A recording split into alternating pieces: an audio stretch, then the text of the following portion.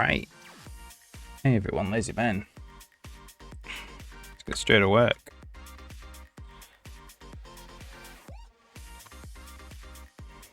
Check the mic.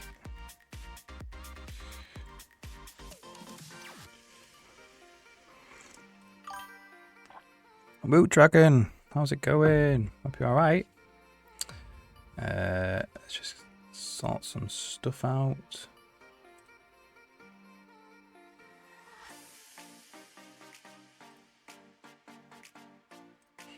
Alright. So I'm about to put in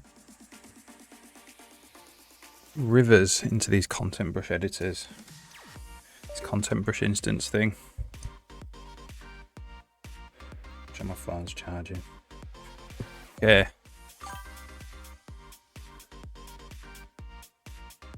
#1 chatter. Alright, yeah, cool. Congrats.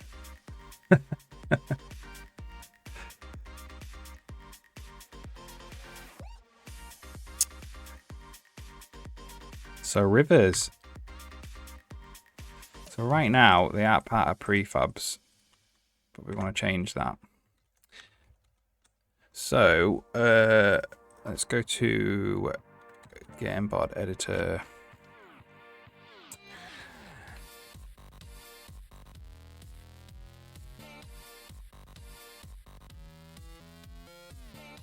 We've got tick left panel collision mode. Maybe we can get rid of that actually.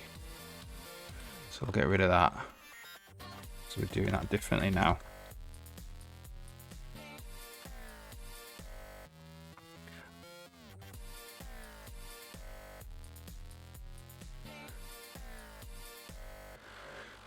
Come a long way. Oh yeah, I've been streaming actually since the end of January, so it's not even a year yet. Crazy, isn't it? 8 months. But yeah, it's good. I'm nearly on my 100th stream.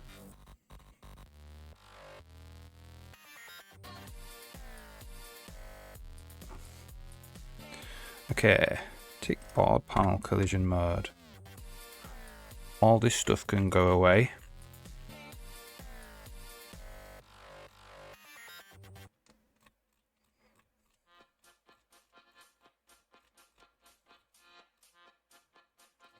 I believe.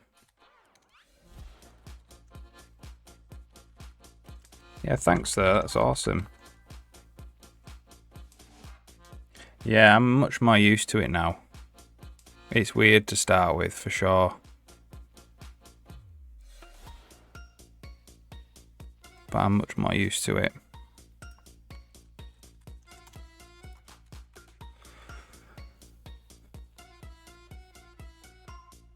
Like before this, no one had ever really seen my screen before.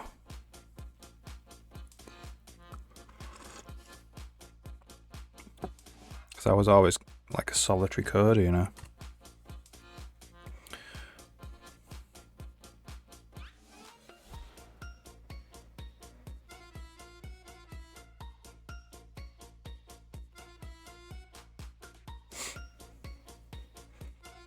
All right. So yesterday I just put this in basically. All right. So today we want to work on rivers. So the first thing, well, I'll make a new check-in.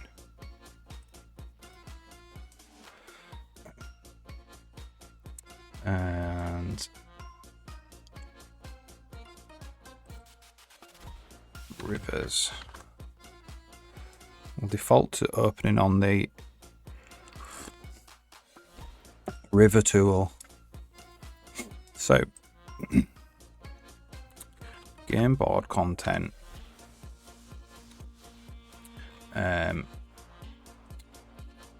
River. Board river. We're going to change this to river content data.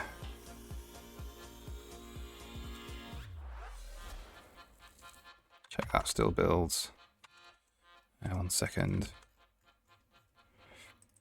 Change it there as well. It never gets the strings.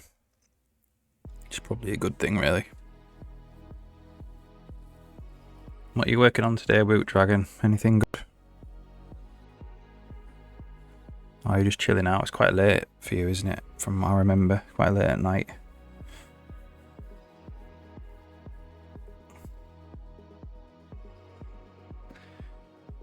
All right.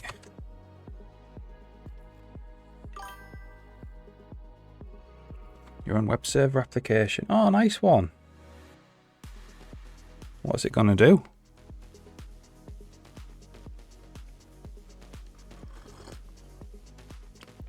Ah, right, okay.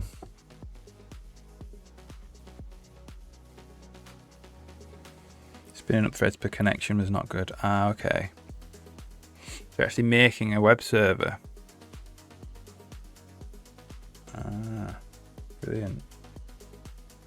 Yeah, cool. Your own web server, yeah. I had a little experiment last week with the Twitch API and built a little server. Well, it's the Microsoft server. It's a .NET server here, look. And it basically puts up a little icon in the top corner of the screen saying that ads are about to run. So that was quite fun. Then I made my own kind of panel in Streamlabs here, which say the next ad is at 7 minutes 15 seconds. So I can monitor ads and then go and make coffee and stuff when ads are on, which is good. Currently uses 2 threads. Ah, right, okay. Yeah, I didn't actually build the server. I built the REST API bit. Got it to communicate with Twitch. 2 red threads for part 80. Ah, yeah, cool. Nice one. OpenSSL for part 443. Yeah, nice one. That's awesome.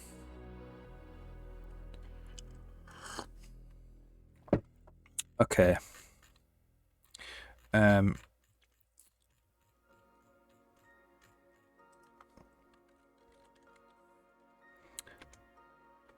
Content brush data. So, oops. I want river here.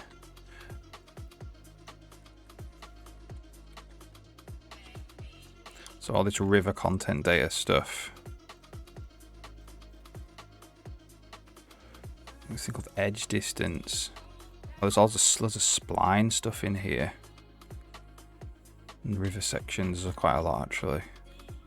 Rivers are quite complicated, unfortunately. All this stuff. Look at that sound.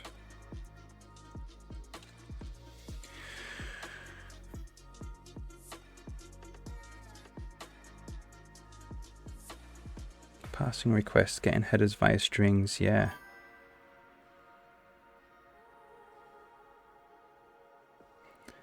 x64 build C++, right, cool. That's awesome. When I did my Twitch overlay thing, it was the first web programming I'd done in like 5 years or something. So it was a bit jarring. It's like, whoa, this is crazy. I didn't know anything really. Couldn't remember hardly anything.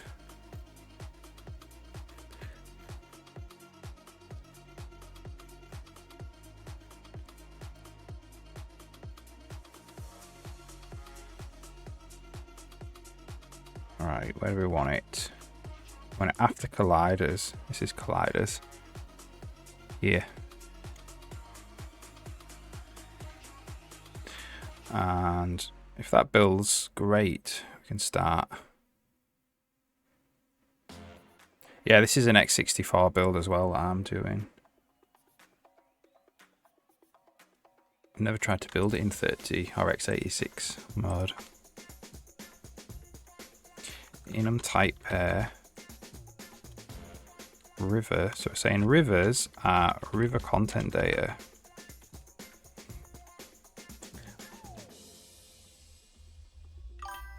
Didn't like that. Okay, so we need to actually implement a bunch of stuff now. Okay,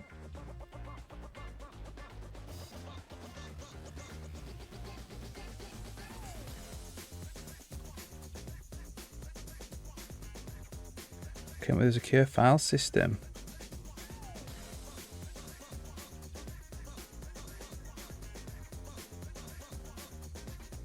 Oh, that's great. Yeah.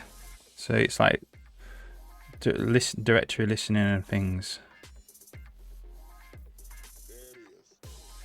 Yeah, nice one.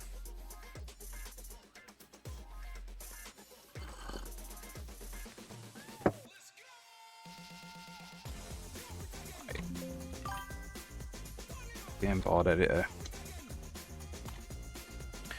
So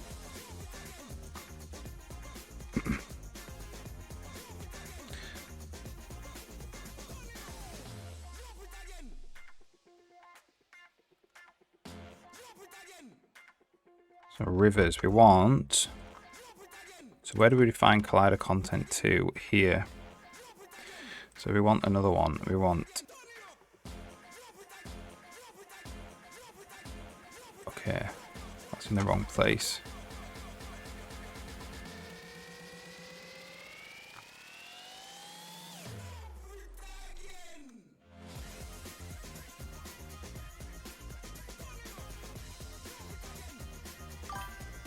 Yeah, that's great. Yeah, nice one. That's great. Really cool.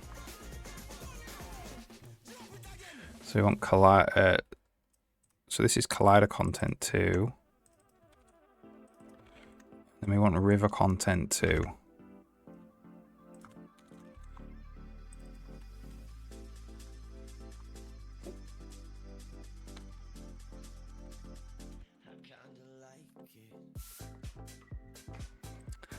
River content data.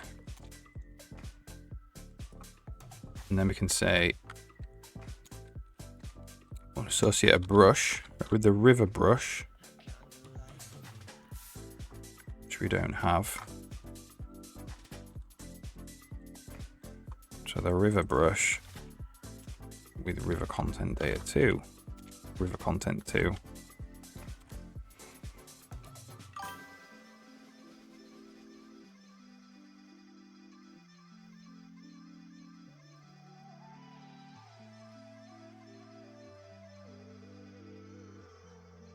Yeah, I do, yeah. That's awesome.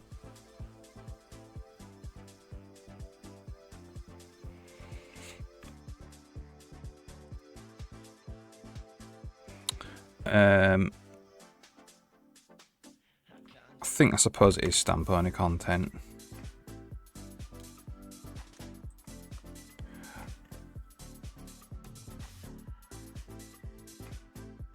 Okay, so I believe that means we can stick rivers in content brush instances now.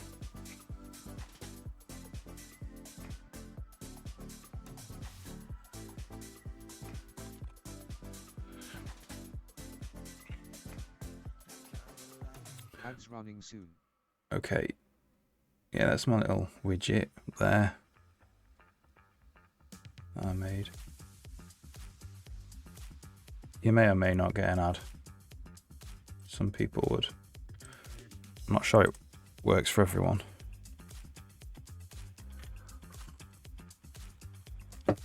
Okay.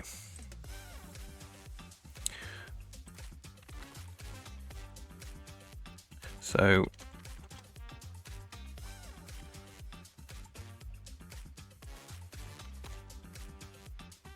where do we want to start?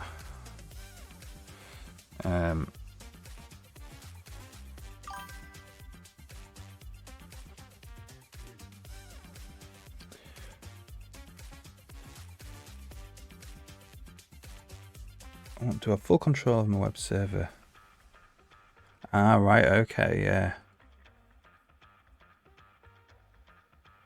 Too many open doors, config files. Yeah, it's very complicated, isn't it? For sure. just to like get your own self-signed SSL certificate was like a process. It's not easy. And install it with Apache. On Apache. Got mine from SSL. Yeah. Yeah, I when I first started looking into doing the Twitch API thing, I had a look because on the Twitch developer site it says it will only call back to HTTPS. So you needed like HTTPS localhost. But that's actually not true. That's just duff information that they said. So I spent the first like, I don't know, hour or whatever figuring out how to get HTTPS working on localhost, and then realised you didn't even need it. And then I swapped actually. I didn't use Apache after that. I used it's like the .NET Core Web API, I think it's called, which I'd never used before, which started off being pretty confusing, but is actually okay, I think. Cloudflare, okay. Super easy with C++ OpenSSL. Yeah, I just used the command line tool that they have. So I didn't actually code it.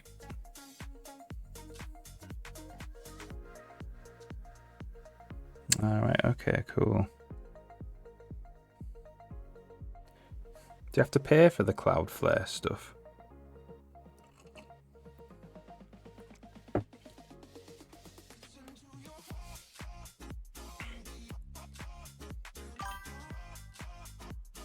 Just need to own the domain. Yeah, okay. Does it work with localhost?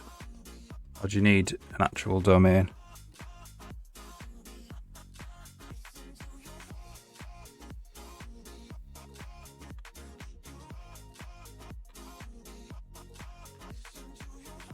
Okay. Tick board panel. So rivers. So we've got rivers mode.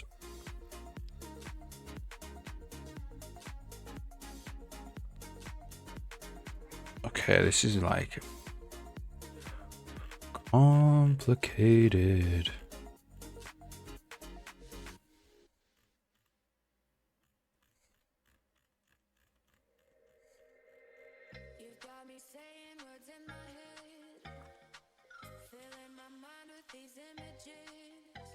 Might take a while. So tick board panel content paint mode.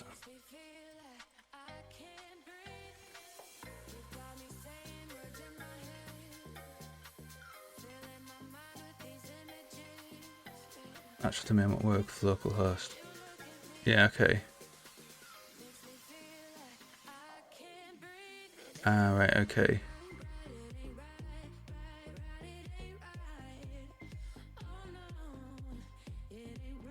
Yeah, I'm like really out of touch with all internet and web stuff, really.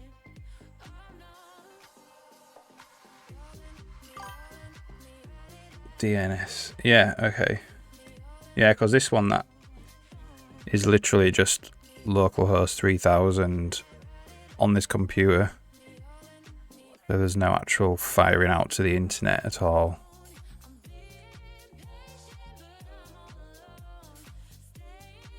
Apart from communicating with the Twitch API. That does fire out to the internet.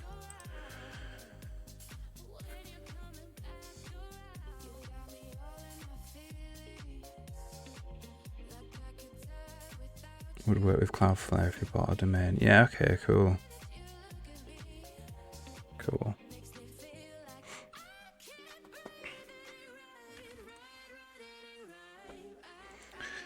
All right. So intersect content for river content.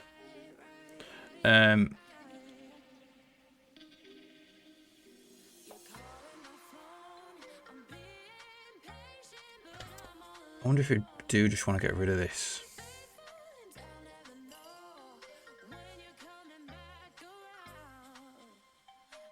It is nice to kind of have these, but they are slowly disappearing from the design anyway.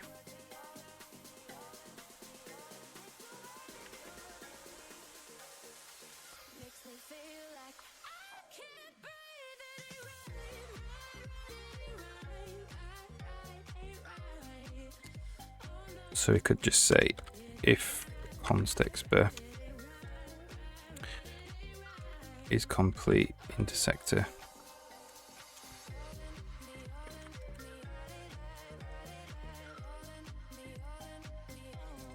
and then get rid of this.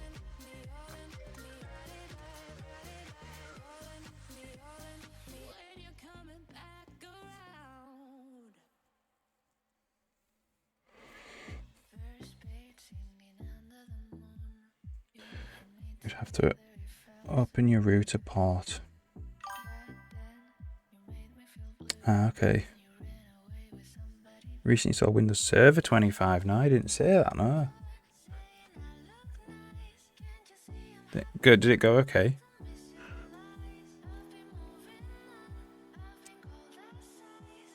Okay, so the first thing we want to do is the content editor for River Content 2.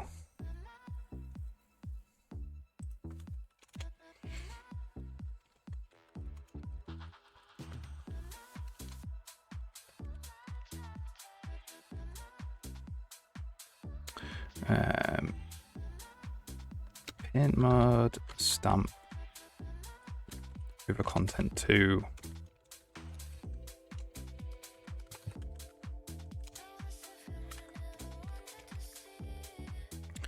Preview, and that. We need two methods from it. That one and this one.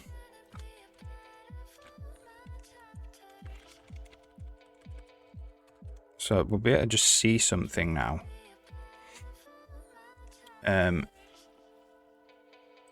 So what we're gonna do is, it was a line, wasn't it?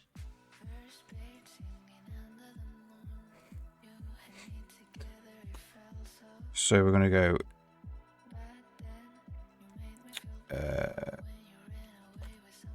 auto brush equals game board editor and brush.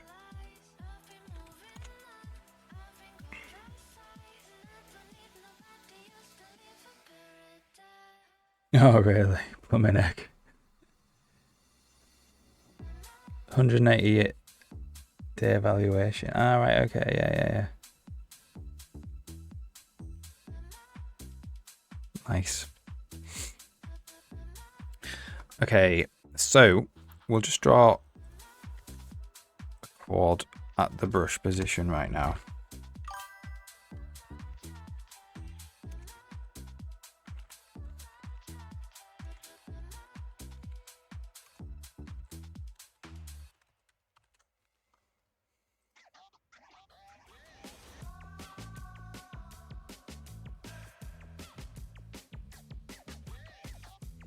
Might put an inflate. I was thinking like I need a good API for this because this isn't that great. I do this quite a lot. I might actually put an inflate on the vector to give a rect. That might be not a bad idea. I might, if this works, I might spend just 10 minutes doing that.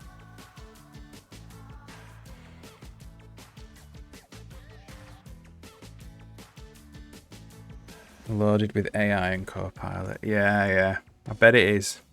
Everything will be. Absolutely everything. Alright, we've got a crash there. Okay, it's because it didn't actually build it properly. Try that again. Everything will be.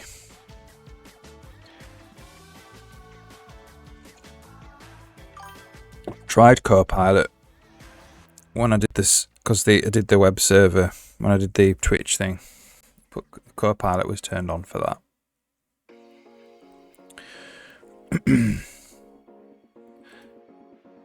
Get brush instance bounds.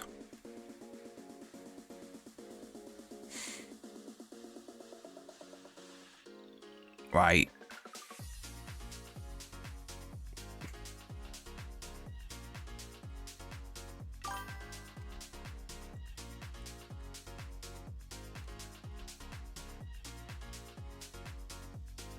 Don't really know what it's gonna be yet.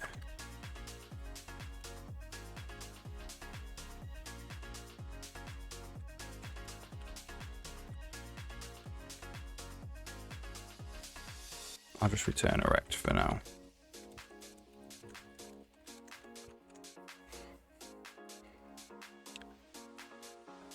Trying previewing.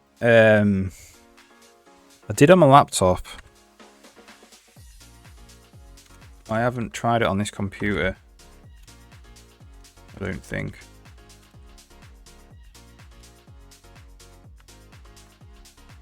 No, yeah, I've only got I've only got Visual Studio 2022 on this. Did try it on my laptop though, but I haven't used it enough to know if it's any good yet.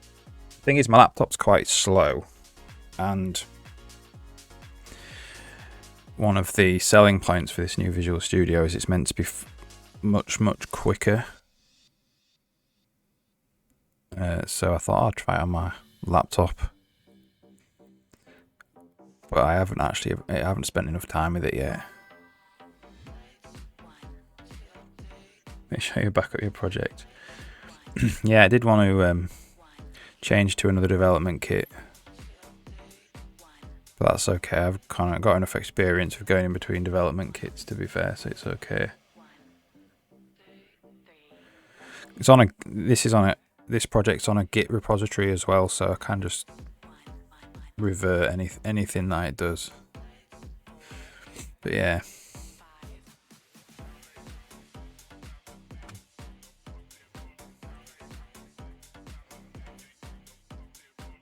Alright, so providing we don't crash, we should just see a little rectangle.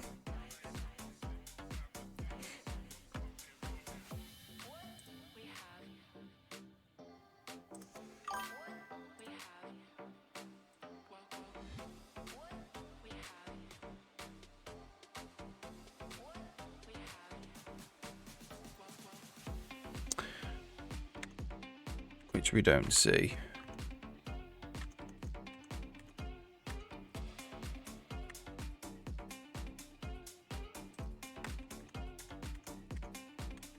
No rectangle. Preview.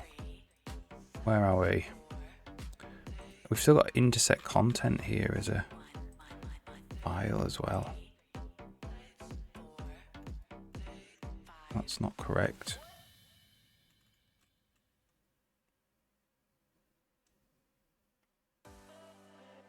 It's not there. Git does have a problem deleting files.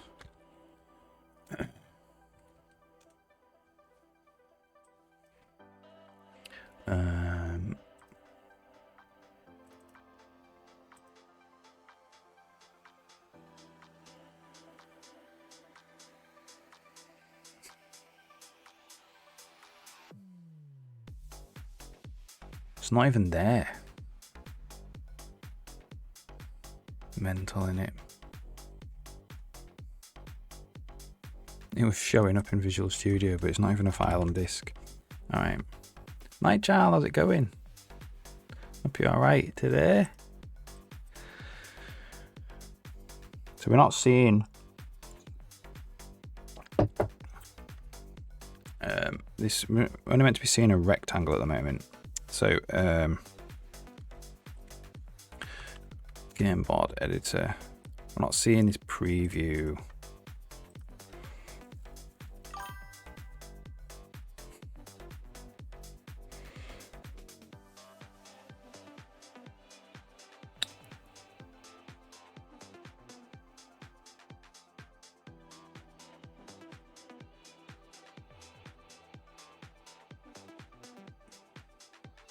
Yeah. Yeah, I've often thought that as well. It'd be nice to have your own, just minimal web server. It doesn't have all of the crazy config and everything that Apache has. Okay, so we're not actually getting into this code.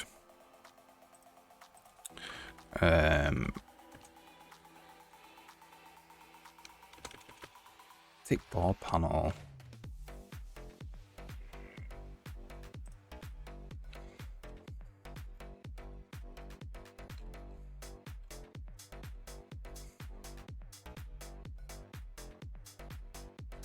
So we're in a content editor, so it's here.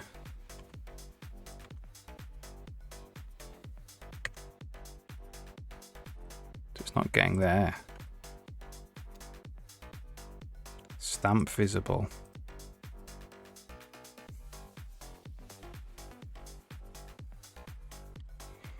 I'm failing on one of these. Yeah, the stamp is not visible, so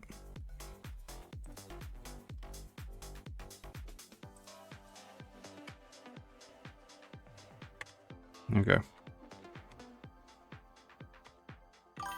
Content brush pairs.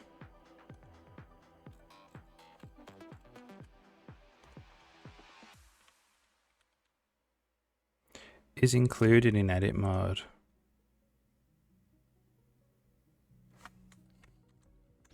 Is included in edit mode. There we go. Has to be in here. Enum type pair. eGameCon edit mode. Rivers. River.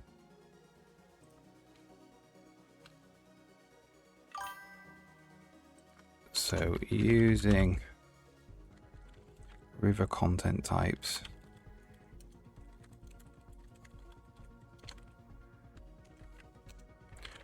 River content 2.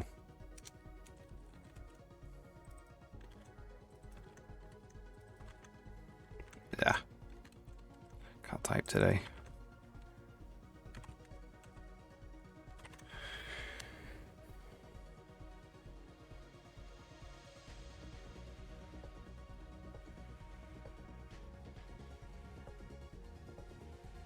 Rising and rising, yeah.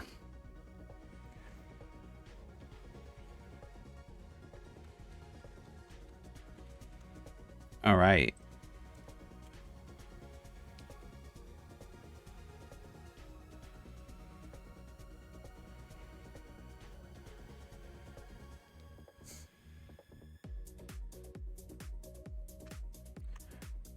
There we go. There's our red square. That's obviously not the widget we want. So we'll make that. We need to make a little widget now.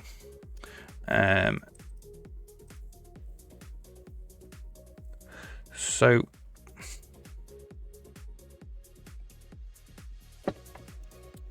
it's basically two rectangles in a line.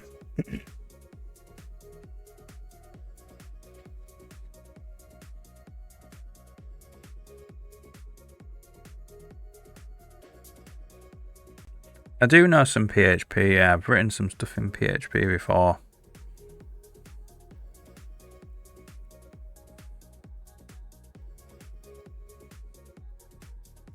Yeah.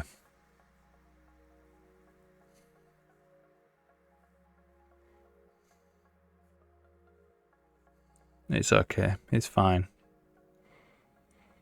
A lot of weird things like variables with a dot, is it a dollar sign? That's a bit weird, isn't it? Alright. So, oh yeah, what I was going to do actually was make one of these, so I'd have to keep doing this.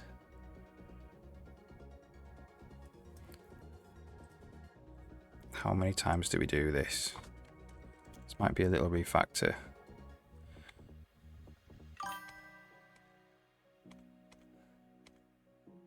Like here. So it's this type of thing that we need to change.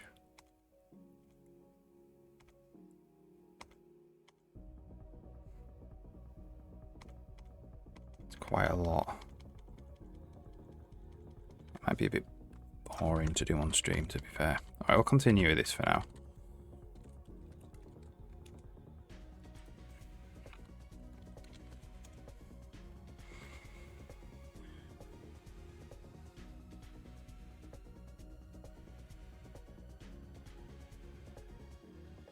Too dangerous. Yeah. Yeah.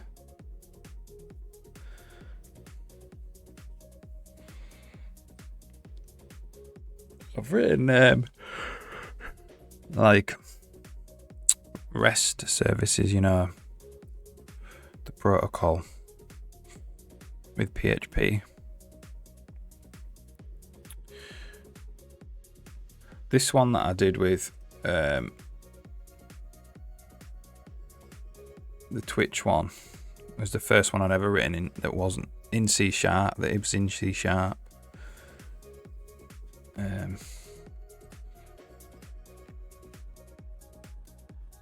And this is really quite, I think it's quite nice because it can serialize into objects for you.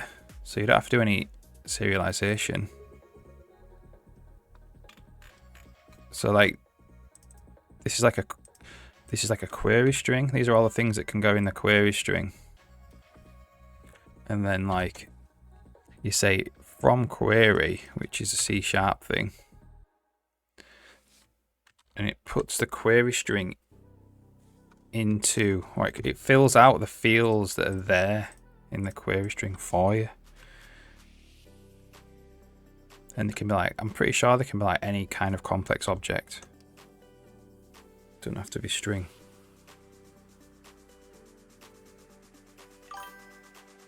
Ooh, C#. Yeah, I know. I don't mind C#, it's okay. It's got a lot of features that I wish C++ had, for sure.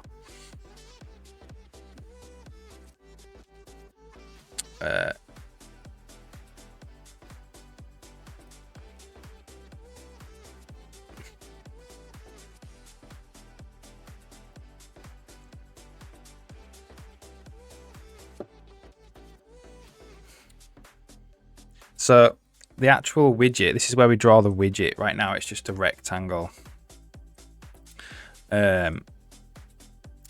It's a line with 2 points, I think. I think that's how it was.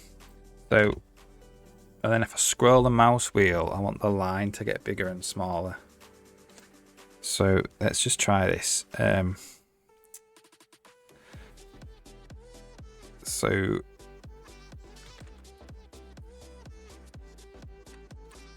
we'll say P0 is, well, we'll just set a width, so, or a height. It's a height really. We'll just say it's 10 for now. Make that static because we'll probably alter it with the mouse wheel. Why are you making an engine in C++ if you prefer C#? I don't prefer C#. I like some of the C# features that I wish was in C++. Like I like having attributes, you know. Attribute. So like Unreal Engine has taken that concept into their engine and they've built a system where you can do that, which is good. But it's not by default in C++, and I wish it was. And they've got a really comprehensive, extensive reflection system in there in C#, which I really like, which isn't in C++ yet. It just allows you to mark up things. So I could say like, it could be like serializable. That's how you spell it. And that would mean that this would get serialized if you were to serialize this.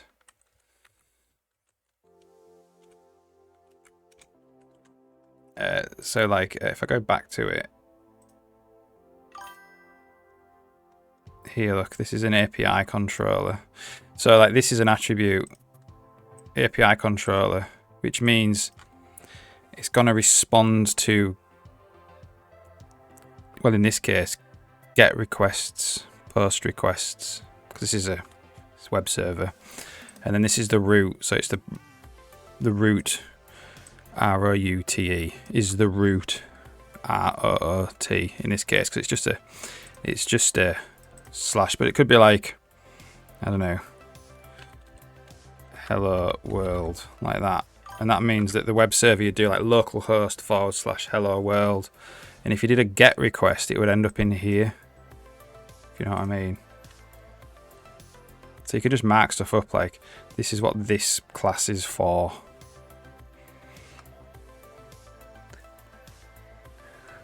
So the language provides some, you can write your own attributes as well. Yeah. You can author your own ones.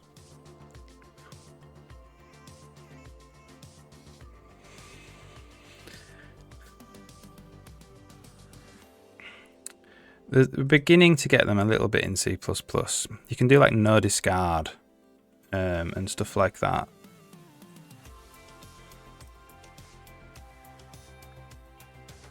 Which is like that.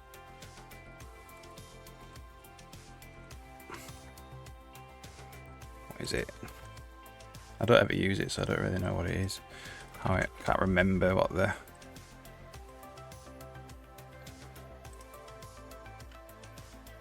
No discard.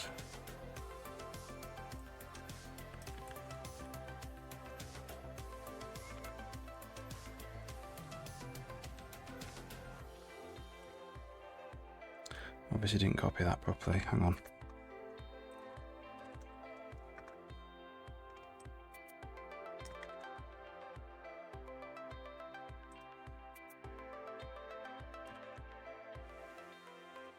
Doesn't actually recognize it.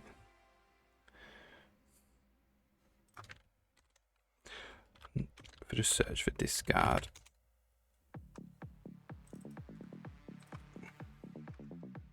Oh, that's it. It just doesn't highlight it. It should highlight it blue, really, Visual Studio, but it doesn't. So you can do this, and that's an attribute. That's a C++ attribute. So that, but they're just not as powerful. You can't write your own ones and stuff.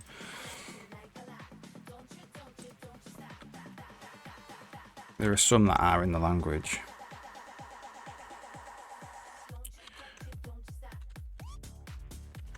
All right. So the first one, P0, is going to be equal to the brush position plus vec2 0 h times not just h over 2 maybe.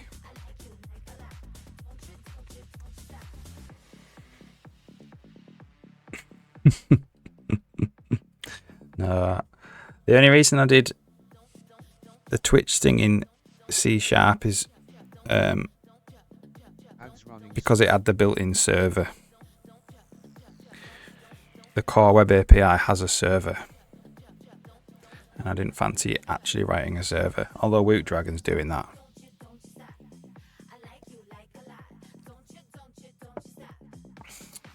And to learn something. So that's brush position minus vec2 0 h over 2. So let's draw two quads, P0 and P1.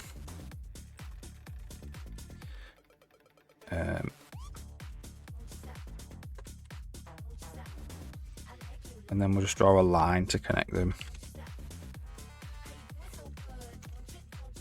P0 to P1.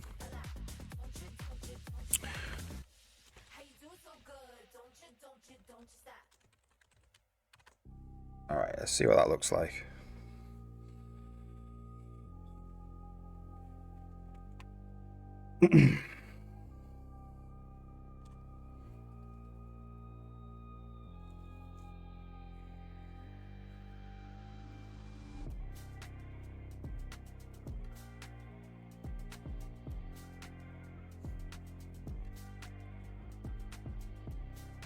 There we go. And if I do the snap, does it snap it? Yeah, it snaps it.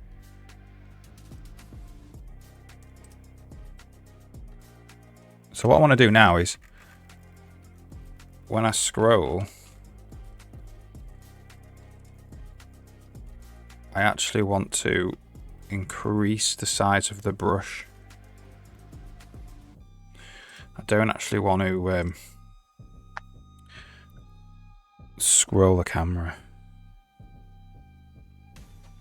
Yeah, I mean, I only wanted it to be like a couple of days of coding. And the goal of it was to actually learn about the Twitch API more than anything else, because then I can, you know, eventually, like I wrote that ad thing, eventually, you know, I'll be able to add more things as I think of them. Interesting things that I might want on the stream, you know.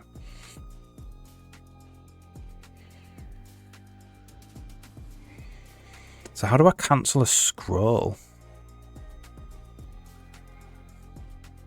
How do I do that? Because I want the actual scroll to be not scrolling the camera now.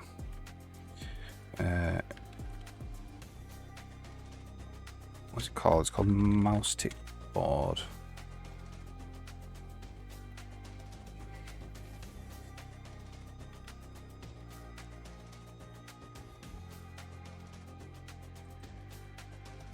Camera hover.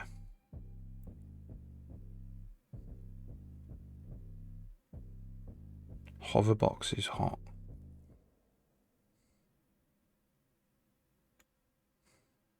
So a hover is when like the mouse is over the top, but not doing anything else. Add hoverbox.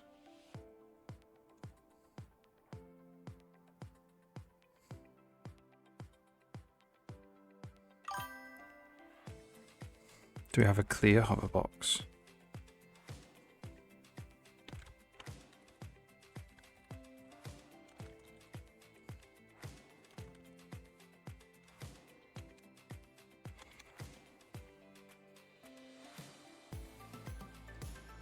You follow that guy who's writing a browser? Andreas Kling, he's called. He's a really talented dude. He's writing the Ladybird browser, or at least he's... I don't know if it's just him anymore. He's leading it.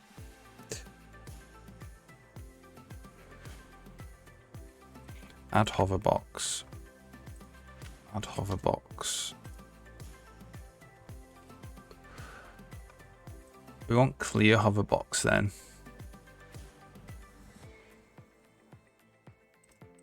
GUI state add hoverbox. So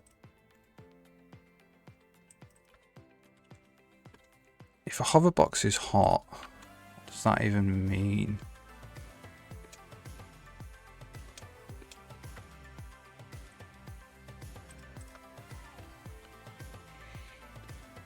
It's in the mouse keyboard control. Mouse keyboard UI state controller.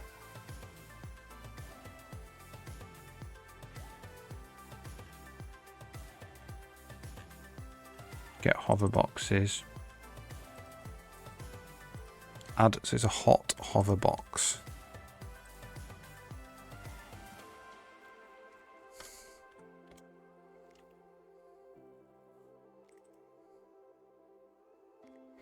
So when we do clear focus, what do we do?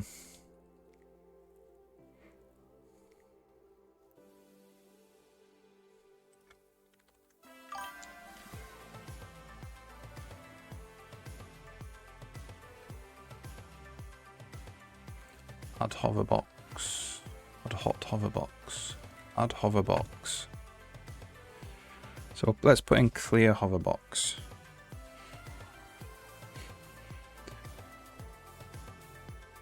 And like a JavaScript engine. He did some really cool streams, did Andreas Kling, on JavaScript.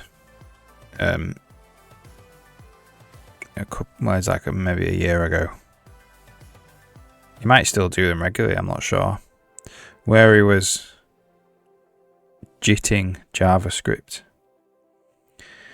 So he was like compiling JavaScript into like tokens or whatever, and then he was actually writing out bytecode, x64 bytecode, and then executing that. So he was turning like JavaScript into native code. It's really good.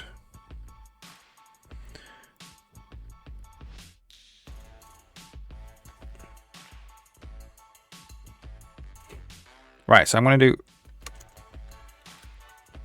clear hoverbox. Actually writing some UI code today. I haven't done that in a while.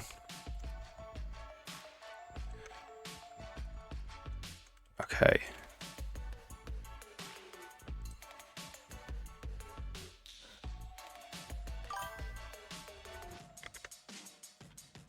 Get hoverbox.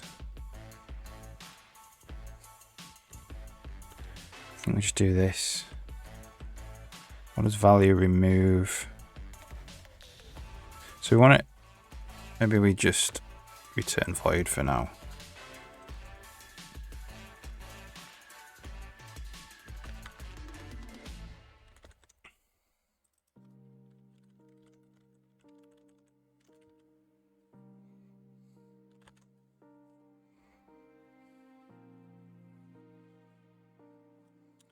And I think we want to do get hot hoverboxes as well. Get old hot boxes. Get hot hoverboxes.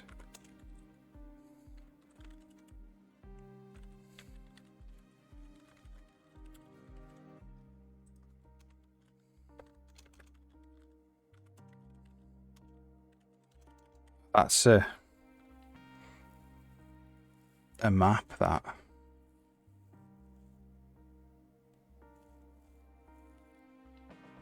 No, it returns an array.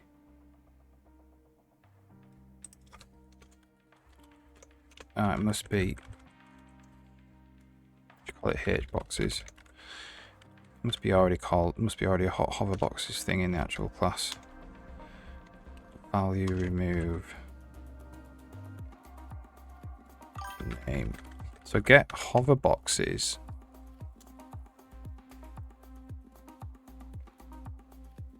Oh, so there's one per window. For the input window.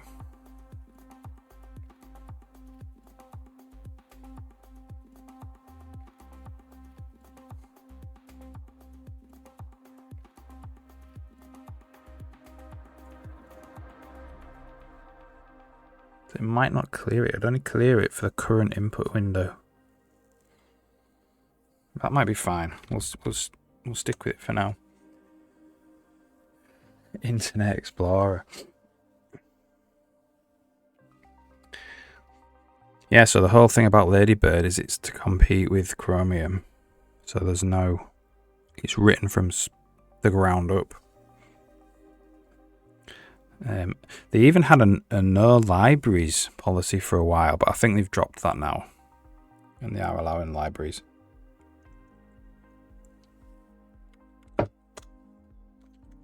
So this only gets it for the current window that we're working on, which is probably fine. Right.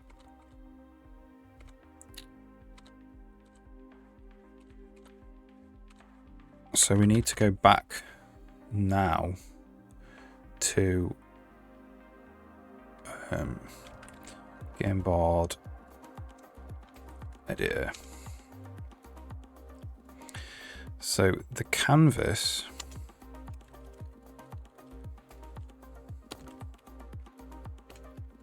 that calls a panel. So the panel itself needs a clear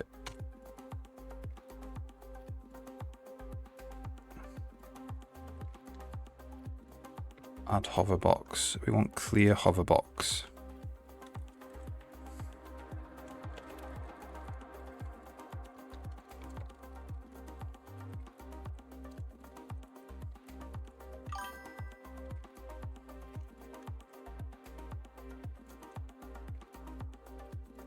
It just goes get UI state dot clear hoverbox.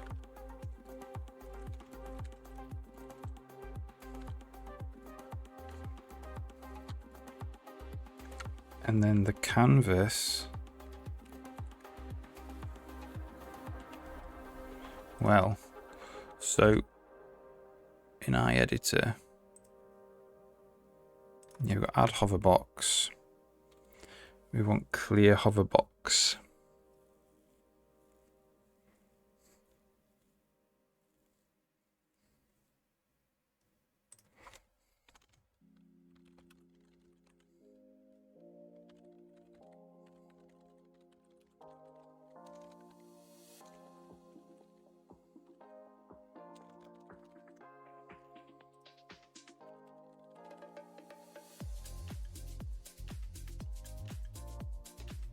I can just do it straight. It doesn't have to be one of these weird.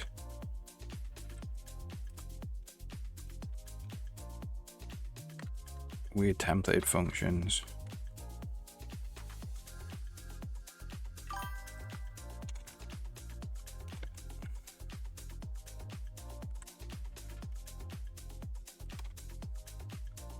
That's just going to do panel clear hoverbox name. Netscape navigate. Oh yeah. Yeah, it's good. Yeah, the thing about C++ is that, like the word inline, it means different things in different contexts, and static and all that, which adds to its difficulty of learning, I suppose, fortunately. So we're just going to go canvas clear hoverbox. And we need to know which one we want to clear. It's just called camera hover. Probably needs to be put into some kind of variable.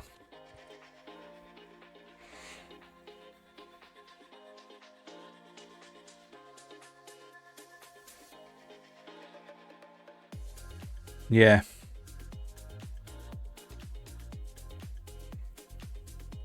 One of the downsides of using extern is the compiler can't optimize for it, I don't think.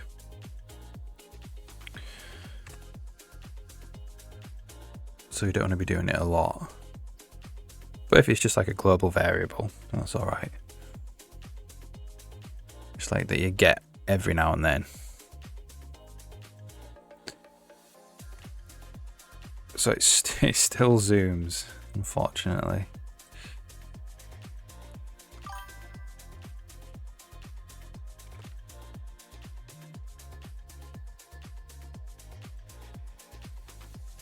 We do have camera hover there.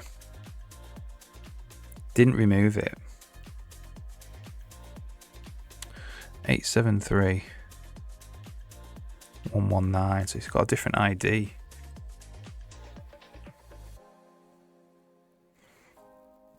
Maybe a different canvas. No, it is the game board canvas.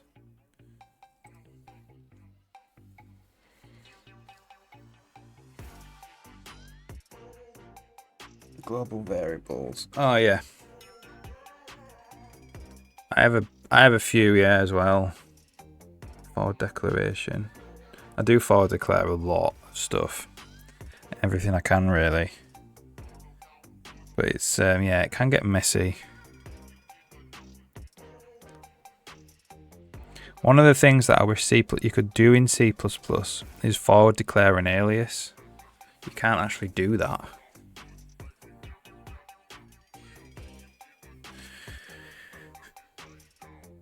It would be useful to be able to do that. So if you make an alias of a class, the compiler can't work out when you do forward declare. It can't work out the real class that you're trying to forward declare. It maybe needs a new keyword. Maybe. It tries to look for a real class name, which is instead of the alias name. Yeah.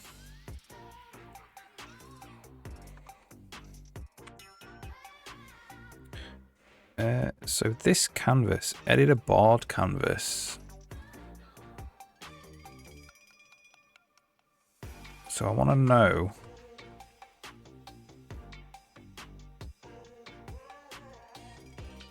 Where am I? What to do? I edit when I add this cover.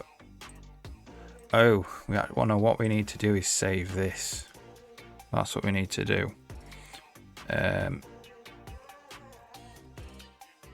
In the canvas.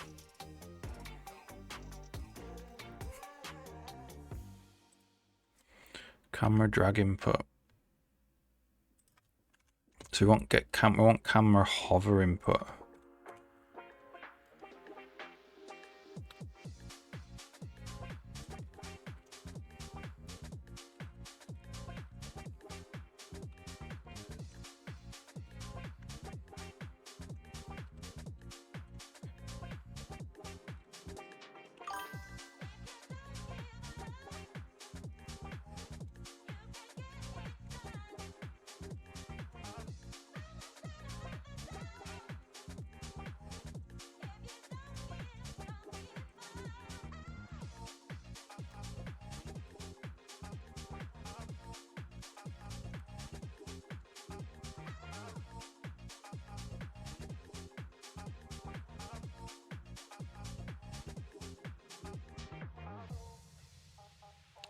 And then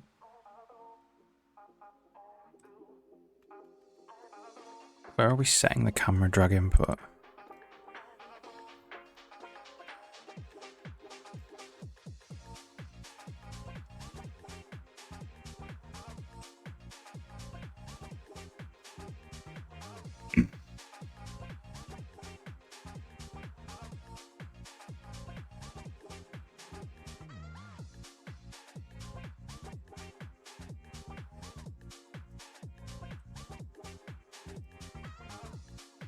Oh, here we go. So we want to do, so where is it? So we want to do camera hover input plus add input box.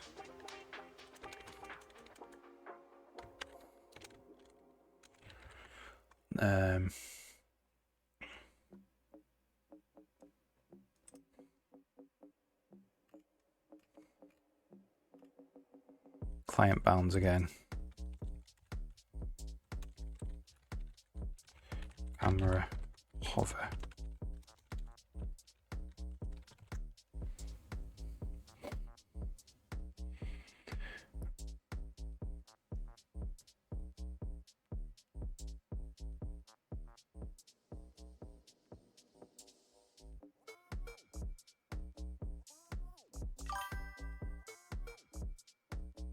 Yeah.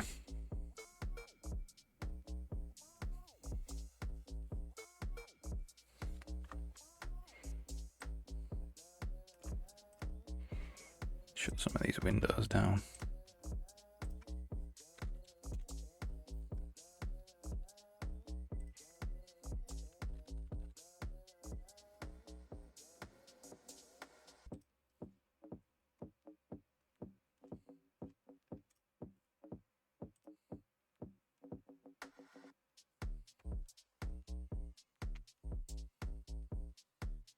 They're not the same structure at all. No.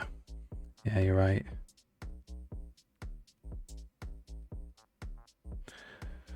They're not instanced namespaces like classes are.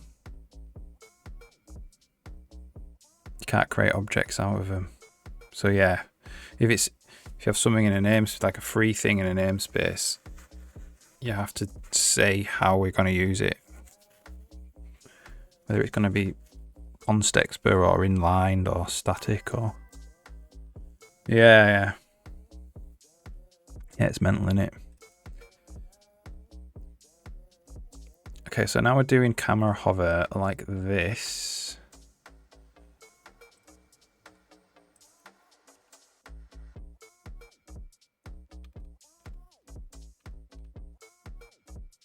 So we just need to do canvas get camera hover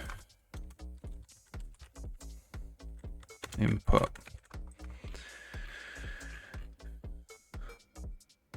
So let's just check this still works, because we're now handling it a little bit differently.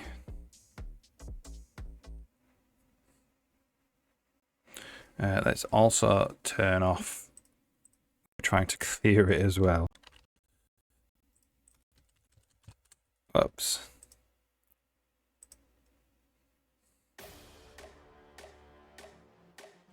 We're just trying to build into the UI system a way where we can say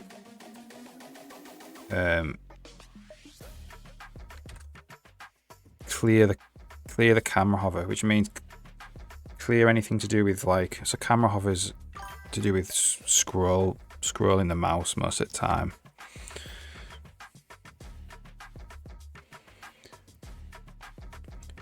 Yeah, it's like, yeah, it's one of the things is that this, you have a keyword doesn't mean one thing. They really don't like new keywords in C++. So they'll use the same keyword for multiple things, and then it's context dependent then. So which puts more stress on the programmer because they need to understand the different use of the keyword in different contexts. Alright, so we've broken it there. Can't zoom anymore.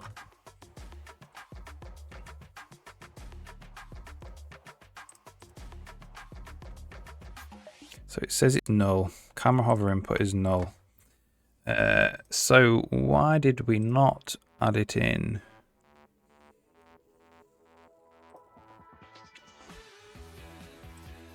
So where's this? This is begin and clear bordered UI. So that we need to do it as a multiple. Unfortunately, this isn't coded very well. And there's a multiple ones of these.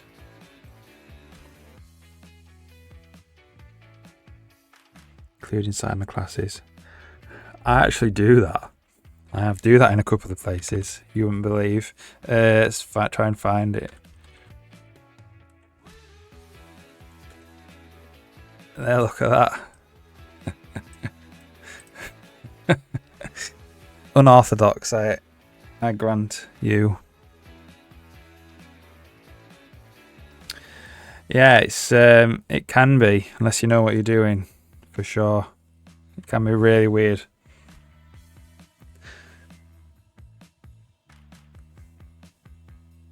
But you can do it.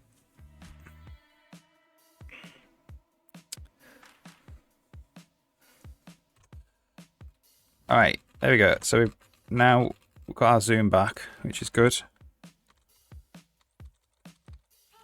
So can we do this? So this is not camera hover anymore. This is canvas, get camera hover input.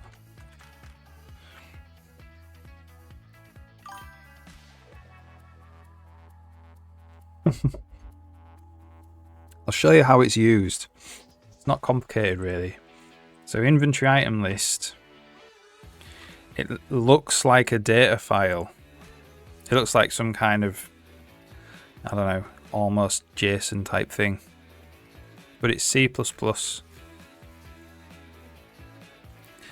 And I'm relying on the compiler to just work it out basically. Using this, I can't remember what this is called. This is from C, where you can say .type equals this, .work equals this. I can't remember what it's called actually. And this is where I just list all my items for the game. And then it gets put into prefab items. This on its own doesn't make any sense in C++, but when you include it here, the compiler, it then now does make sense to the compiler. So it'll be compiled okay. And it puts stuff in here in prefab items. You see, it's as if all of this would have just been dumped in the constructor there. But it allows me to separate the data from the code, because the obviously inventory item list is going to get big, you know. Don't feel bad about it. I quite like it. It's really good for testing.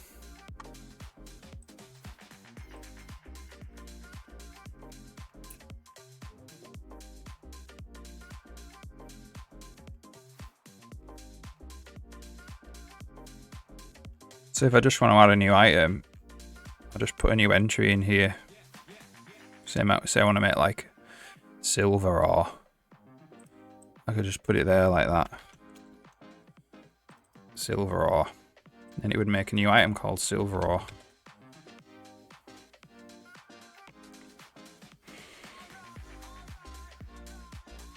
Yeah.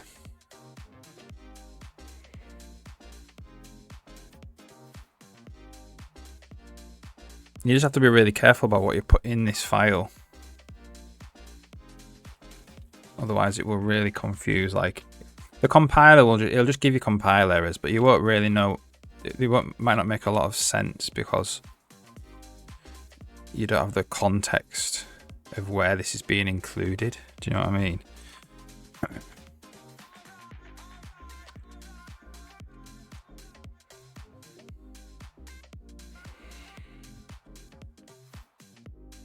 I do it for the font definition stuff as well. It's the same.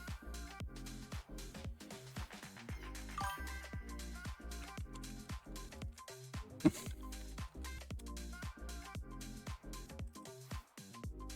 I've got like editor font definitions and game font definitions.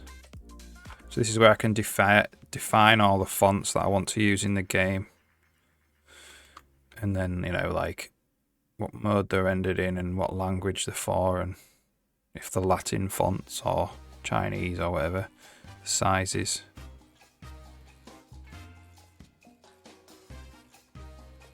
It's a similar thing. So they're like data files really, but they're compiled into the executable.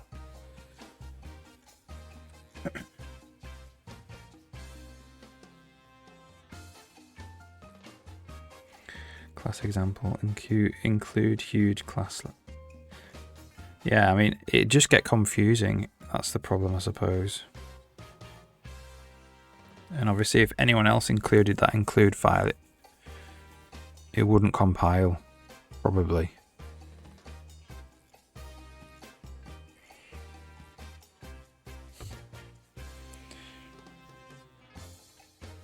You just do you, man. I think it's a bad idea to, if other people say it's bad practice, it's a bad idea to just take it at face value. You should actually do it, and then you might like it, or you might actually truly understand why it's bad practice by doing. Just experiment, you know.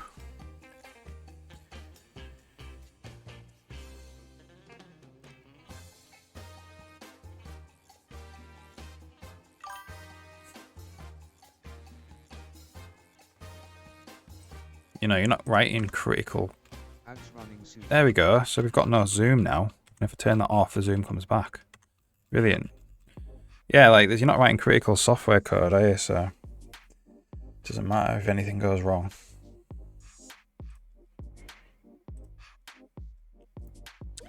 All right. So we will do this.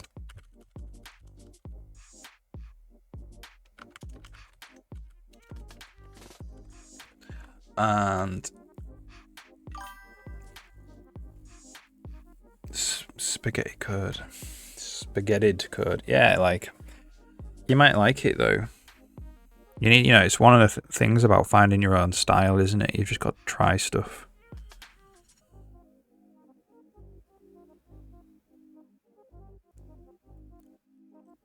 You know, if you're just a lone coder, just try stuff, and then if you end up coding with other people, you all have to just agree. But you can still try stuff. As long as you won't agree, you can still try stuff.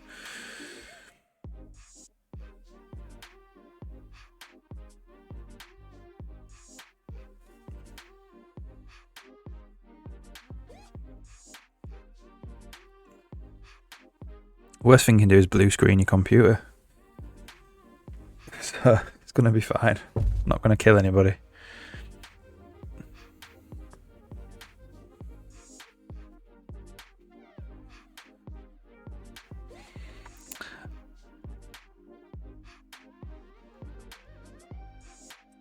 So I actually want to get the mouse wheel.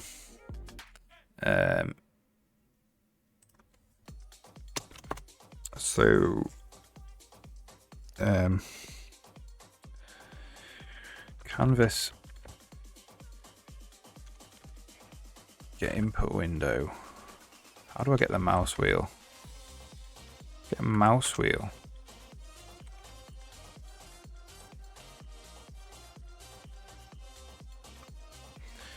And then it's H plus equals wheel. Value of 0.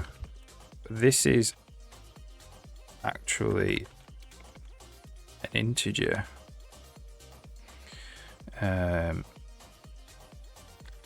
Don't know how that's going to feel really.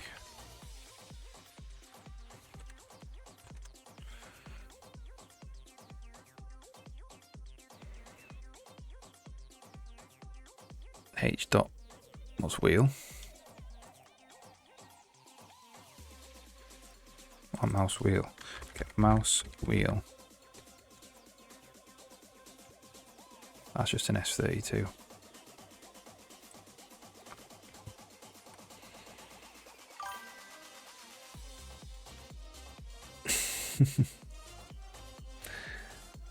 Yeah, you could. You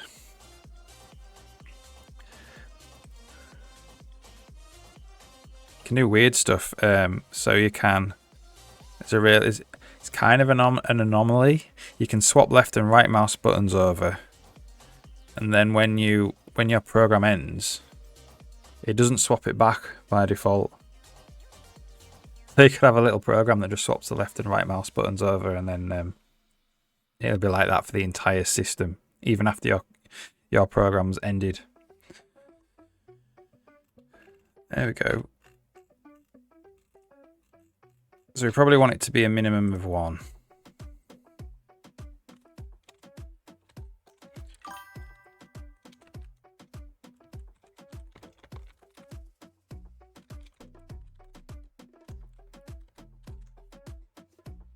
Yeah, I do it. Because obviously, like, for an accessibility point of view, for a game, you want to be able to swap the mouse buttons over.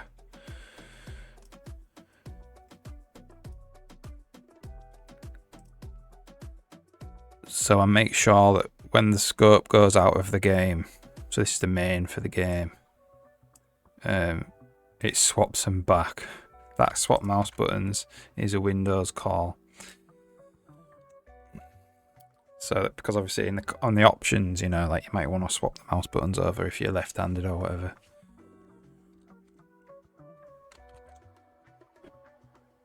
What it really should do is read the system config, which it probably will eventually do. Because obviously you don't want to swap them out. You don't want to like have the person have swapped the mouse buttons and then when they quit your game, swap them back. If they've swapped the mouse buttons from control panel or whatever before the game started. All right. So that's the widget now. So it looks like it goes half a unit.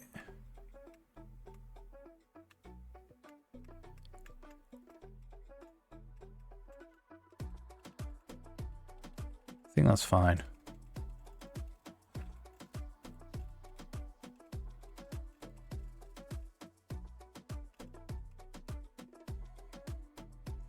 It goes behind triggers.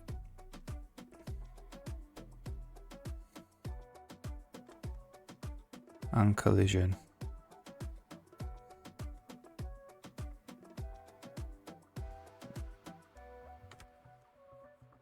Like I wonder if it should sit at the natural Z order. A line won't be able to.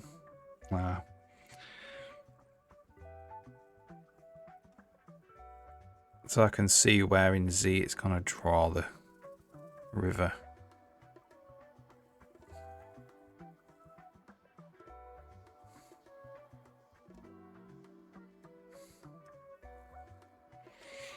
Okay, that'll do.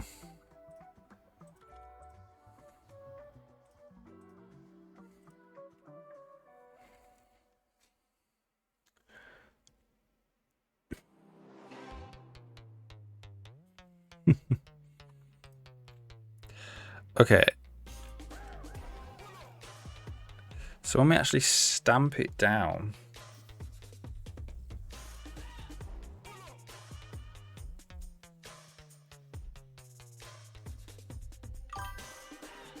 what do we want to do?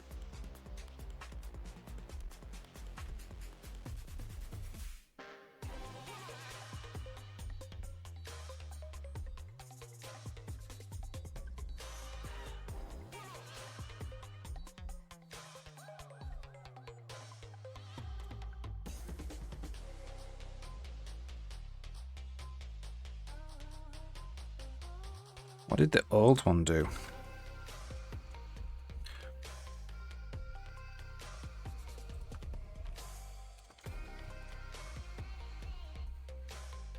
Gotta keep it professional. Yeah. You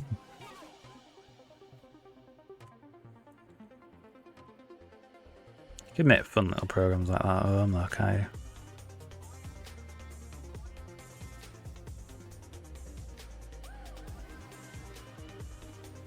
So the old one.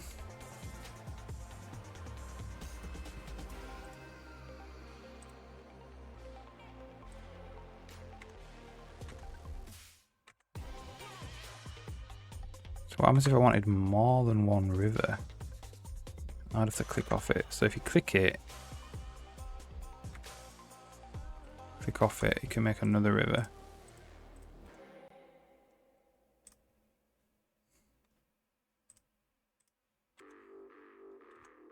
Yeah, I mean, that's totally fine. I think we'll do that. So if we stamp, we need to insert a new river, and then we need to select it as well. A noise texture, yeah. Let's see if I can find it.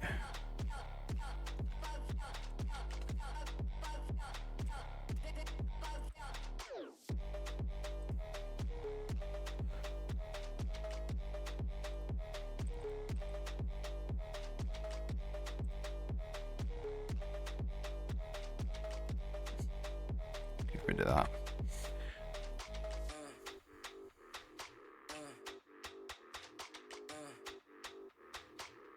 Packs. This is it.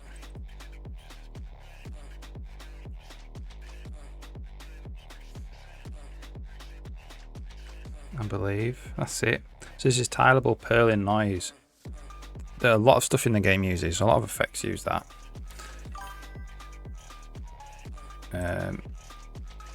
So that's made with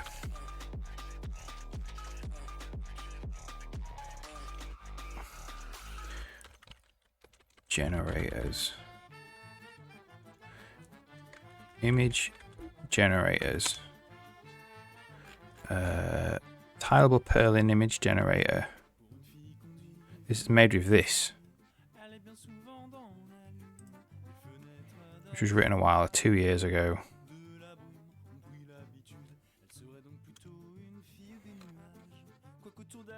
So I couldn't really tell you how it worked. It's made with that anyway. I think you have sine waves and you just sum them all together and get averages and stuff. Yeah, loads of it's to do with noise textures. Loads of cool VFX. Fire,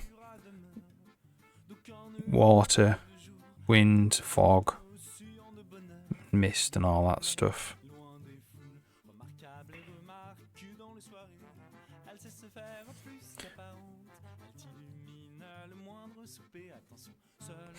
Okay, so we'll make stamp river content then. This is here.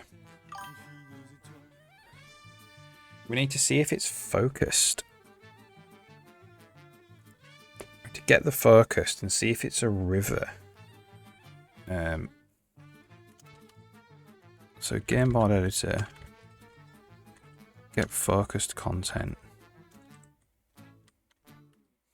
And that returns focus content.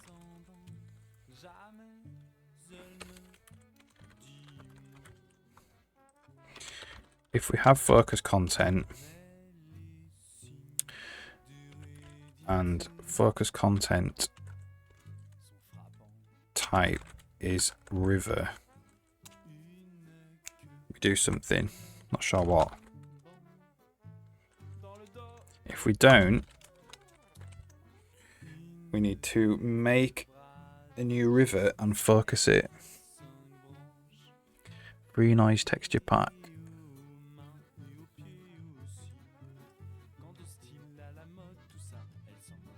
Oh yeah.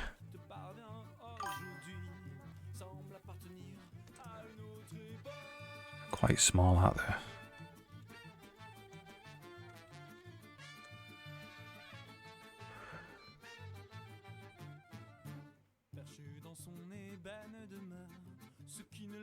So you can do, I know, like caustics for underneath swimming pools or for in swimming pools.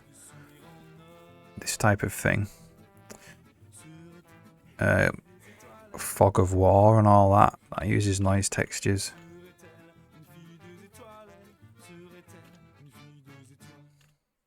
Like that. That could be the bottom of a swimming pool, and it would animate. You can make them that animate as well. So you can give them. So it's a 2-dimensional texture, and then you can pass in a 3rd dimension, which is like time. So as you increase the 3rd dimension, the whole thing ripples, and it really looks convincing for the underneath of a pool.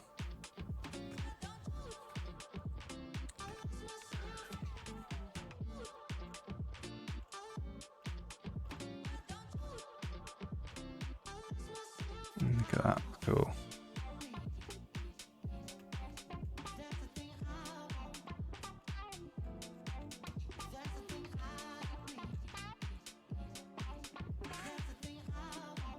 That's awesome.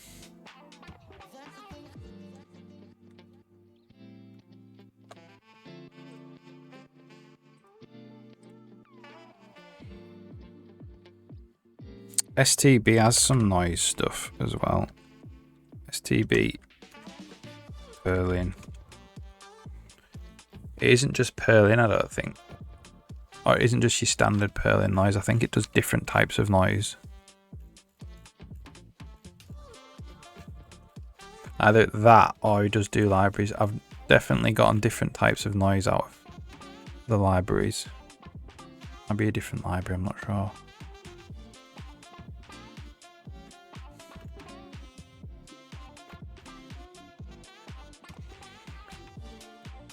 Yeah, so the river ones, oh, I've turned it off now.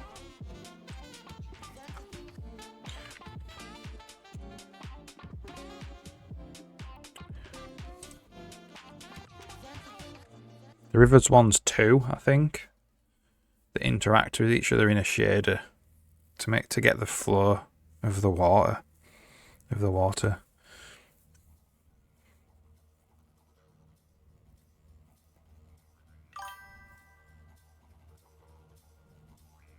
Yeah, that happens as well. I have the raindrops do interact with the river already. I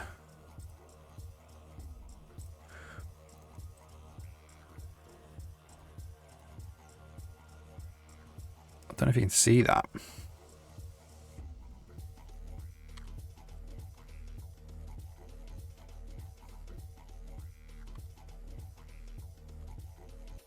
looks kind of better zoomed out, to be fair.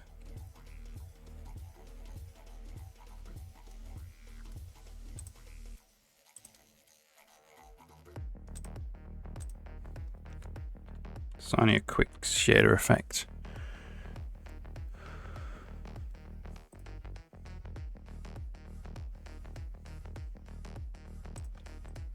Yeah, the river's good. You can do things like put little zones in it and then change the colour of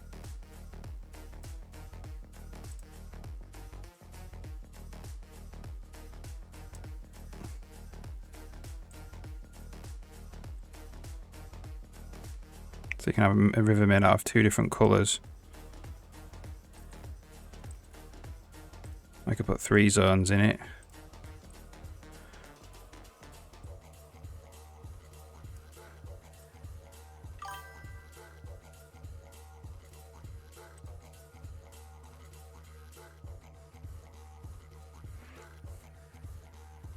Fire Blood River.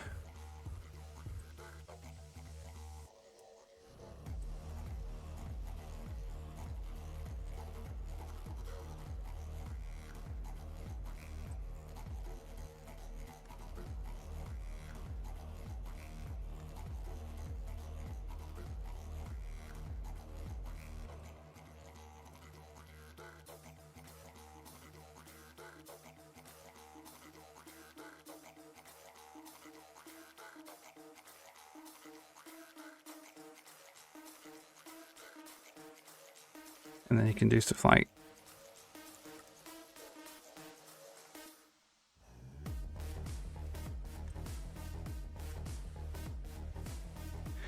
there's no background unfortunately, so you can't really see.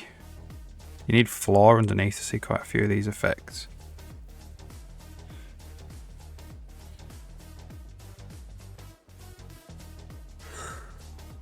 Yeah, it's cool, isn't it? So what you can do is you can like these zones control the river's speed as well. So you can like make the river wider and then slow the speed down. And then darken it so it looks like it's actually flowing into a bigger pool. And stuff like that.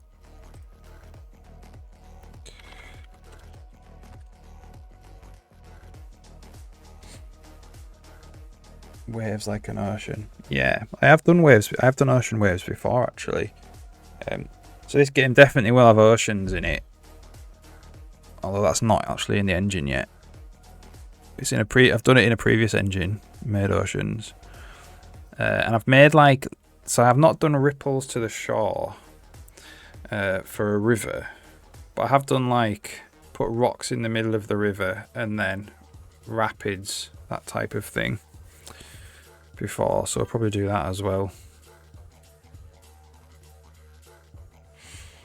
Red Dead 2 does it really well. Red Dead 2 is awesome for rivers.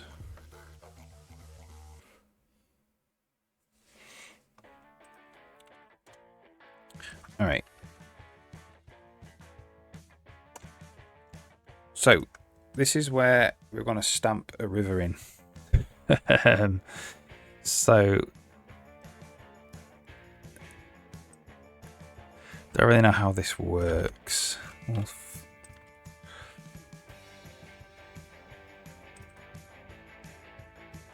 So it's river content data.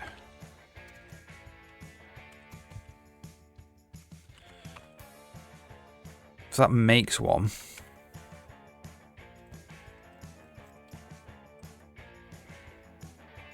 We need to get the content out. Game board. Get root content.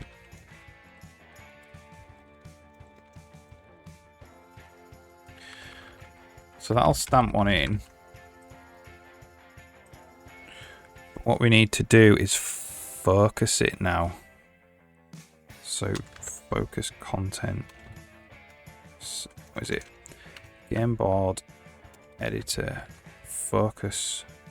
Set focus content to instances index.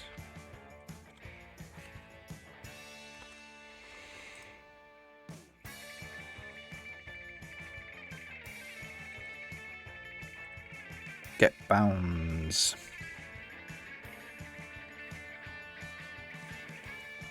So the position is just the paintbrush position.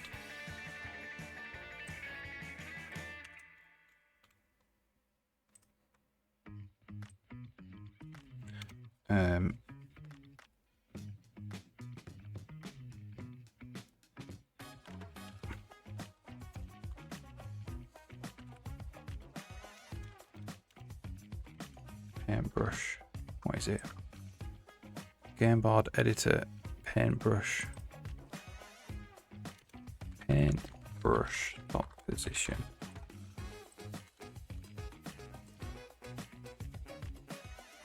All right. I just need a couple of minutes. I need to go use the loo. Be back in 2 minutes.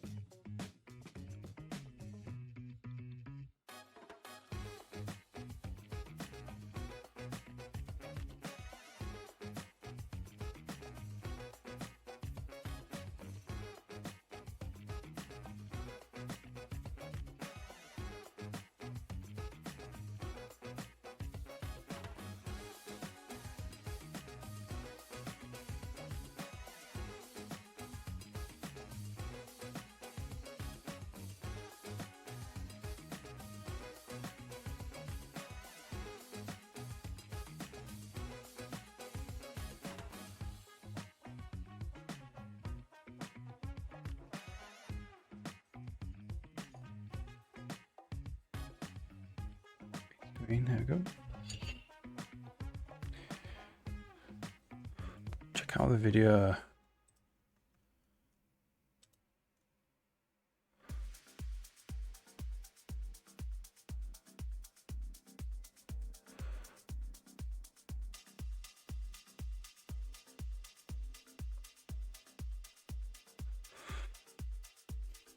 Yeah, those are the caustics I was talking about.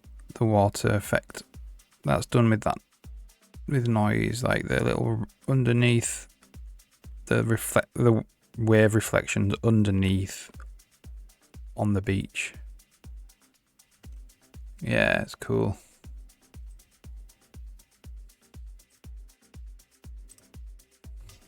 Really cool.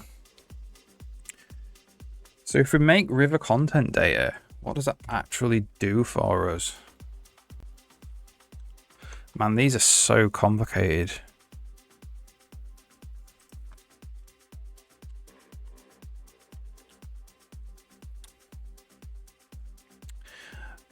So, take board panel rivers.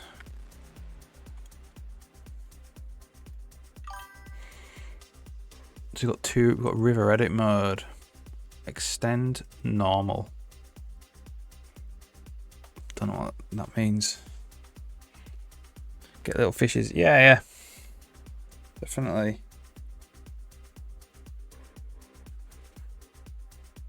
I've thought about, because this game's going to be, you can go down to some planets to do quests, of doing like the entire planet filled. The entire planet's just an ocean, but it's just knee deep. Like they did on Interstellar.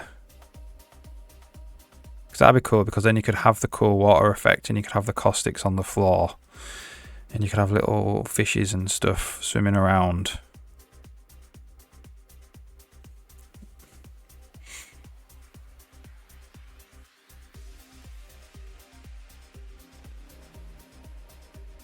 So we have to add segments in. Called add segment. P0, P1. Ah, okay. Don't forget crabs. Yeah. Yeah, it'd be fun. Right, what I'm going to do is make a new window and pin this here. You probably can't see very well on stream. You can see a little bit. It's just for reference, that's all.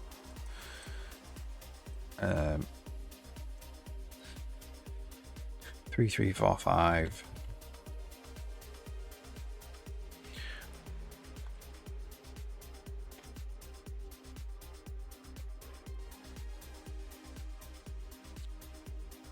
So what does set data do? It doesn't actually give us the new data.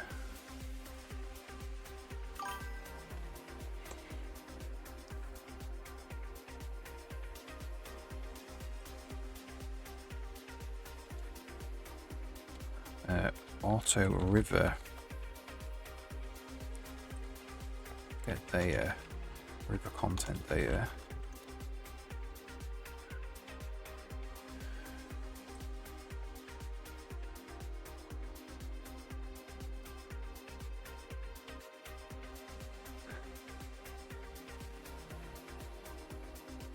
Crap it, I'm not going to play the audio.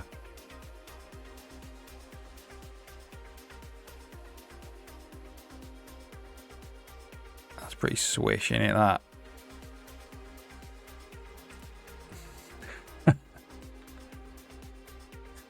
Awesome. Alright, I need to do add segments. So we need the height.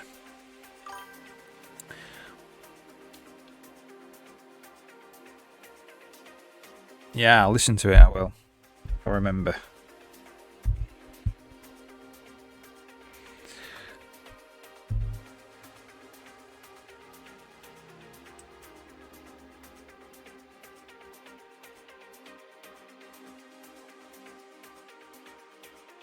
So we don't know the height because we're calculating it here. So I think what we do is this becomes an actual static to the class itself.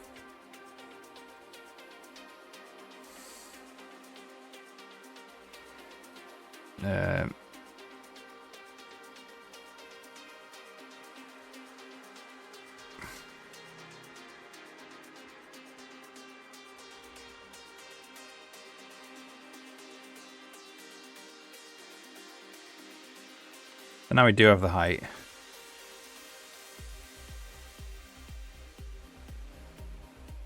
To be fair, we could save these.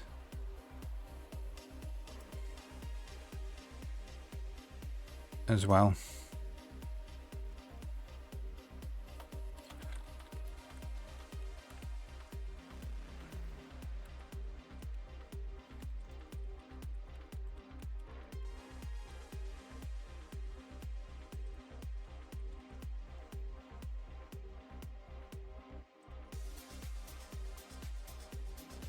And now we can add the segment. So we need to do river.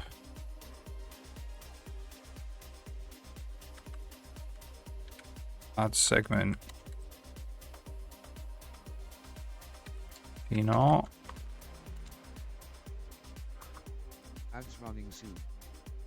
Alright, while these ads are running, I'm just going to make a cup of coffee. I'll be back in 2 minutes.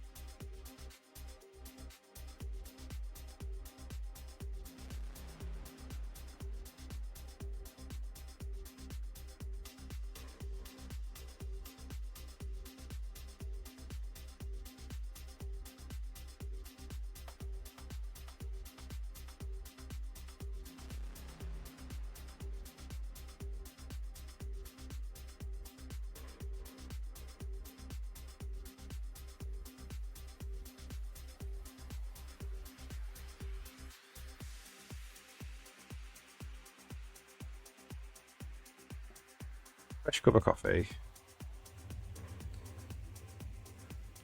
So we're adding a segment. I just want to make sure that we're adding the same. So it's P0, P1. I just want to make sure that the P0, P1 is the same. Plus and then minus. Yeah. Plus and then minus. Same orientation, basically.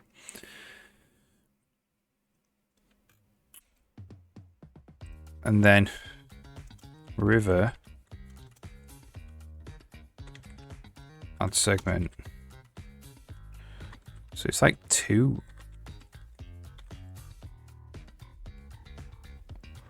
Then we've got direction.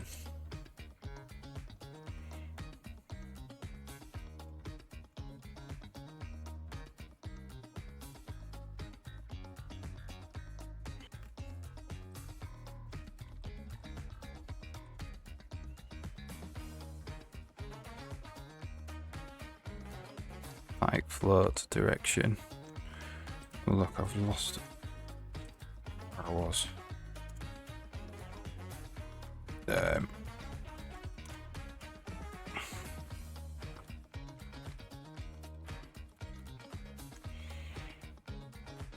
So we're going to go direction is equal to 1.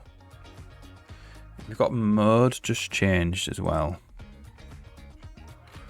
Don't know what that is. Previous river edit mode. So we've got 2 different types of edit mode.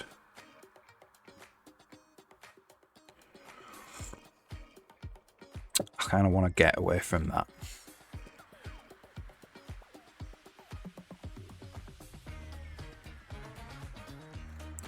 So what's swapping this direction over?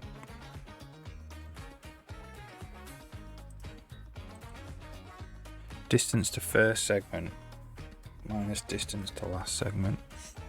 Right, so that adds a segment anyway.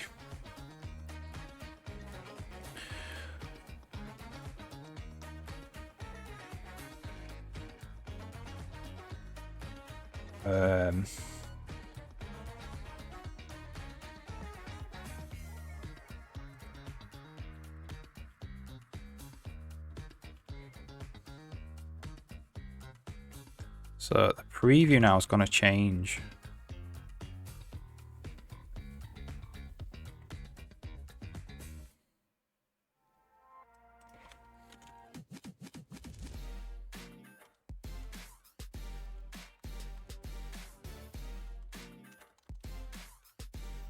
If it's type river, we need to actually get the river out.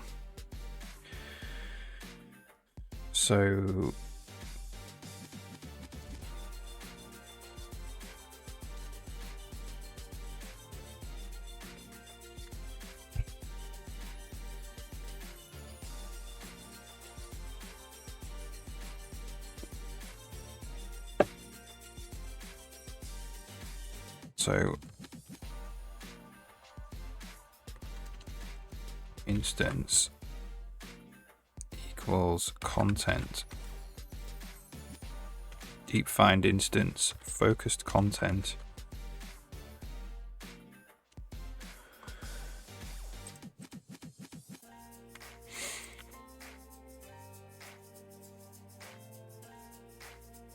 Instance ID.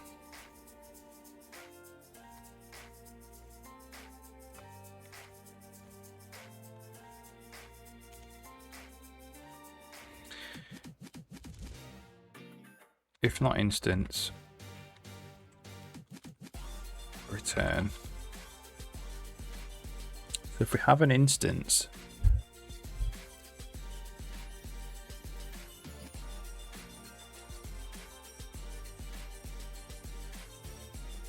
we need to do this direction stuff.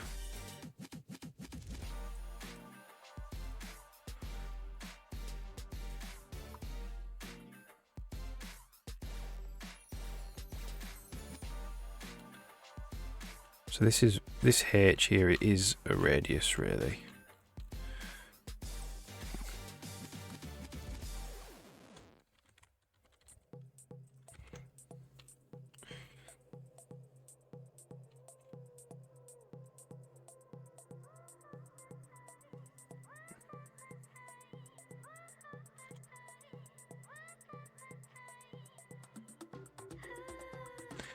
So the mode is when we double click on it, I think. So double click on it, we go to a different mode where we can edit the points and add new things in. Okay, we'll get to that.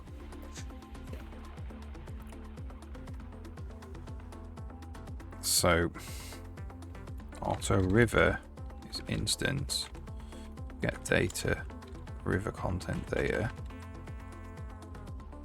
Not a river, a return.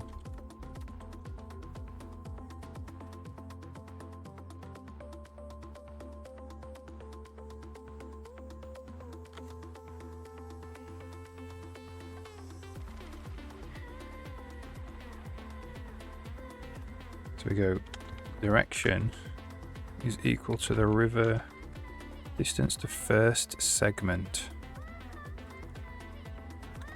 Here's the thing as well. The river has to, it's not the mouse position per se when we actually stamp it. P0 and P1. They need to be relative to position.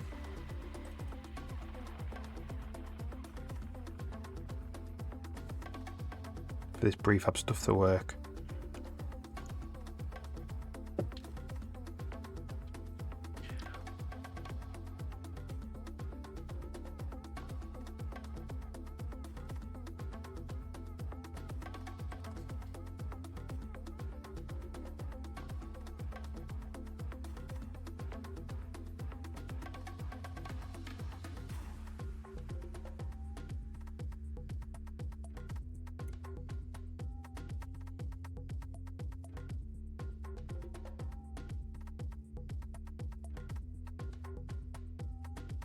So I think when we add it in here, I'm just going to go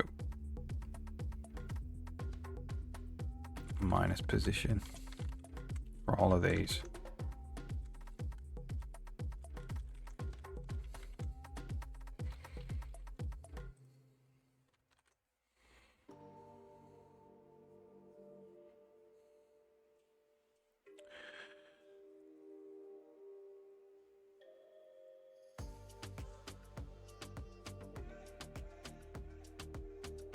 So we're going to go auto test P equals brush position minus instance position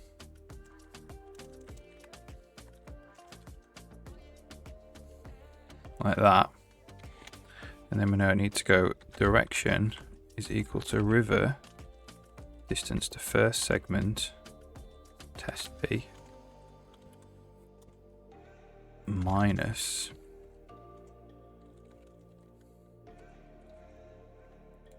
distance to last segment test P, because we're going from the local space to the brush.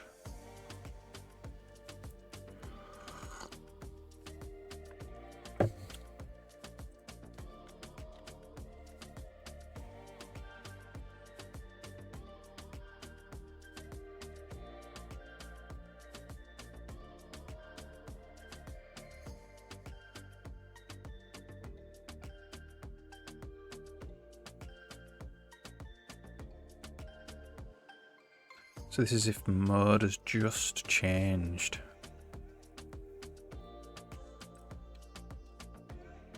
As in we've just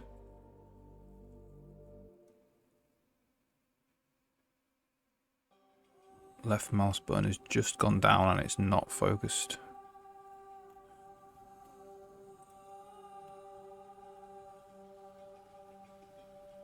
Okay, yeah.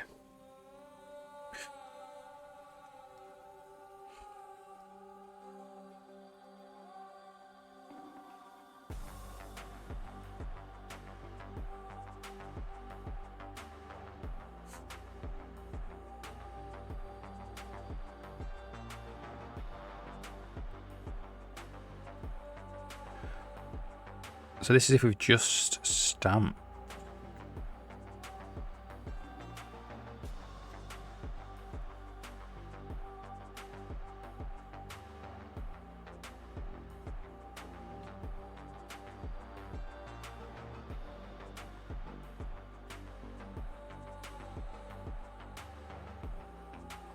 So this is adding a new segment on.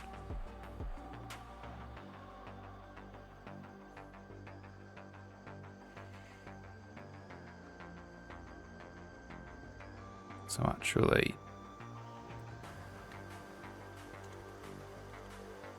I don't think this actually happens here yet.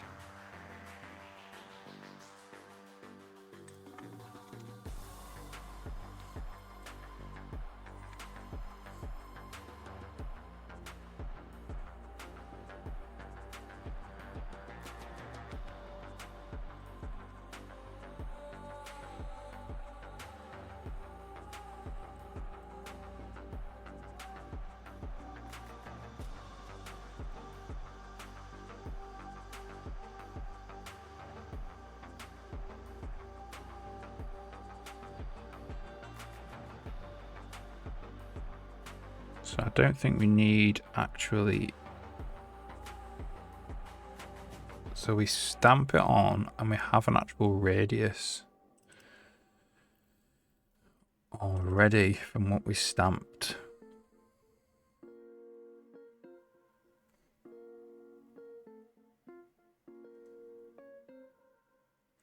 Distance to first segment. Distance to last segment.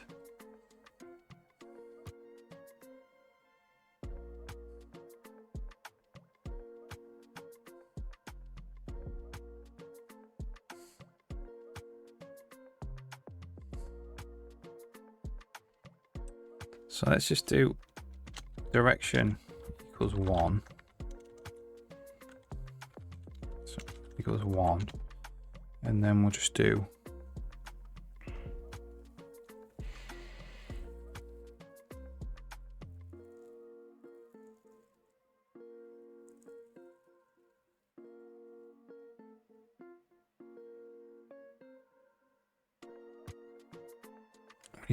we need to basically add 2 segments at the same position, I think.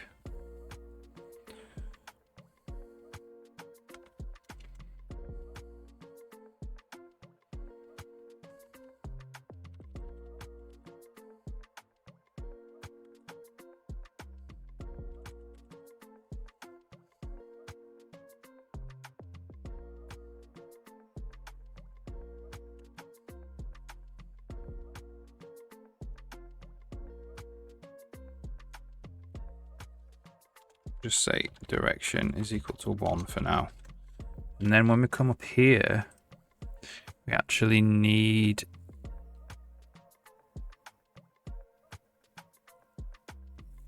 to do this direction thing.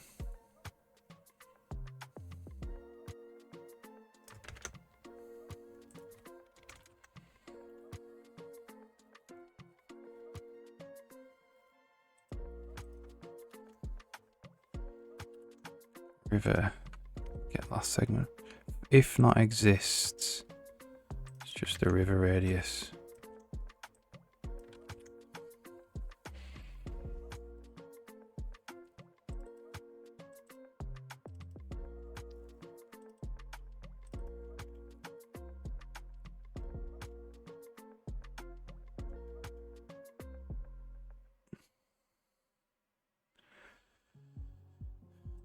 So you just brush position.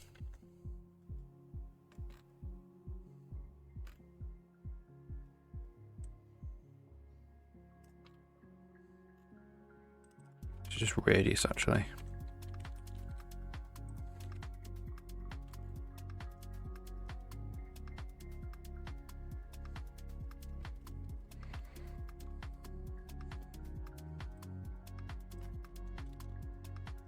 So we'll do this like that.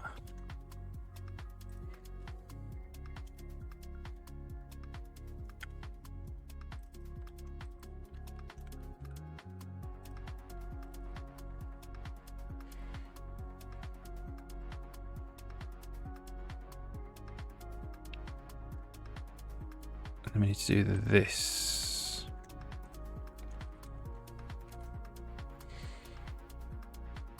Okay, so what that means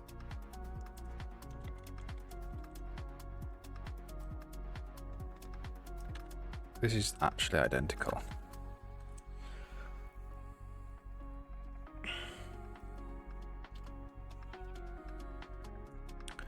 So we want to test P again.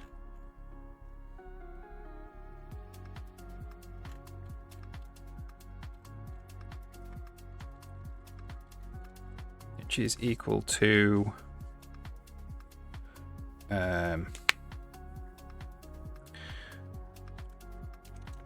the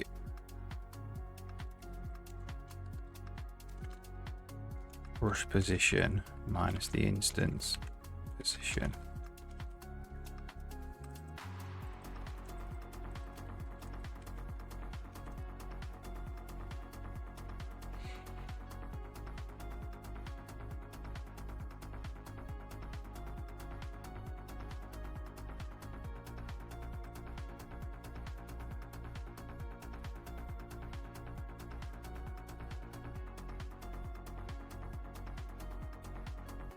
So set last segment. That's not quite correct. I think this is test P.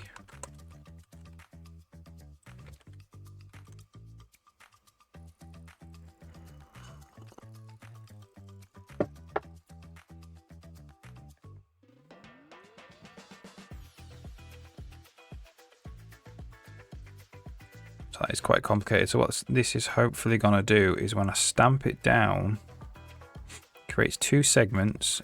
When it creates 4 segments.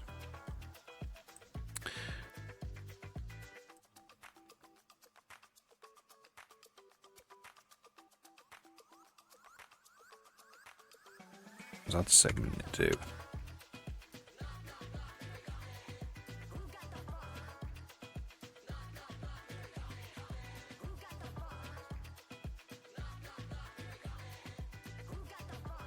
We'll try this anyway. So now we need a renderer for it.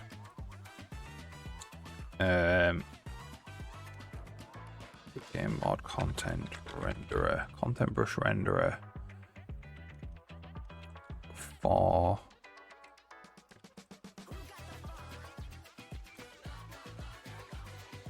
river content 2.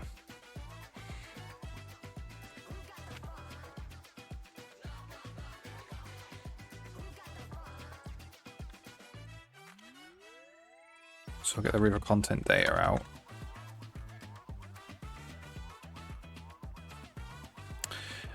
And what we might do is just draw the, if we can, the splines.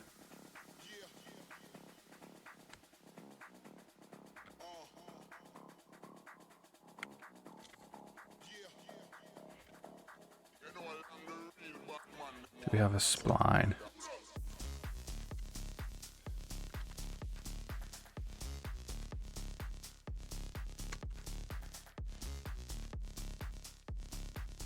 Let's just draw lines in world.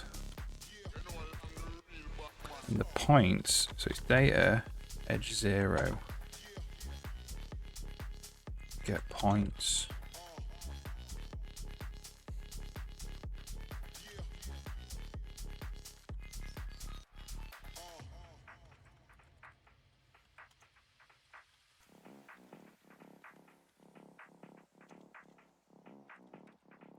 Draw lines in world data, edge 1. Get points.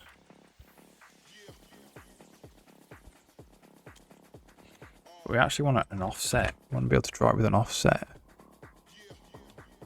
We don't have, because we need to put in the offset plus instance position. So we'll make a little adjustment to the renderer.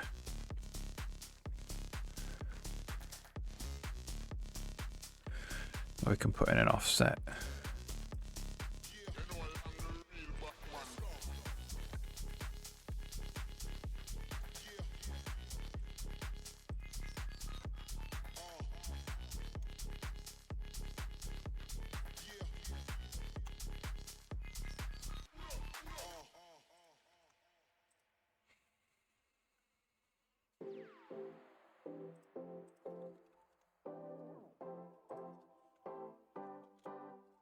So draw lines in world, we will do an offset there as well.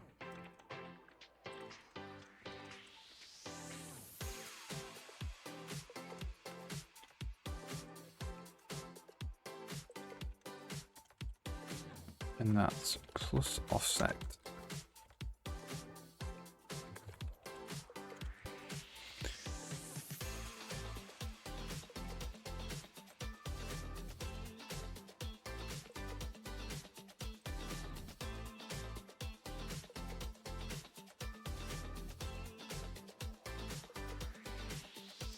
Alright, so this is actually offset plus instance position.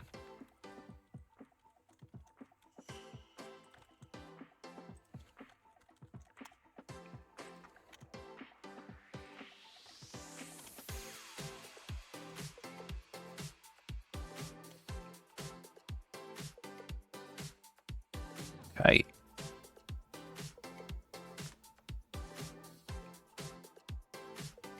Draw lines in the world.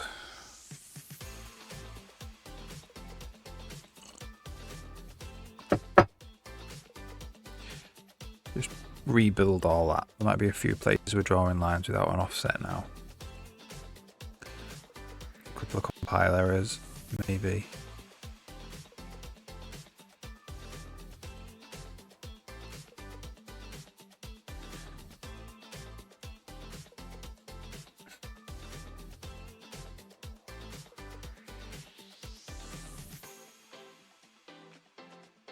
That looks good. Nice one. So we're just at the moment, we're not drawing the rivers, we're just going to draw the splines.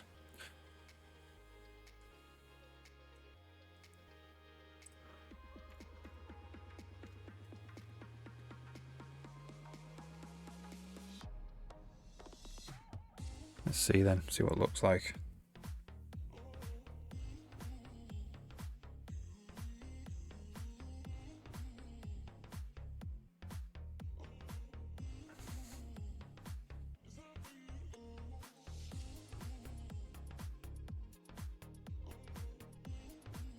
So I'm not drawing anything.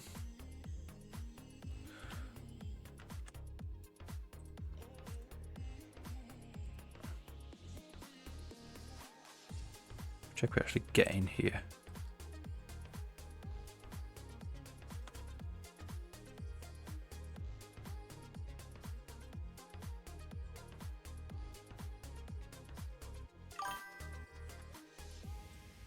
Yeah, we are getting there.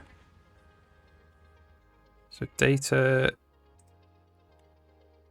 edge points 41. They're all the same point. Doing great. Yeah, I did hear about it. Yeah, it's all the news over here. They've been trying to do it for 30 years. Probably 25 years or something. I think per se I don't have a problem with it. I think the problem is that it's being imposed without a say. That's the problem. That's what I think a lot of people have issue with. Because we just changed governments last May.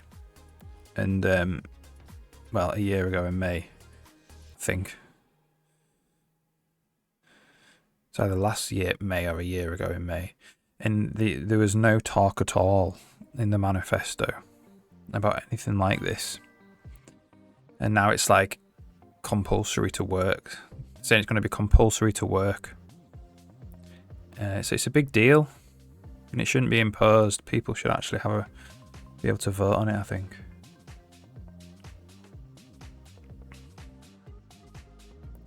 Photos of our kids. Yeah, I mean, they probably already have access to all that anyway, don't they? You know, they've got all the passport photos and everything with all our kids' faces on.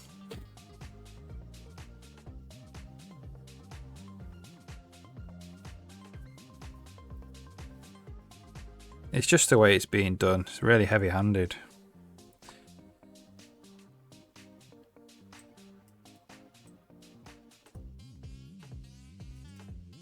Did you have that where you are in New Zealand? Compulsory to work. You'll need to have one to be able to work. So if you want to get a job, you'll need to have a digital ID. So you can't basically opt out or you'll have no money. Don't think it's landed yet. It's really common in Europe. They have them in a lot of countries in Europe. I don't know if you have to have one for working or not though.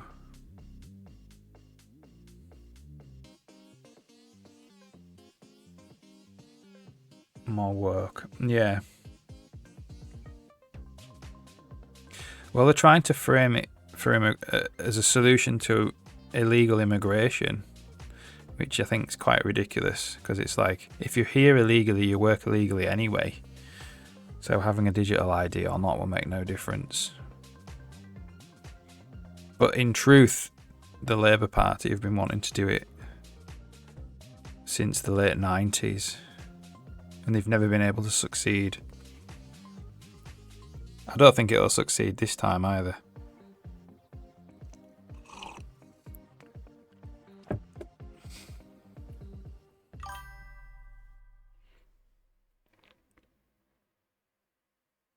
Yeah, I mean, the problem is it could very easily be used to control. That's another issue. I think it's happening anyway, whether there's a digital ID or not. The clamping down, like, you know, they're talking about like a carbon allowance. I don't know how true this is. You never know what's true and what's not.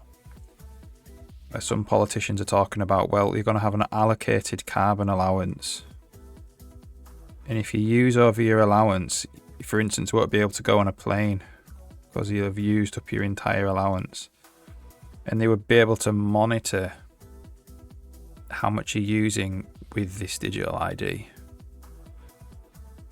So that's what a lot of the opponents are saying about it. I don't know if that's true or not, to be honest.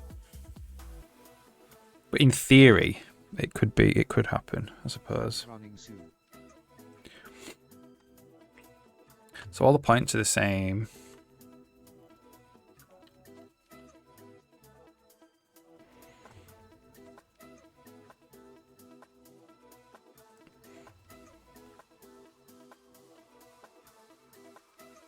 Let's see what happens when we add a segment. I'm not really sure what happens.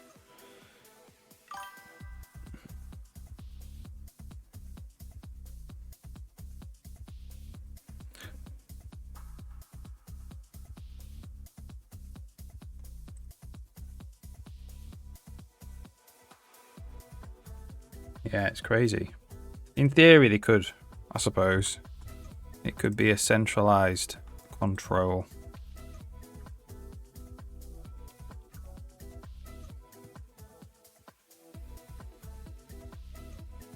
No, weird, it didn't get called there. Let's try that again.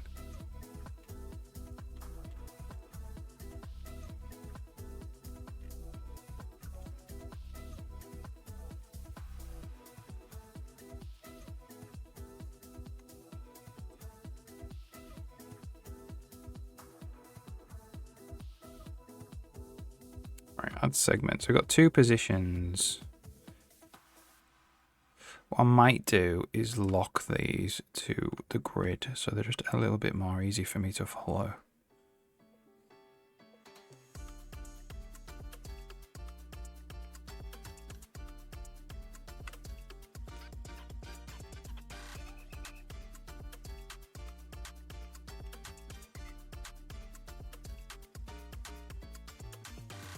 So minus 16.3.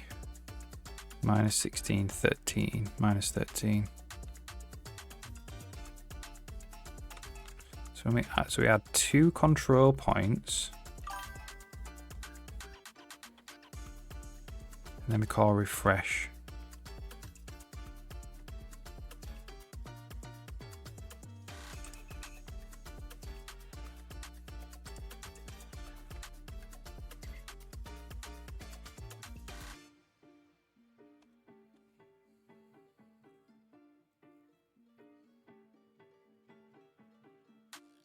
Maybe we don't need to do this.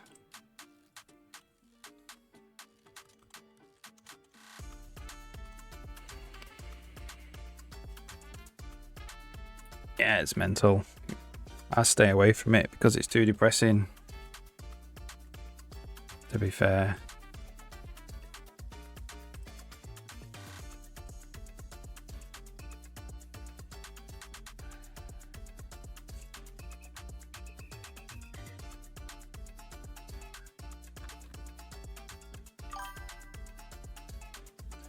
That's why coding's so good, because you can just get out of all that.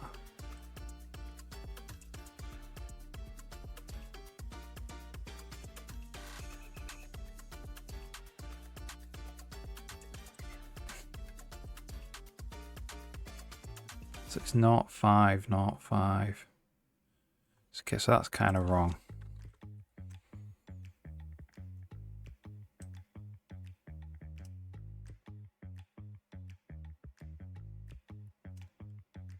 So when we add a second segment,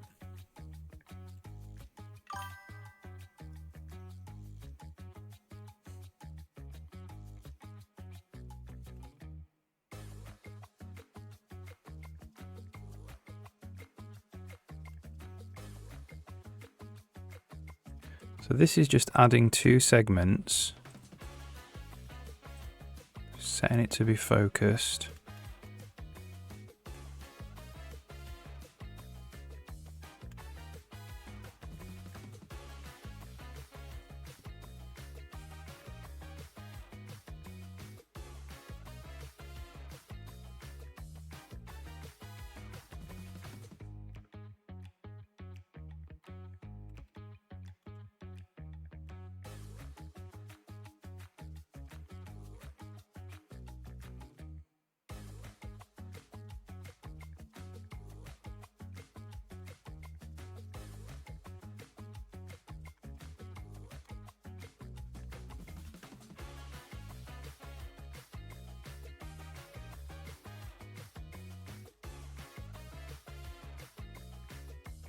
Alright, let's try that. Can't do that. Very like an ostrich. Yeah, exactly. The thing is, we just went through Brexit from 2016 to 2021 or whatever. And that just made me sick of it all. I was more interested in it before then. I lost my faith in it then.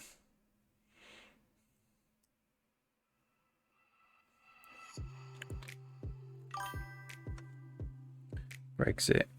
Brexit was when we voted to leave the European Union. The UK voted to leave the European Union by like 49% to 51%. So it was like a really close vote. But then it took them years to implement it. And we went through several governments and basically, you know, nobody could do it. And I just stopped following it then because it was like everyone was just incompetent basically.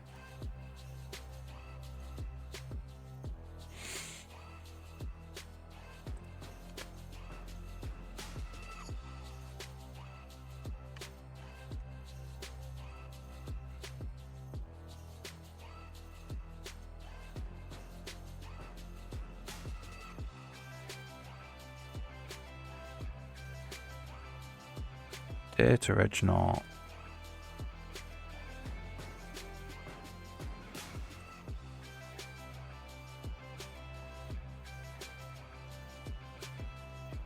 So it looks like we're not setting the points.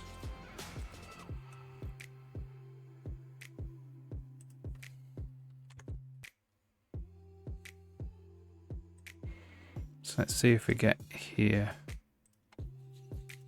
Oh, if it's focused, maybe it doesn't come in to be previewed. That might be what it is. Come back in to get previewed again. Yeah, that's what it is. Because something else is focused.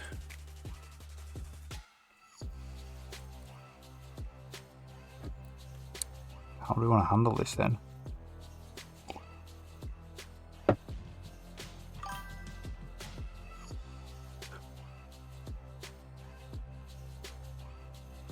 Get curious what's going on. Yeah.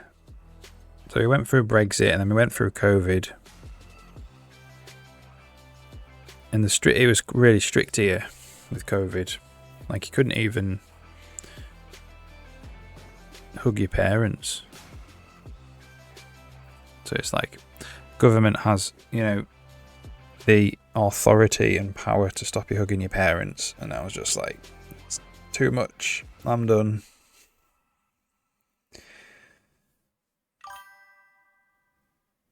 Yeah, exactly. Yeah.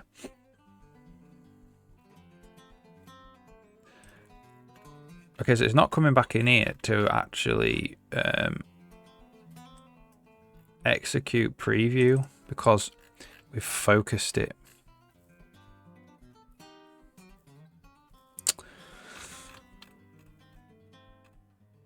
We do want it to come back in here.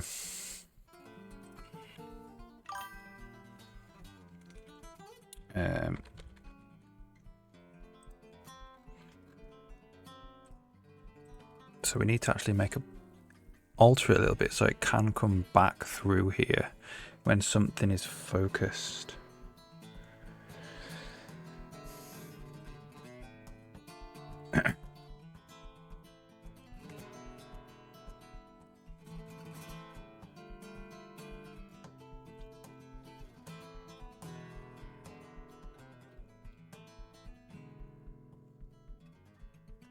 Stamp visible.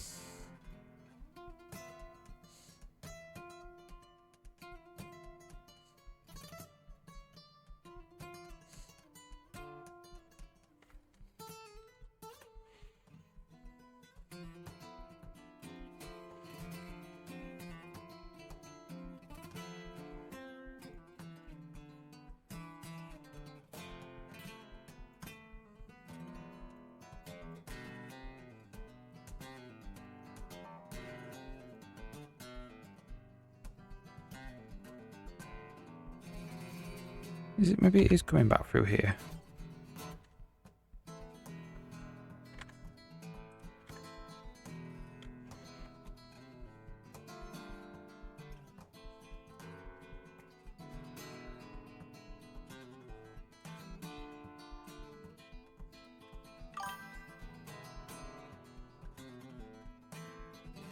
So it does focus it. Its type is unknown. That's probably the problem. That's probably the problem. That is the problem.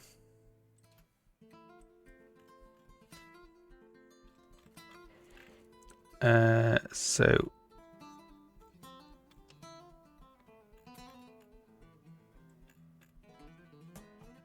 set focus content. Okay.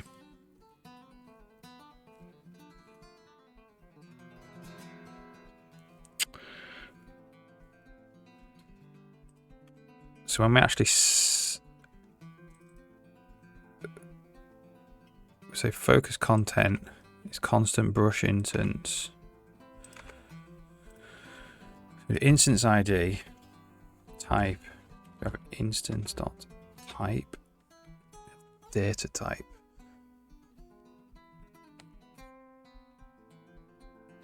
Maybe we need to do that.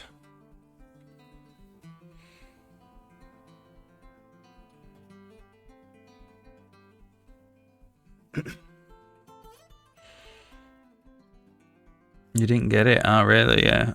I got it a couple of times. It wasn't very bad for me.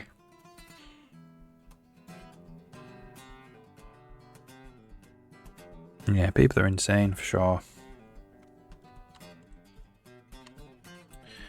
Alright, so let's see what happens here.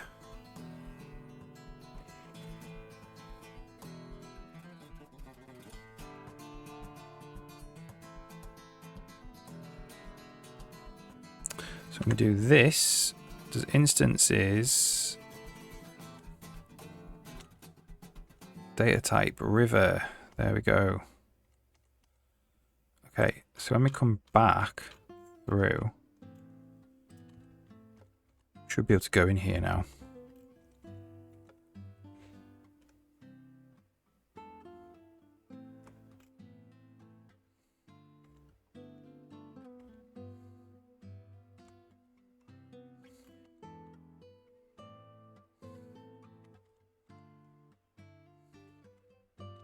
Okay.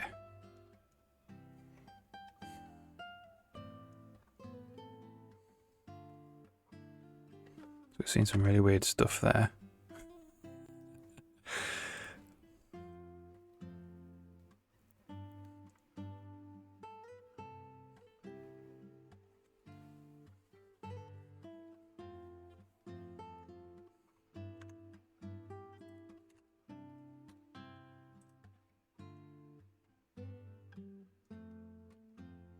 Right, that's working.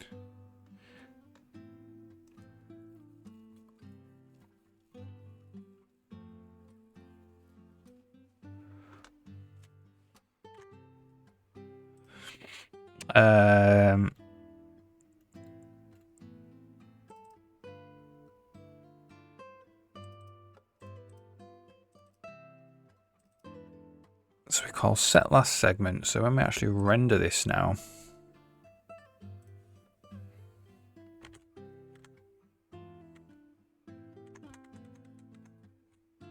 oh, I've turned it off by accident. Looks like the edge points are the same.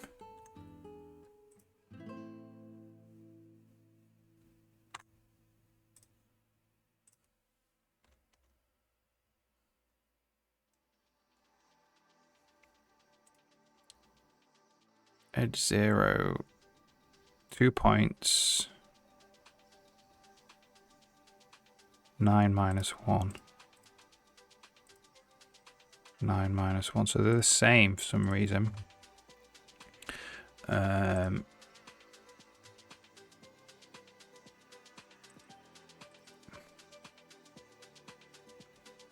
Set last segment then.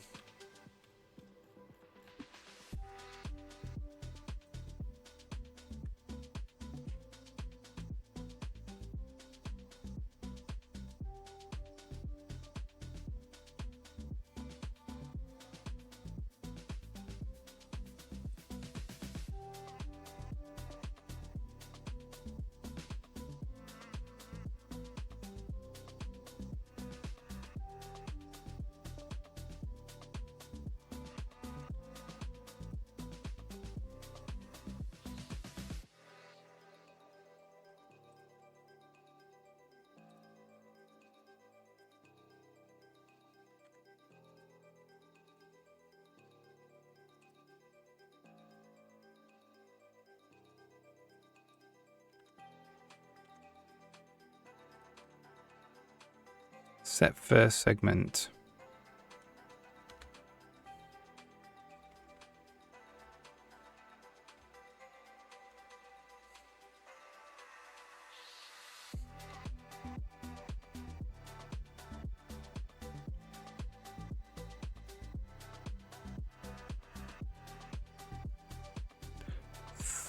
They're the same.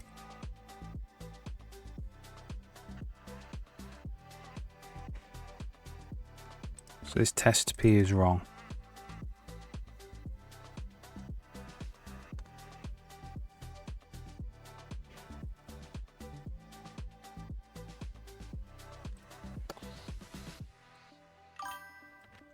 So that's brush position.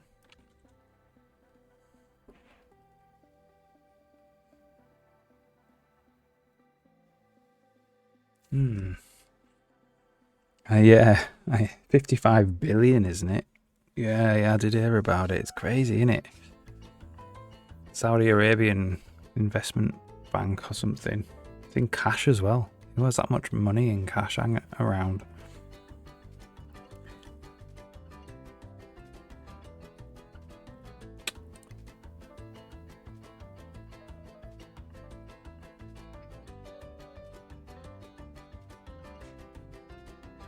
This is just instance position.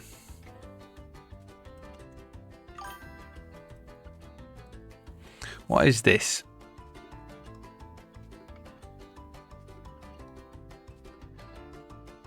It's brush position. It is test P.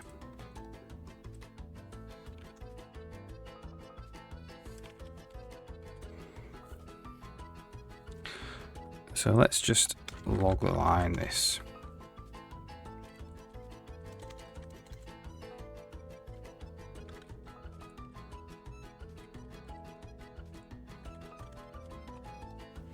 Don't call me late for dinner. How's it going?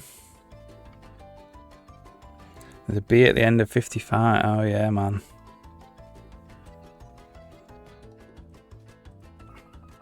This music's crazy. 55 billion. I read it's in cash. Is that true?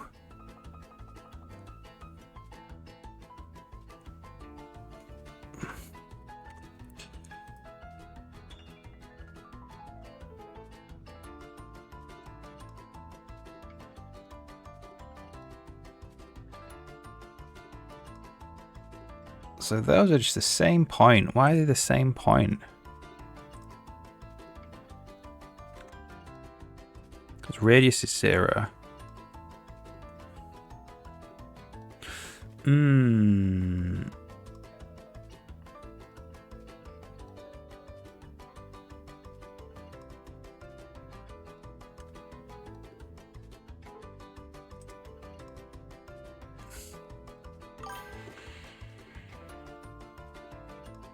Yeah, after all.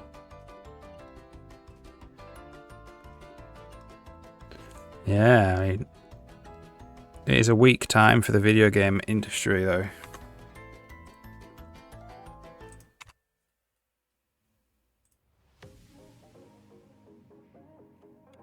Some weird stuff going on here.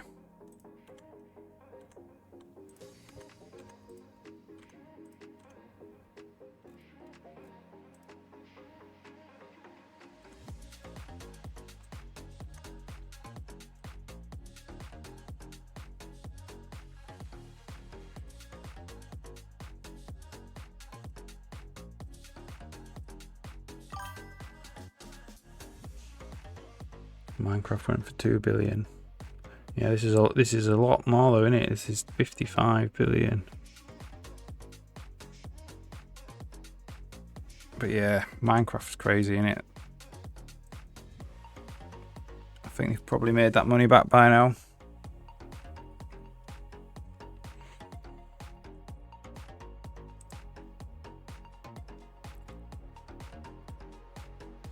So it's got 2 control points at the same place.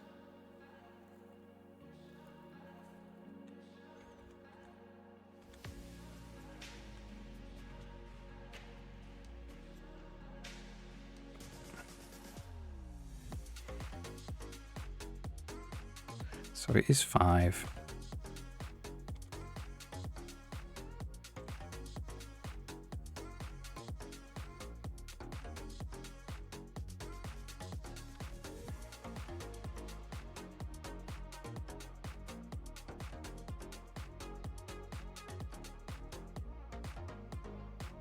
It's made it narrower.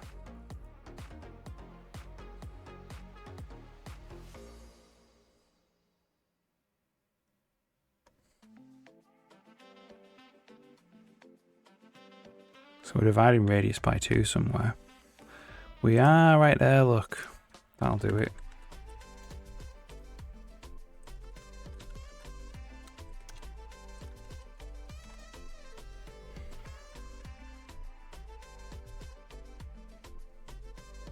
Okay, so we want the initial radius, I think, to be 5, because 10 is going to be a bit too big. Yeah, that'll do it.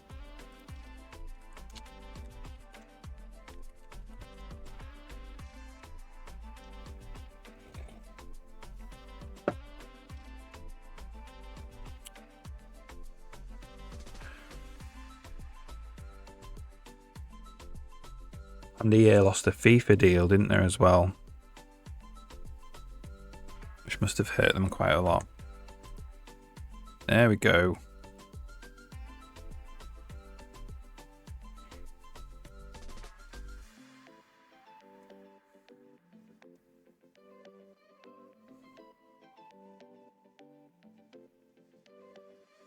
It's like flipping over weirdly, though.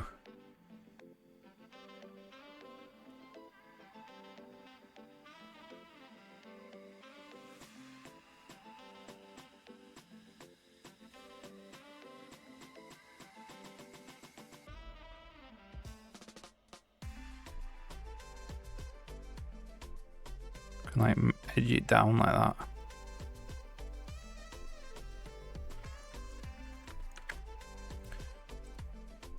That's to do with this direction thing.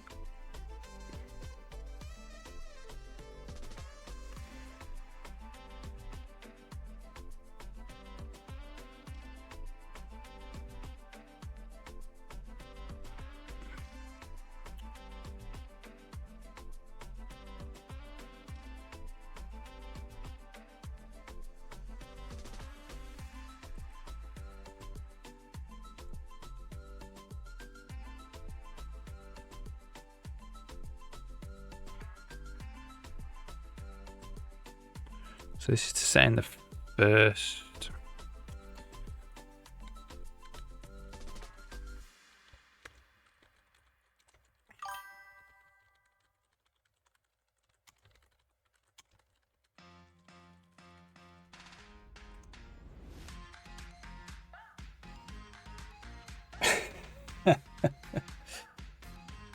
$100 billion. I have literally no idea what I would do with that.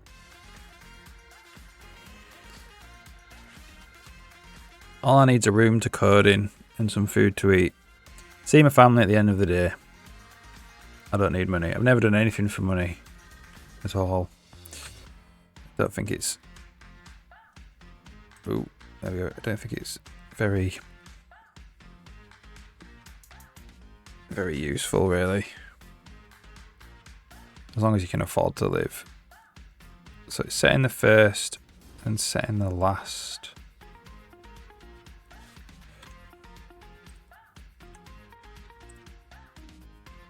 So it's setting the first there.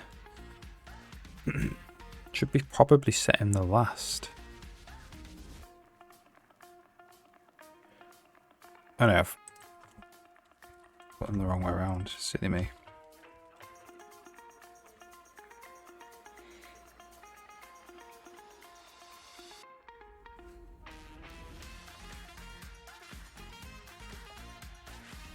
All I know is whenever I've tried to follow money in the past, it's been miserable. So it's just not worth it. It demands so much of your time.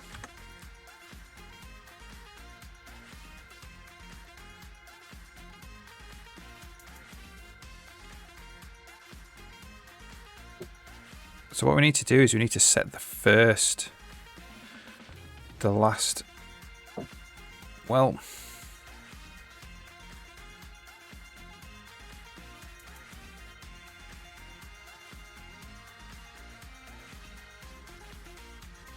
so what it's doing is so the bits that are moving there, it's dropping them and then picking up the first one.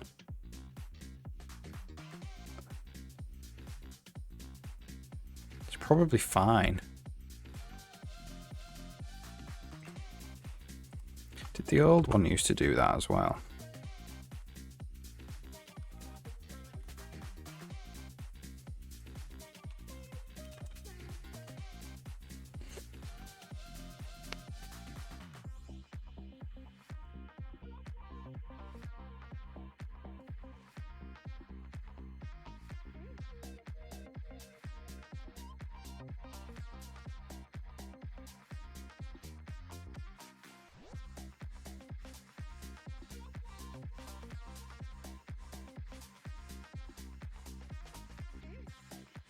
No, it didn't. Well, that's just because it's...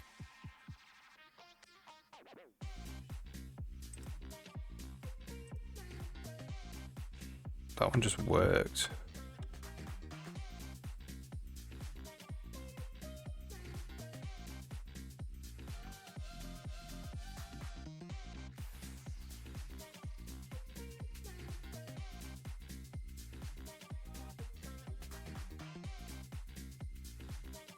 Oh, this is river flow direction. That's what direction means. So it's flowing a river in a different direction.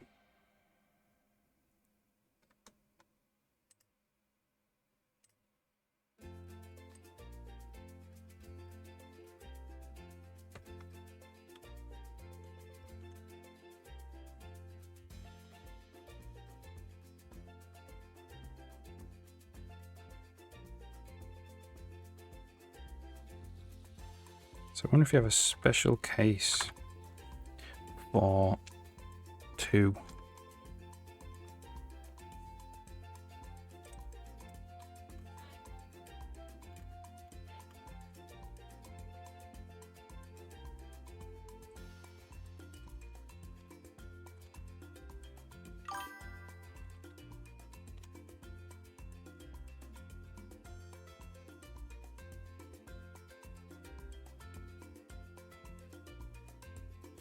Yeah, I mean, you need a certain amount of money so you're not like struggling. But after you get there, it becomes like irrelevant. Unless you like stuff. If you like flash cars and or just money itself, some people are like that, then it's different, isn't it? But for me, it's like, don't care about all that stuff really. Not my thing.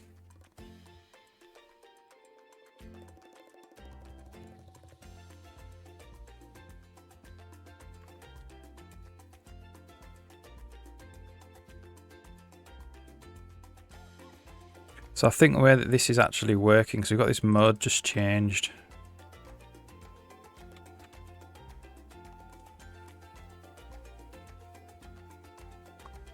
When we click a button down, it does mode just changed.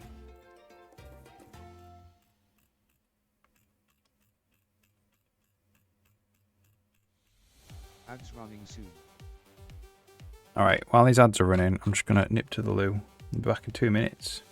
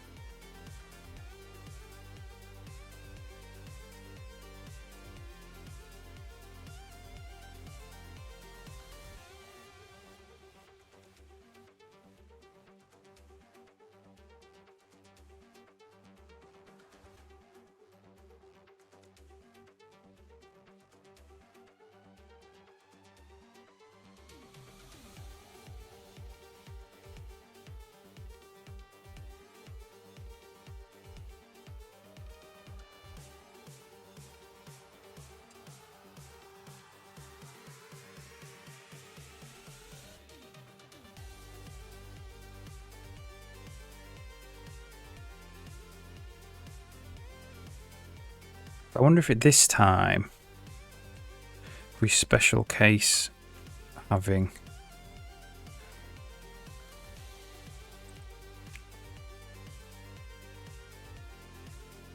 just 2 segments.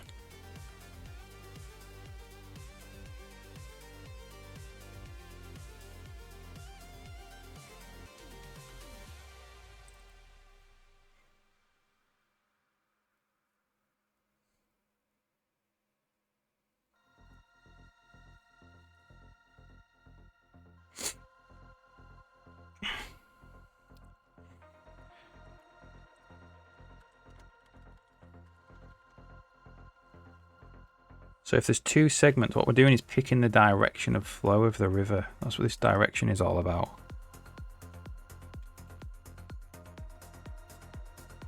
But it's always on the last segment.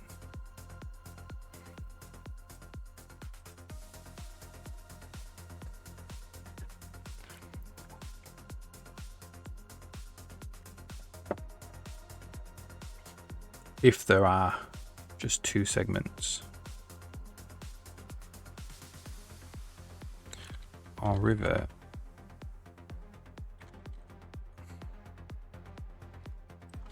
Doesn't help that IntelliSense it's not working.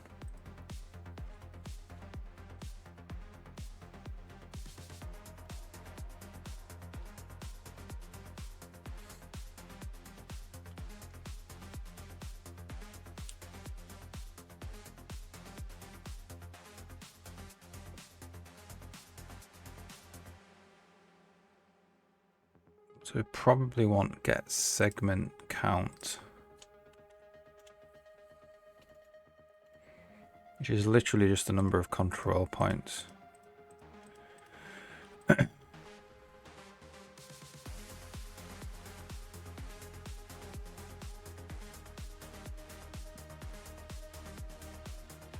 we're going to do size t, get segment count.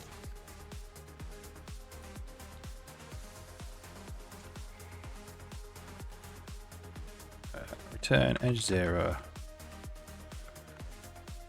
Get control points. Get count.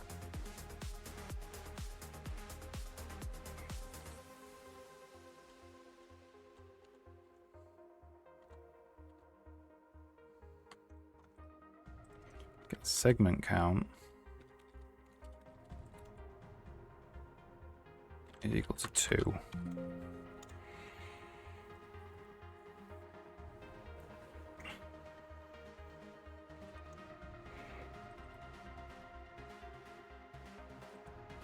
What's the problem here?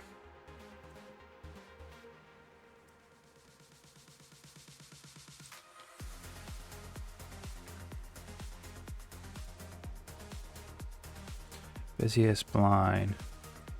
Get control points.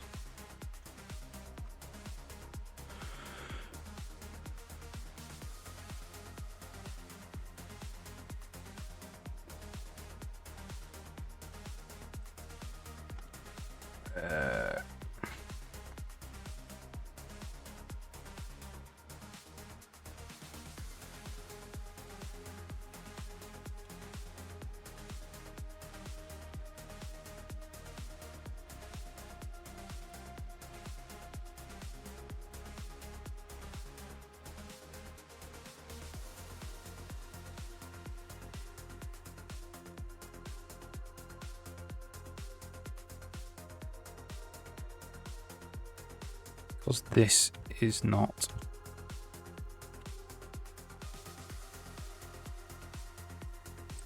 const.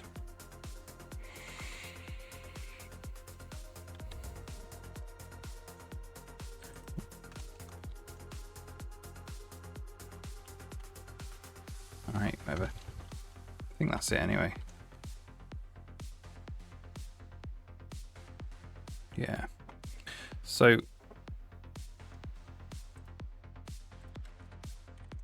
it's always the last segment if the segment count is 2.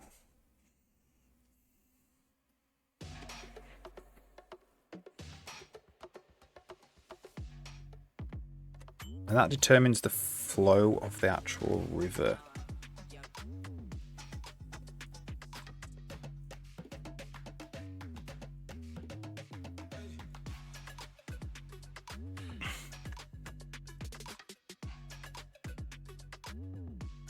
Alright, that's good. So we don't need to go through all this stuff really. So we're going to go. We do want to calculate the direction.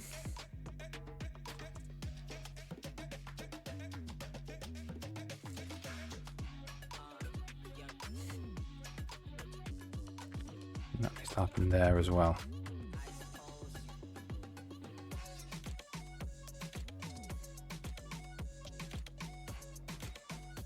So we're going to go if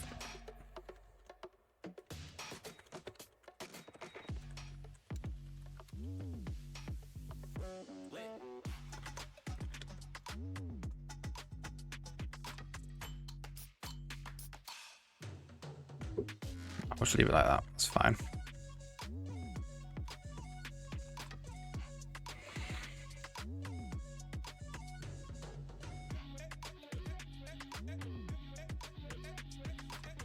Okay, so what do we want to do here then? If we stamp again, we need to add a new segment.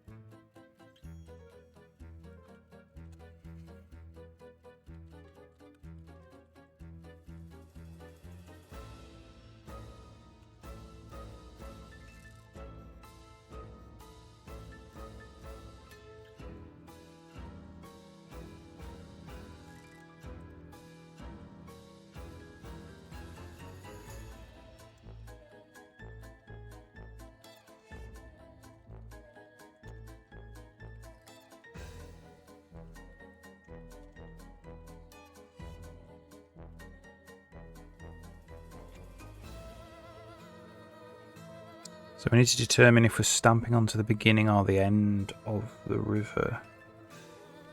We'll do that. We'll do that in a second. Stamping beginning.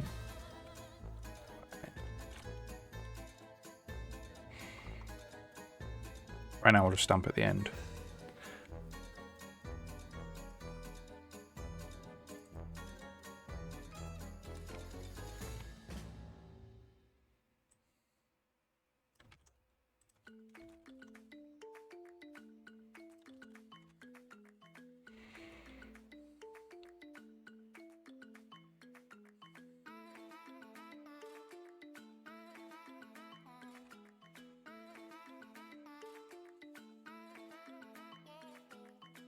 So now we should be able to add multiple segments in.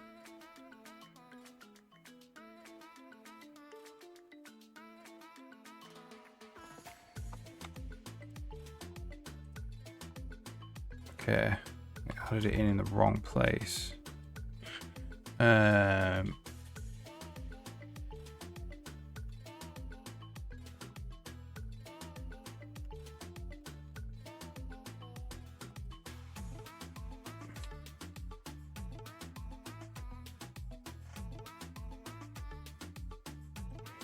So I think this needs to be this. And then we need to actually minus the instance position off here.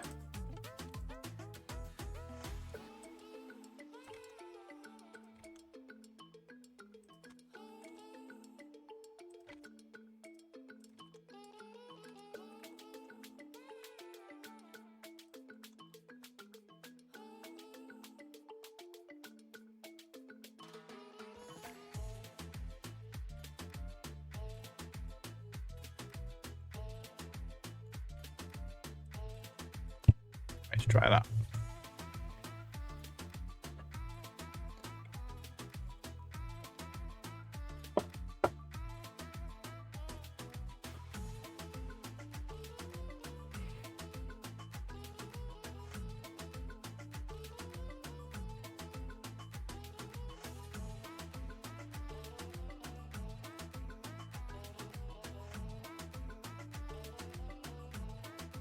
There we go.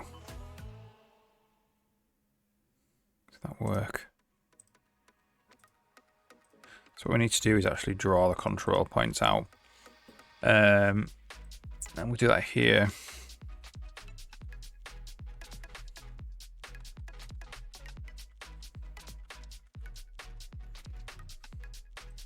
So for auto CP in data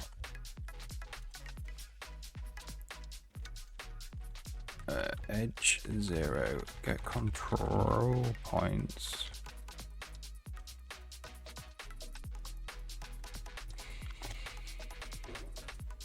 Canvas draw quad input CP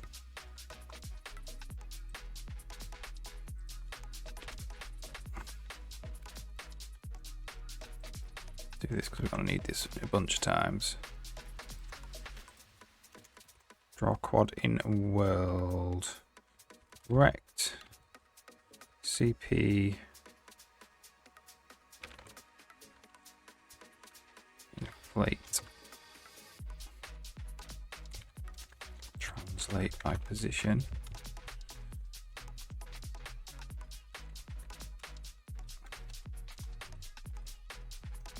I'll draw all the edge 1 point, all the edge 0 points. And we actually want to draw all the edge 1 points as well.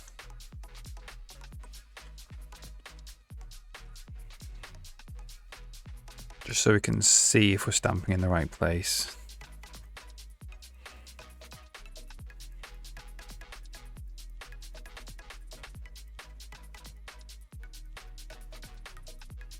Need to see what this is as well. Element not found, I'm not sure what that is.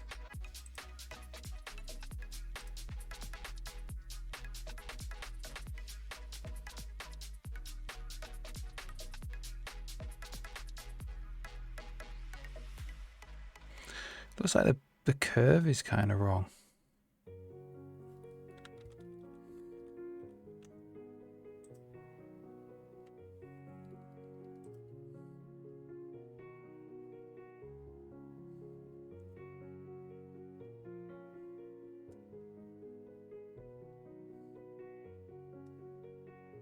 Control points are right.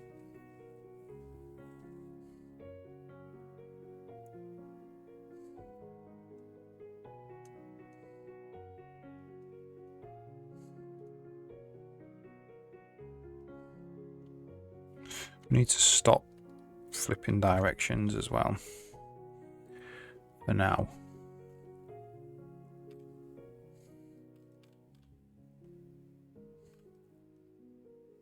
Let's just say true. For now. So we're always setting the last segment.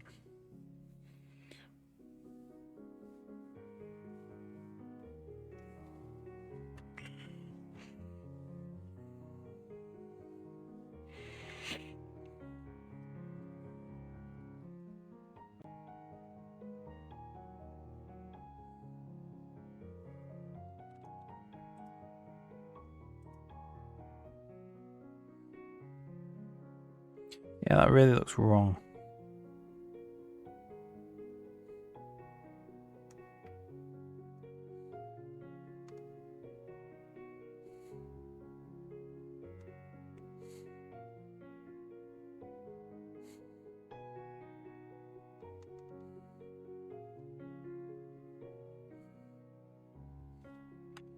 Got something wrong there.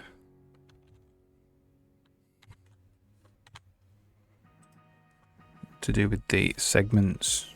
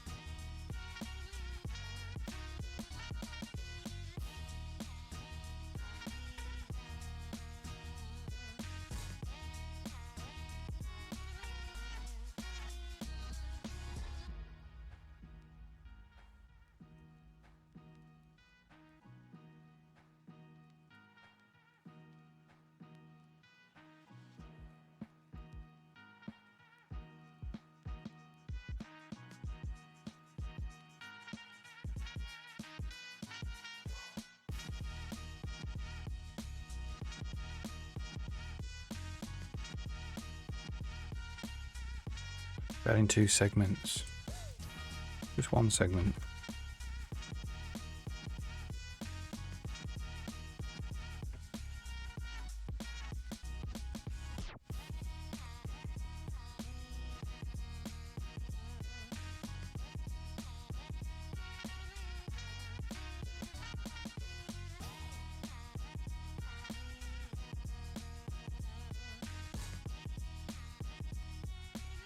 There we go, that's working now. Adding the wrong number of segments.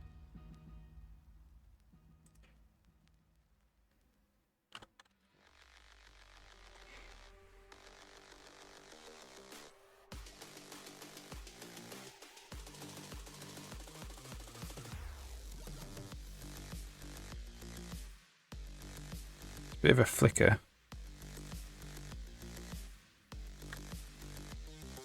I don't think we actually ever draw out the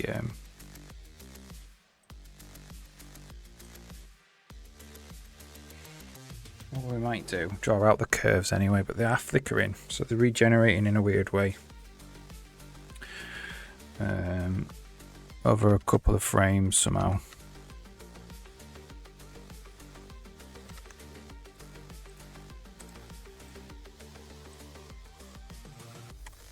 So basically, if I press escape, what I want to do now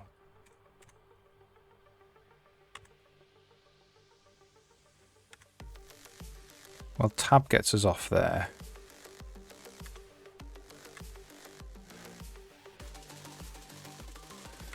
We need to remove those last 2 points.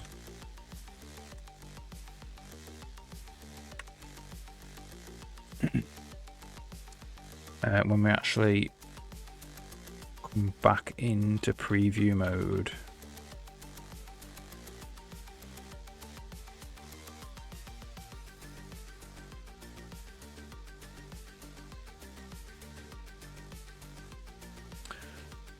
Is it preview? It's when we leave preview mode.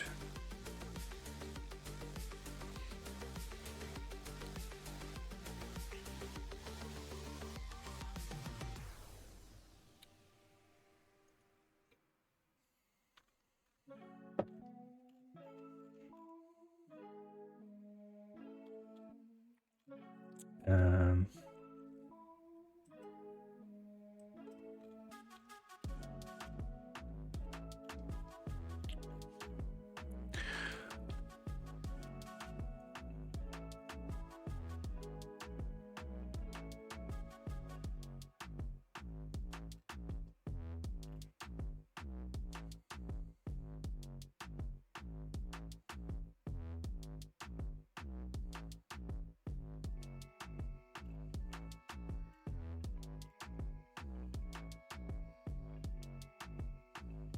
so this is where we're removing those segments in the old code.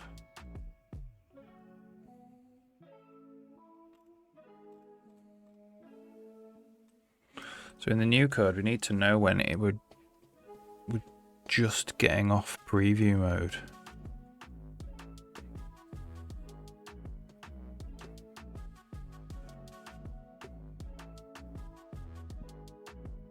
How would you do that?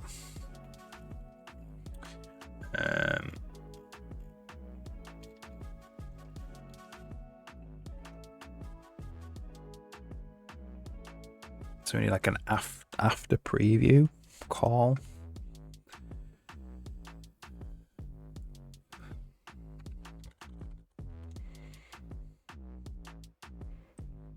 Here.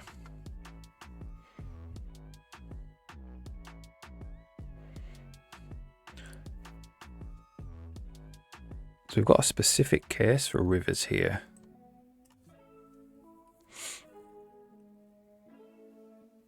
It defocuses it.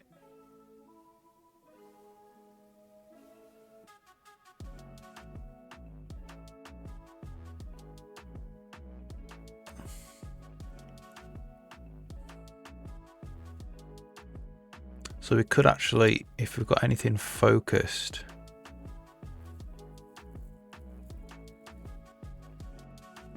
I'm just thinking of the best way to do this.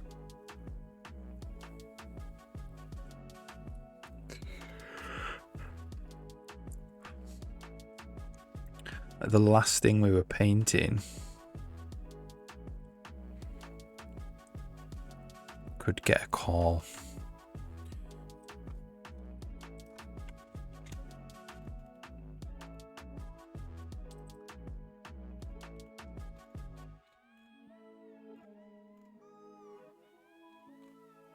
Like an after preview call.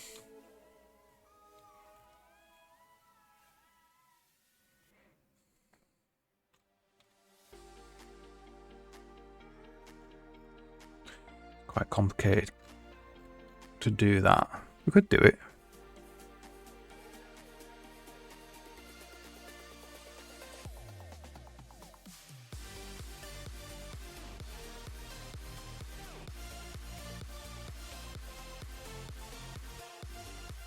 This music's a bit crazy for me.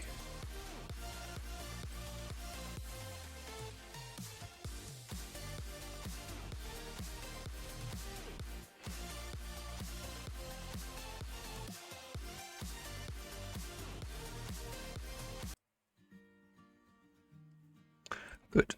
All right, so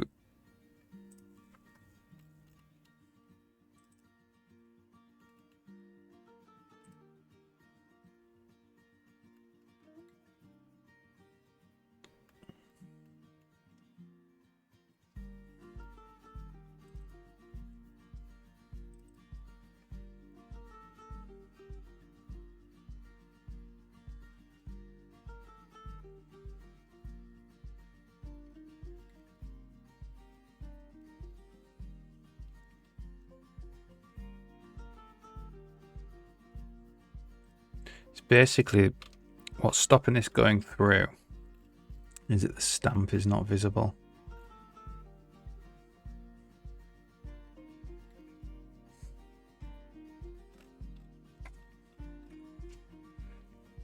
Hey, all right. Good. Think you're swimming today? Yeah. Yeah.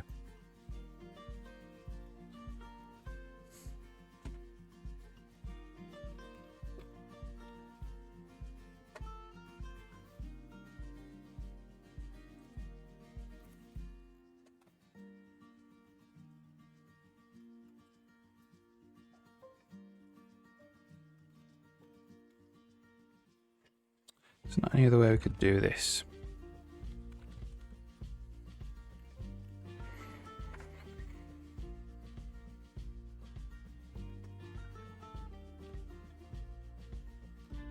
But after preview would be the nicest way to do it.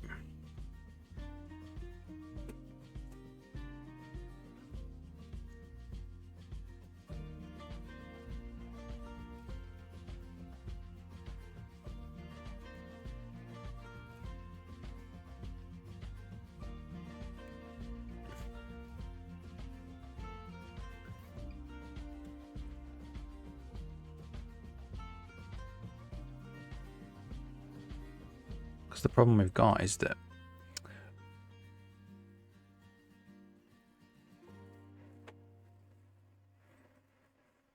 I'll show you.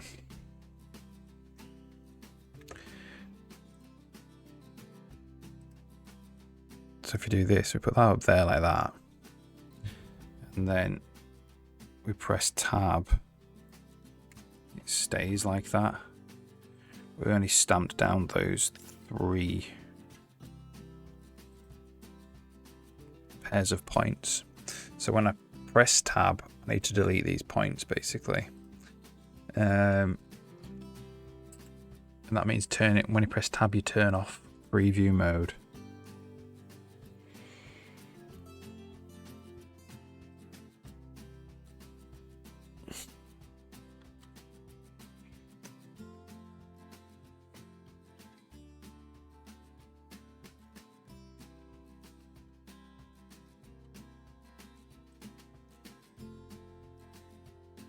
So we could actually store the last type of paint we were using.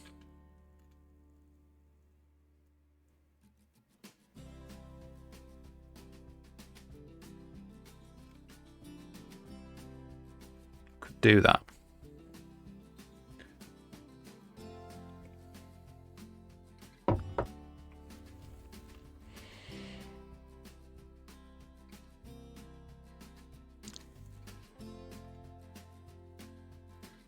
Or editor. This is an editor really. But they could both have. So we could do something like.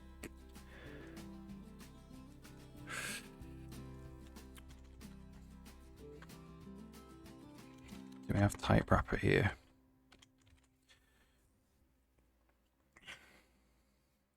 What is type wrapper?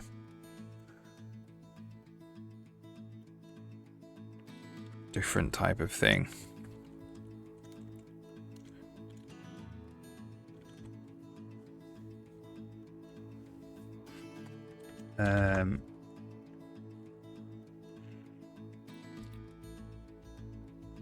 Let's just write it here.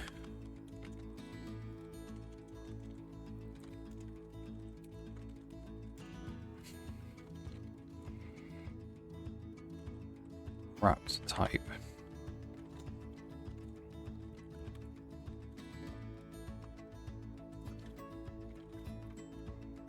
T. Like that. That's a wrapped type. And we should want hybrid storage of it. So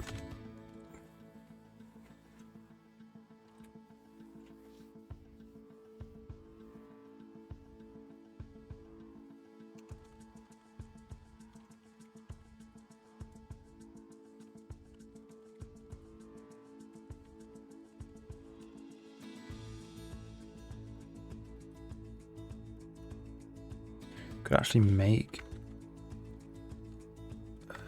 something to do this more generally. So engine events does something like this. wraps.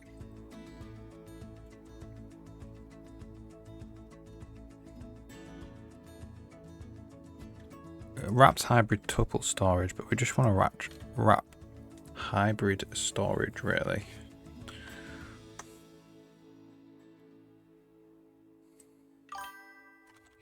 So let's put this here. Ads running soon. So Kellos, how's it going? Yeah, hope you're okay.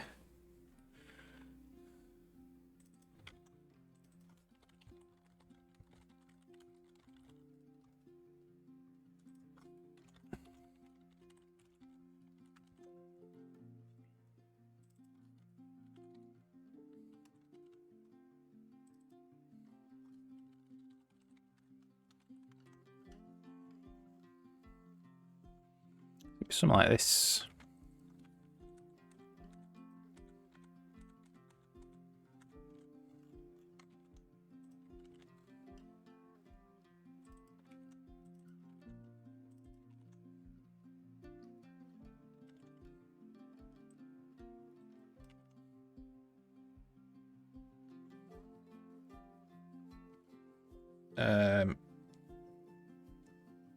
This would be size of wrapped type of tea, actually.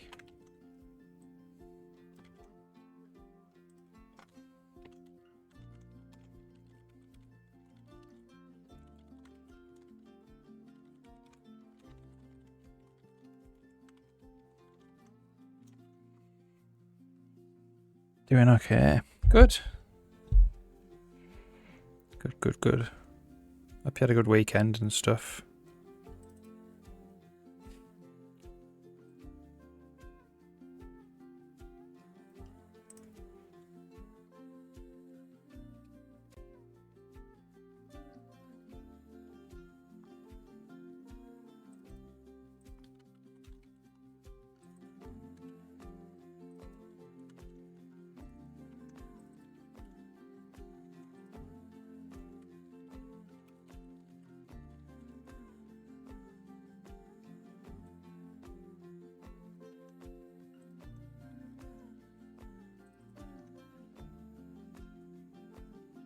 We should have a...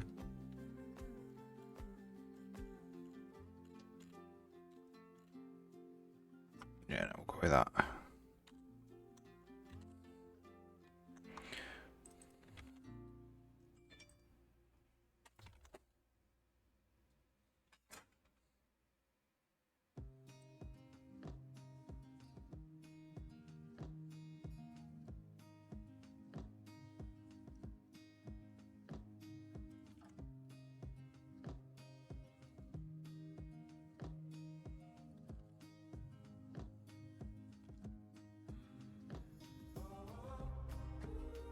Why are we doing a dynamic cast there?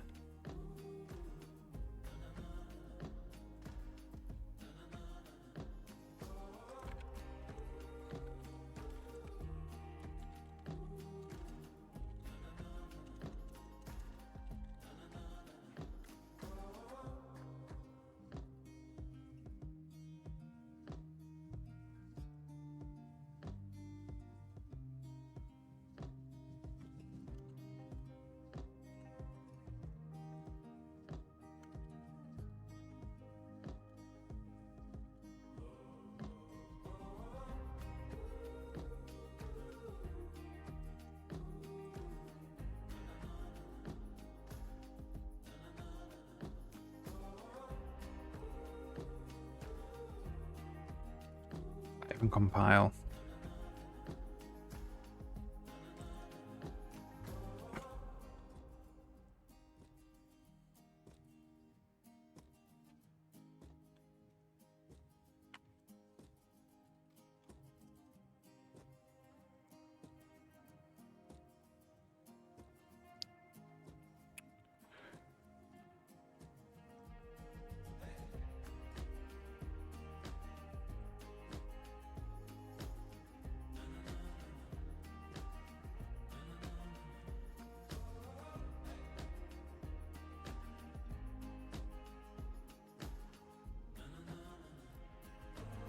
Doesn't mind that.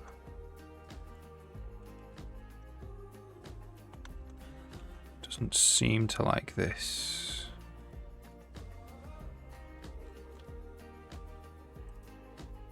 The size of wrapped type.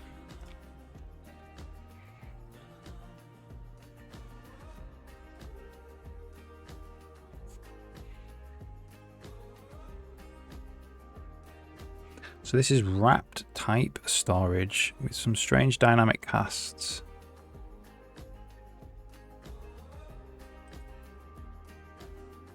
Oh, because we're casting it up to there.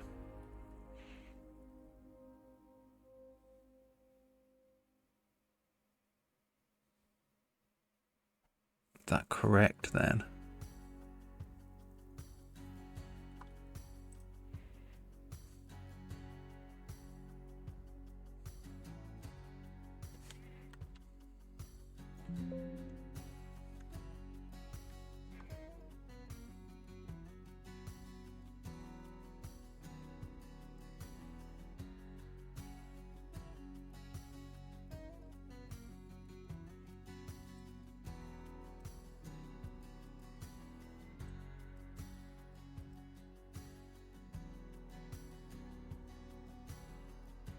I think that's right. Okay, so what we can actually try and use one of these. So wrapped type storage. We actually need a type.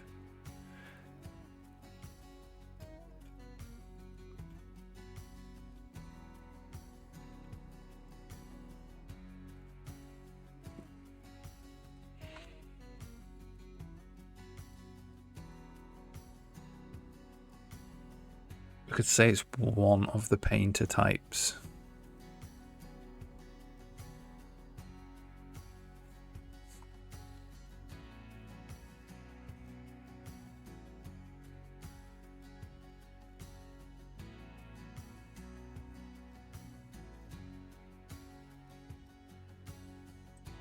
So this would be called wrapped tuple storage actually.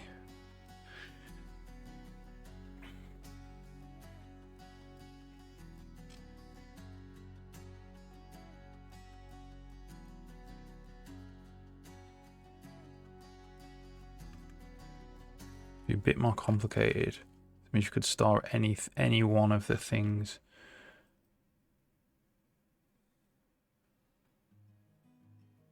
So it's kind of like I've got this thing called hybrid tuple storage, but that creates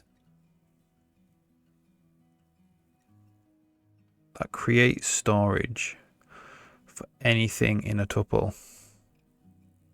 But I want hybrid wrapped tuple storage or something.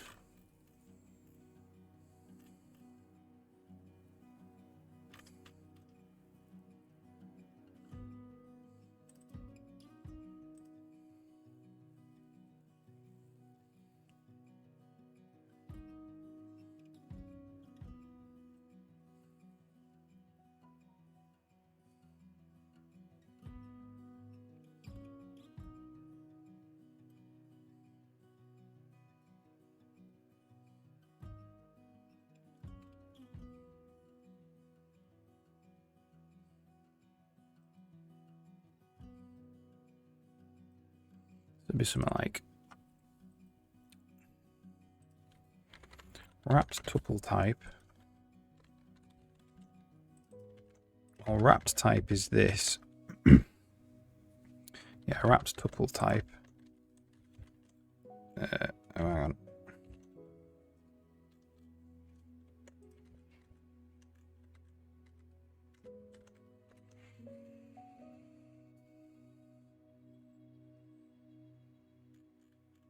So it'd be something like wrapped type.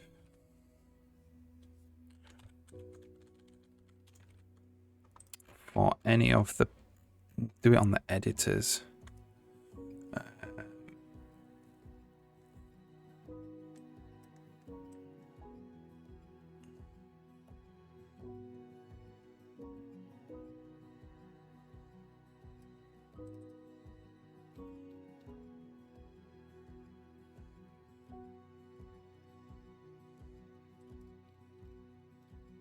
So it's for content brush pairs, content brush types.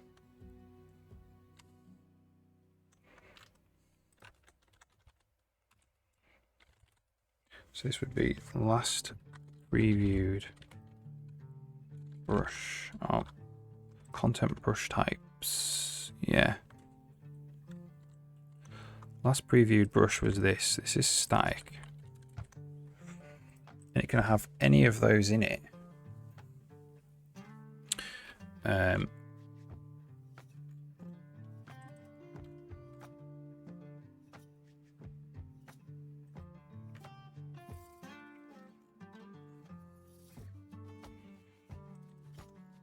So last previewed brush. Says editor.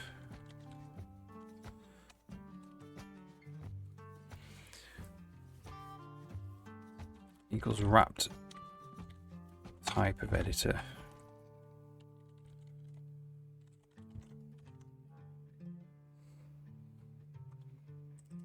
Okay, so this is what we need to do. We need to be able to do this.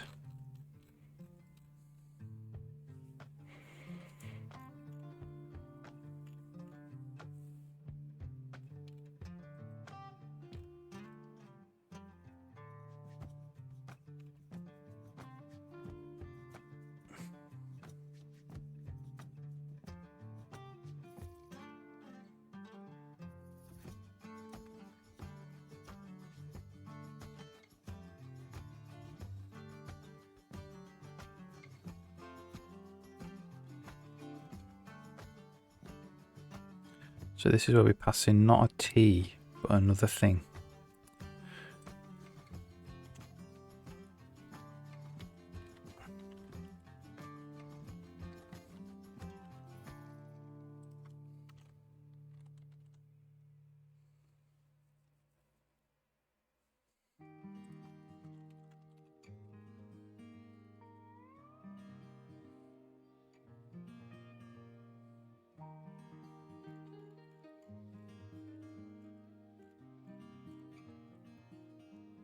So that allows us to wrap type of editor in there. But what we kind of want to do is we want to say void the template class u void set. I'm just going to say this is equal to wrapped type of u.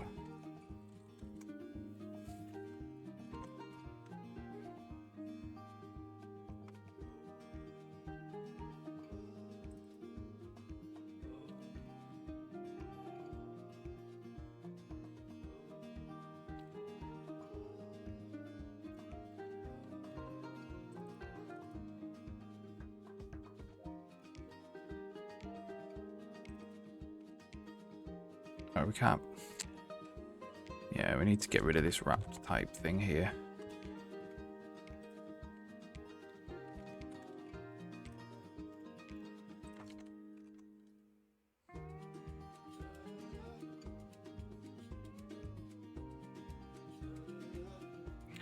And now this becomes set.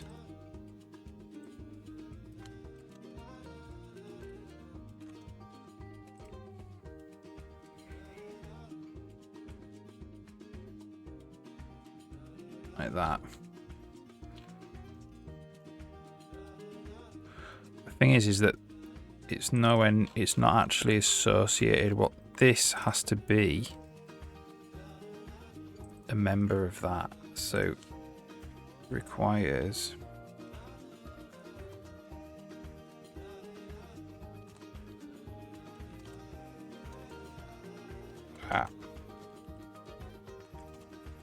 type in tuple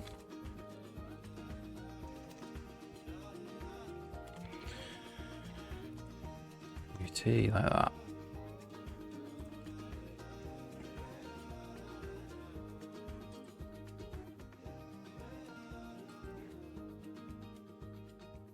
It's not the editor though. It's the content type. The editor would be better.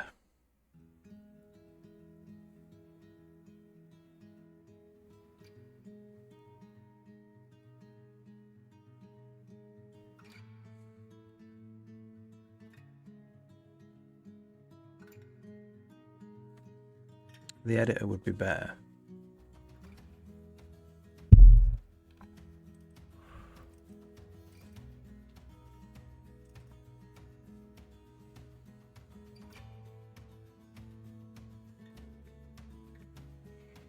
Or we could just say it could be set to anything, so we don't actually bind it to a tuple.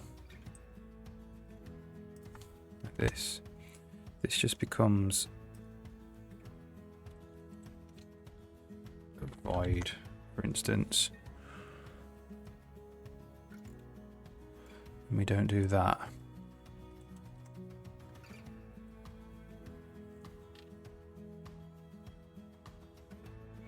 There's no T.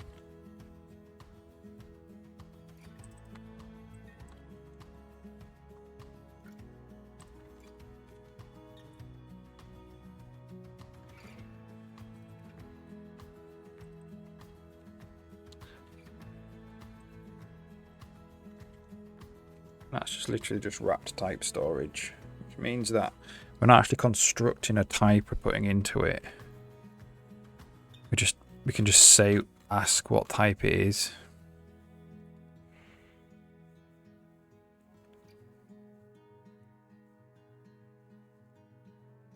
We do actually need to ask what type it is, though. Which does mean going through all of the content brush pairs. So if we just go back to this and setting it as content type.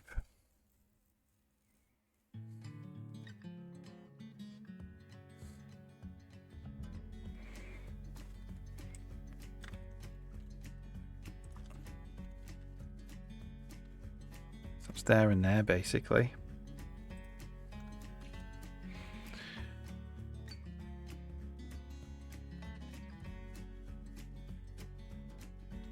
So this is actually called last previewed content type.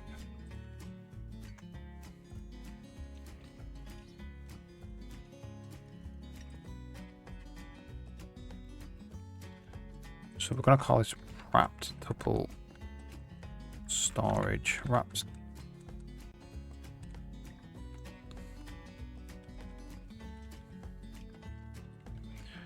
tuple storage.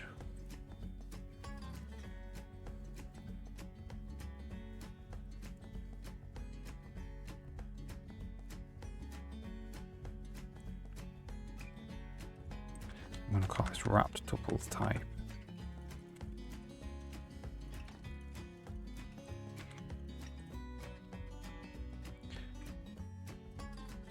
And we'll just watch this work. So basically when we preview it, we should set it. What I want is, I have to actually turn off that JMC. I don't want any dynamic memory allocation.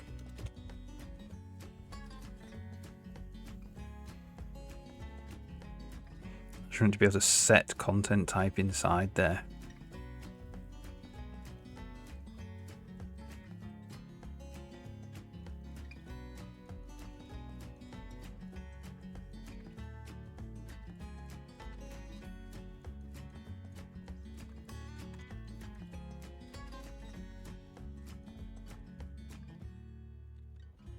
So it should only need to allocate a couple of bytes. Allocate storage 16 bytes. So just going to use the buffer. So now this has no navviz. But we can say it's a wrapped tuple type of river content 2.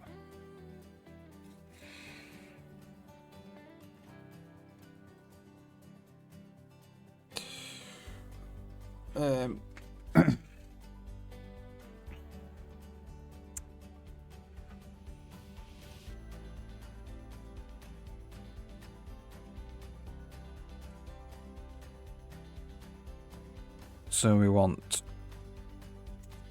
template class U requires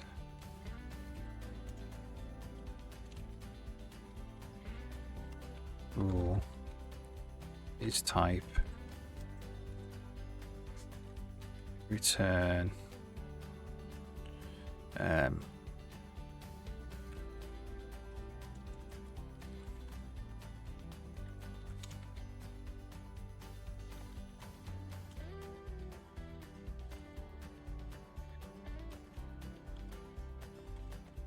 let's call a base class.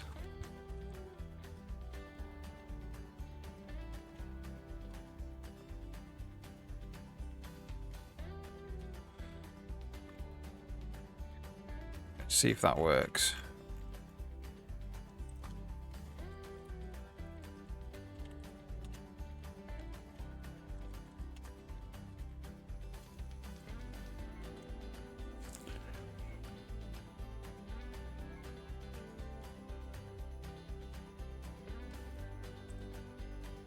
Yeah.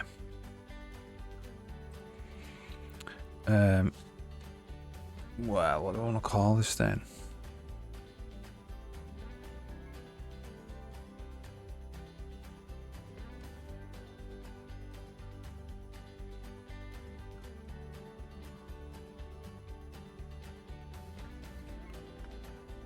Don't really want to. Because there is a type, there is an is type in hybrid storage as well. I think is type. Can you do this?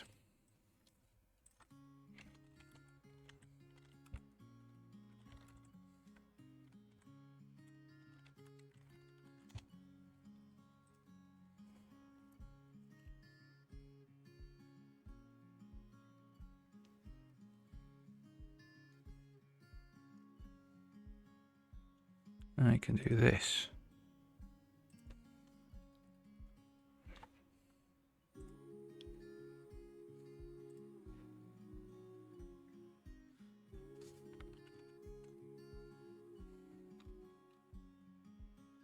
Storage type.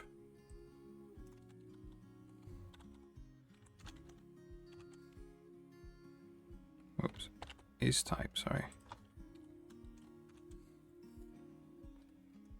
I need to do this.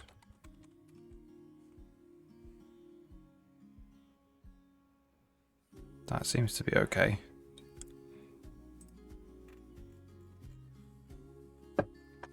Let's try that again.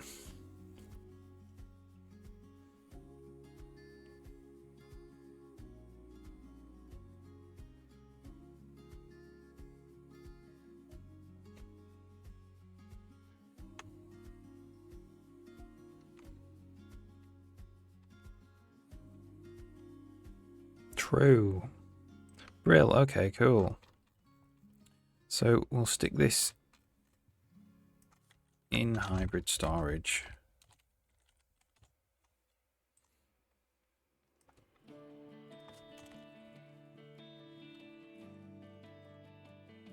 And probably want some navvies for it as well.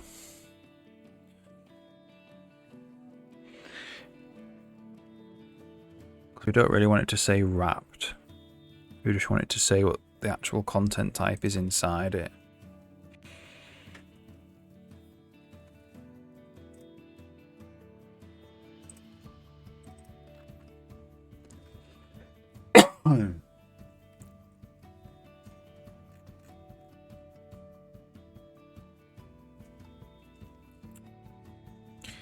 Okay, so let's go to libbm navvies.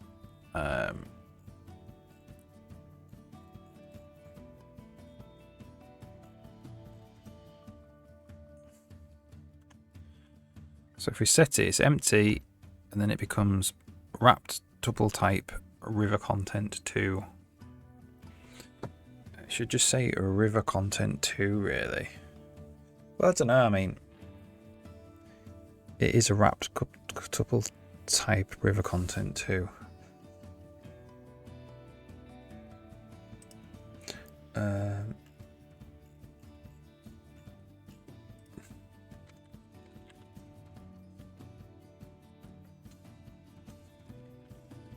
Hybrid storage.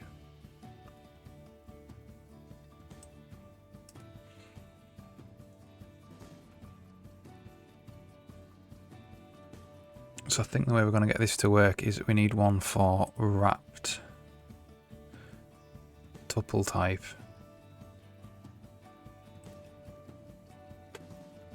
VM wrapped tuple type. Bossy, how's it going? Hope you're alright. He's doing a little bit of nat viz at the moment. Numbers are going up, are they? I don't know. I'd have all that turned off, to be fair. If anyone wants to chat, that's fine. Yeah, I'm doing great, thanks. I'm just doing a little bit of brain warpy stuff, wrapping up types in things at the moment. Without actually calling the constructor on the type. I just want to know if the type of something, you know. I want to know like the last type of content that was previewed.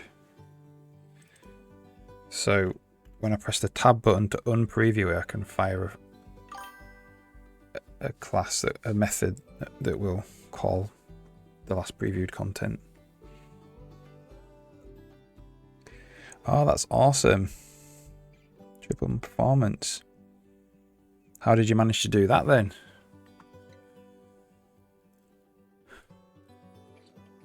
So it's being wrapped tuple type.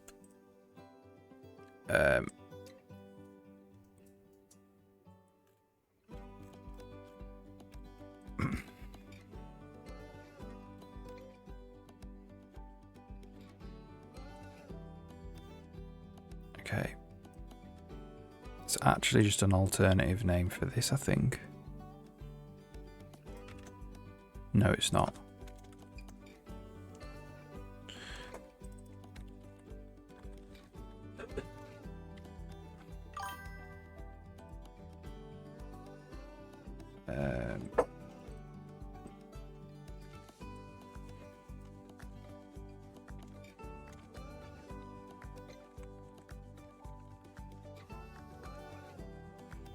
Wrapped tuple type.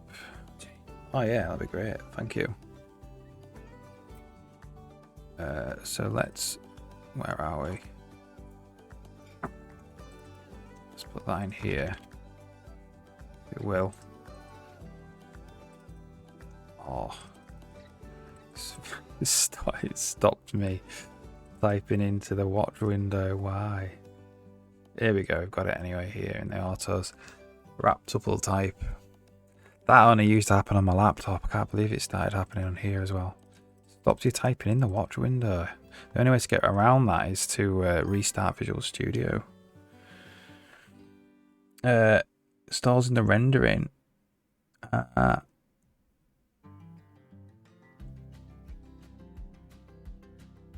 Resize the textures in real time. Yeah, brilliant.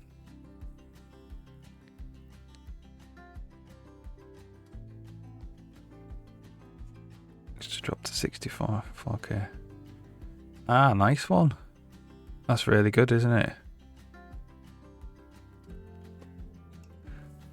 What are you using for rendering? What API? Or are you doing your software one?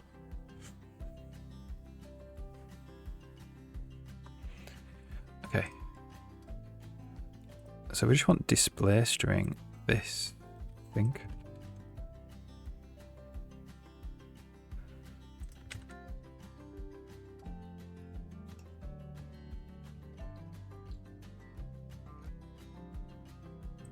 Well, it's not showing up on there.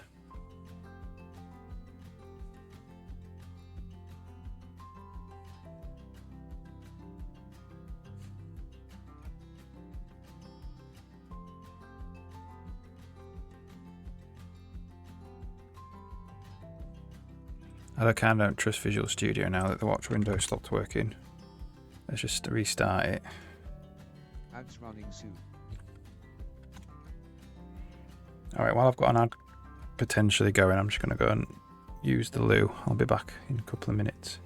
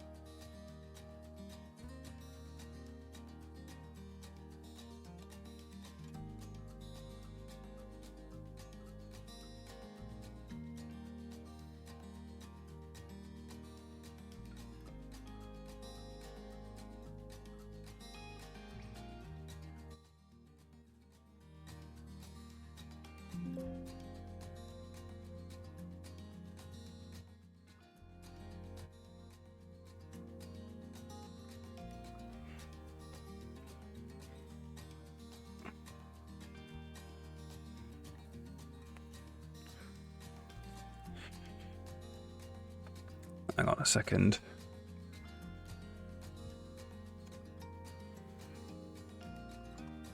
All of a sudden, Visual Assist has stopped working.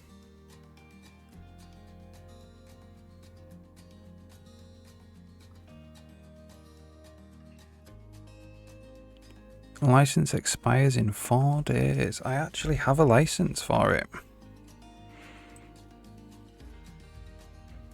It's updated. It's the version of Visual Assist. Come on. Don't want to deal with this right now. Right, let's just try it.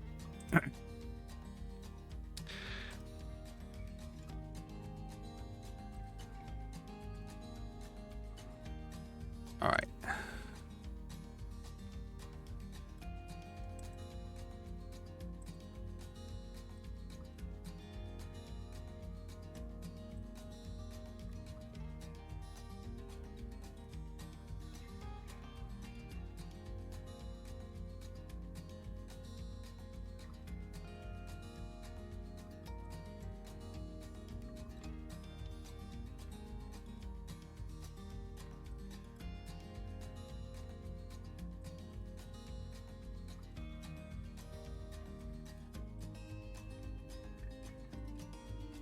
All right, cool.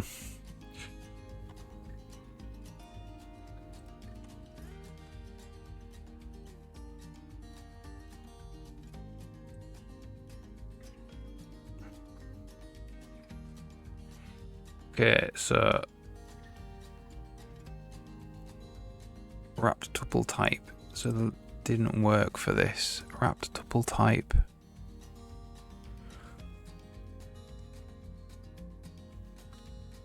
Hello.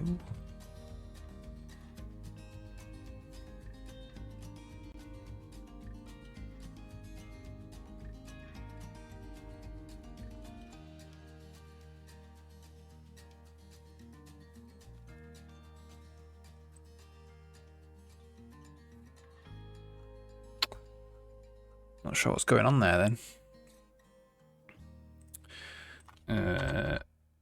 Let's just make one. Wrapped tuple type int.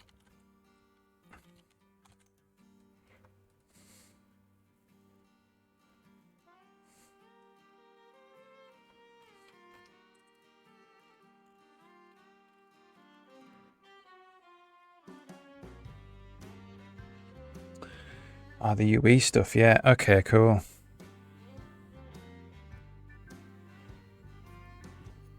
Yeah, it's good performance boost that for sure.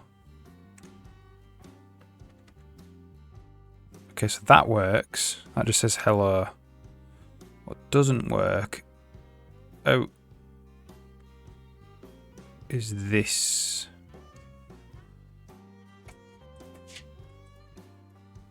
version of it.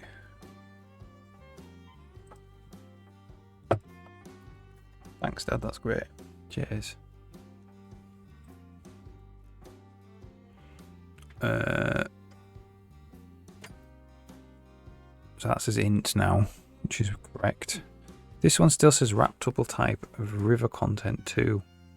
So it's actually not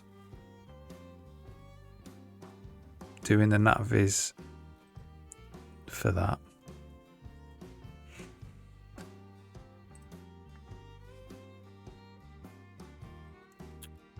Which is a shame.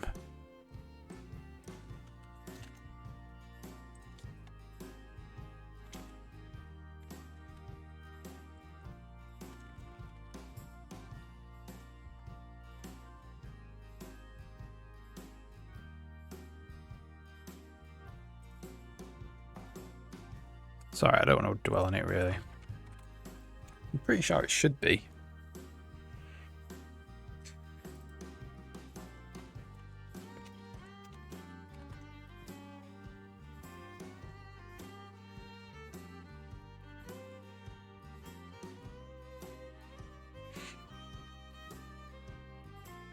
Okay, so now we're actually storing the last previewed content.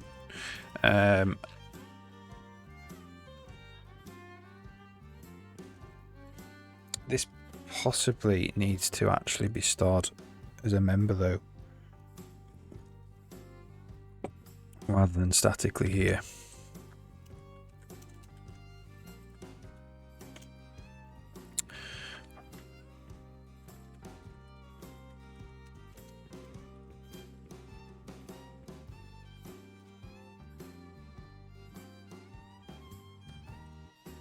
Store it there.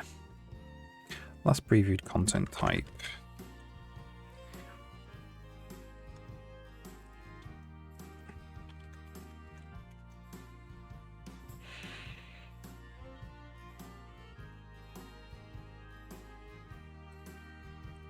Okay. So when we tick the board panel and we do this,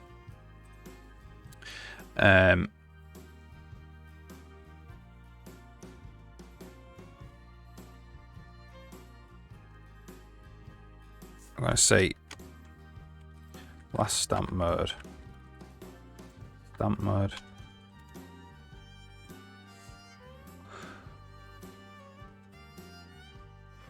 And we'll just say if last stamp mode is not equal to the current stamp mode, we'll get rid of that. By default, this is true. Anyway. But this might get changed, so I'll just keep it like this.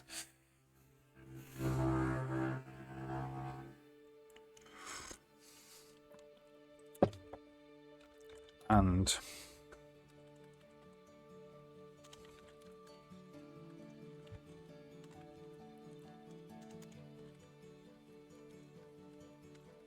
it's set. We need to actually now go through it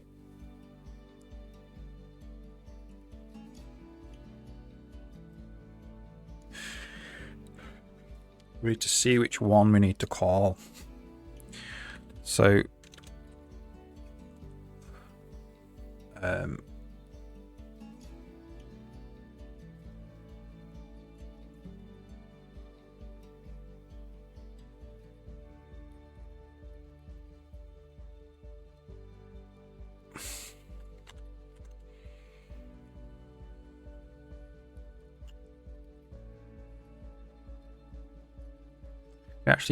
we need to actually store though the actual paint mode as well.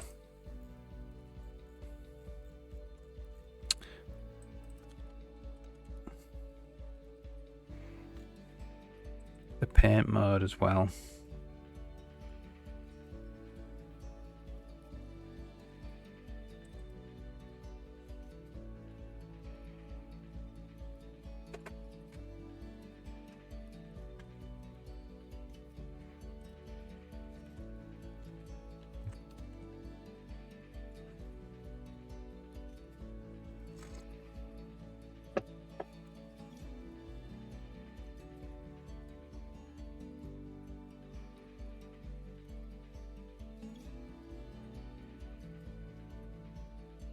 But why don't we just store the editor?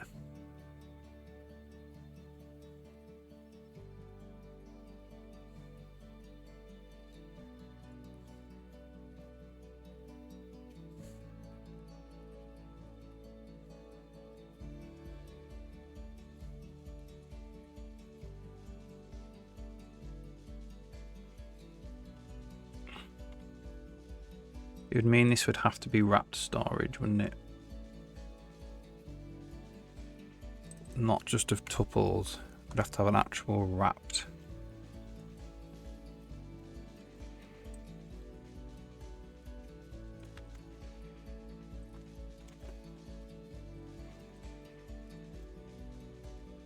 We need a wrapped type storage, which could be anything.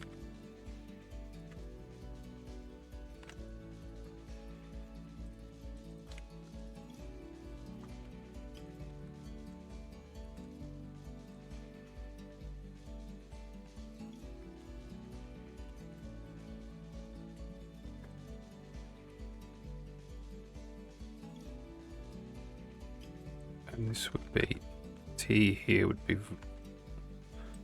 well, this would be void.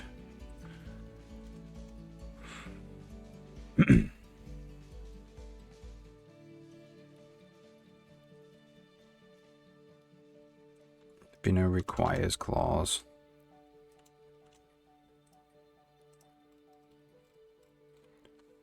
This would actually need a requires clause here, look.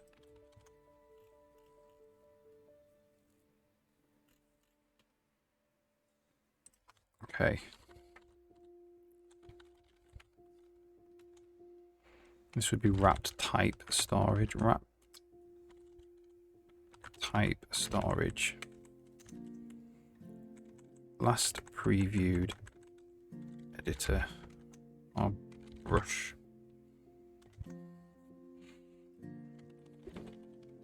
Content. Could be a painter or an editor.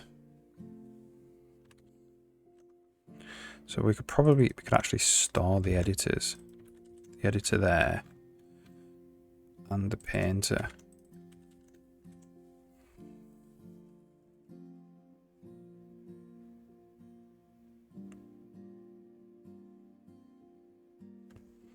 So let's just check.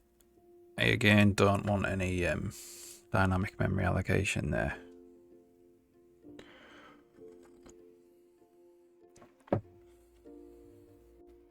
Gonna have a banana. Why not? Boost the energy.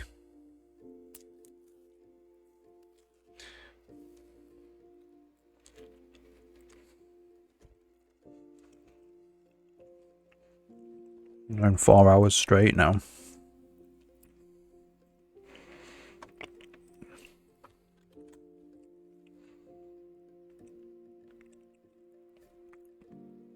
So let's just check. There's no dynamic memory allocation. What I don't want to do is create an editor, basically. But I want to actually have enough space in the storage, in this storage type, to hold what type it is.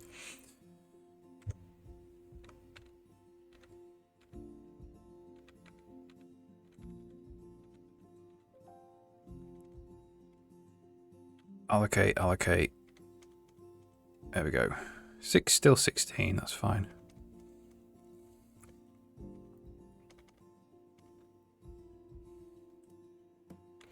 So what is the navvies for this?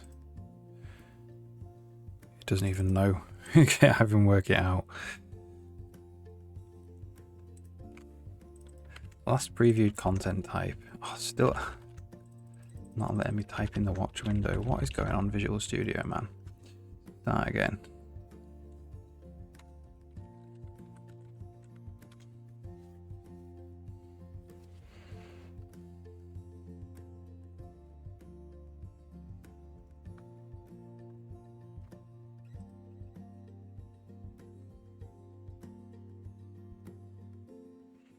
Let me just get my license for this.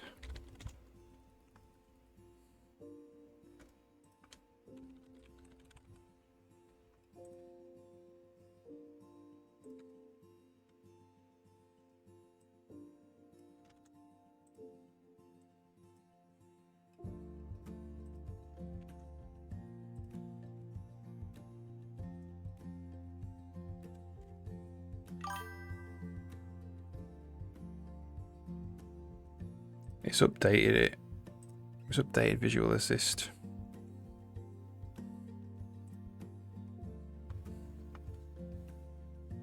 Windows broke several. Oh, really? Did they? iLock. All right. Yeah, that's just started happening. I think it's Visual Studio's updated Visual Assist extension.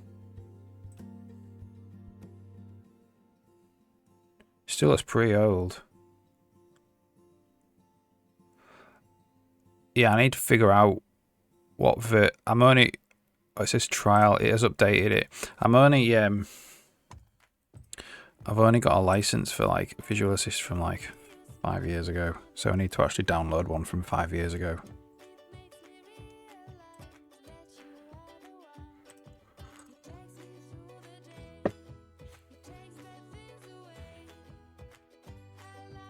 Yeah, okay. Yeah. I wonder if it's done, yeah, similar thing.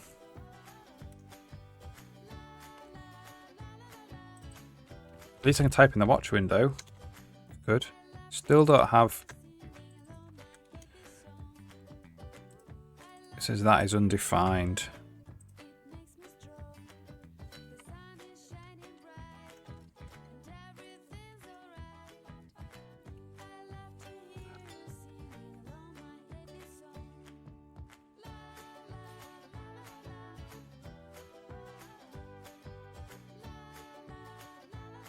I mean, it's not undefined because I'm using it right now.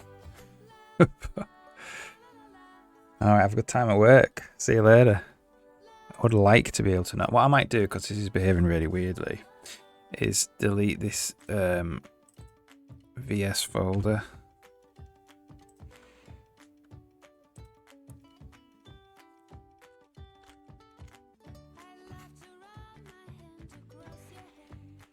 Haven't confused Visual Studio enough, I don't think, for it to not even recognize.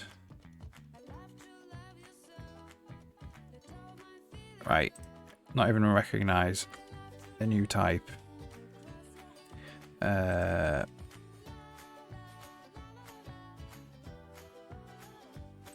the one I want.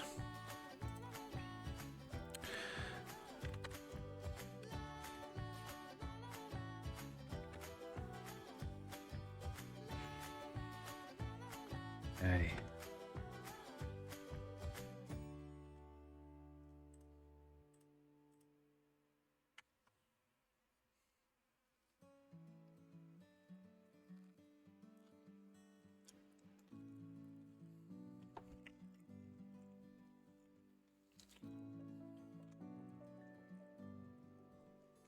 No idea what it has. No idea what it is.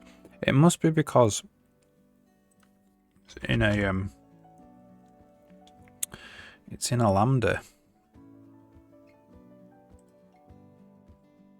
There we go. Well, it's got this content editor there, so it is stored. It stored it properly. Right. So, what do I want to do now?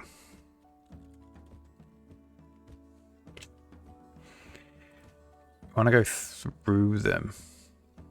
So, for each type, it's kind of similar actually to this.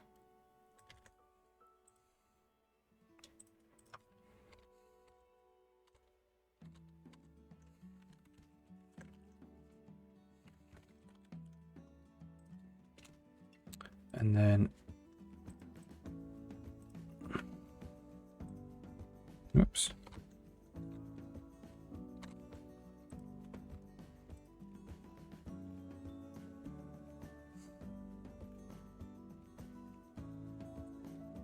I'm gonna go through this. We want to get the painter.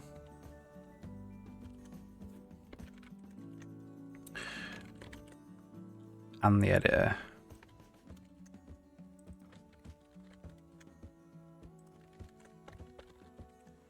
And we want to say if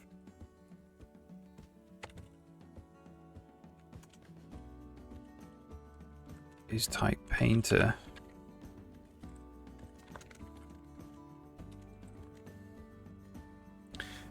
Painter after preview, which we haven't written yet. Just is type.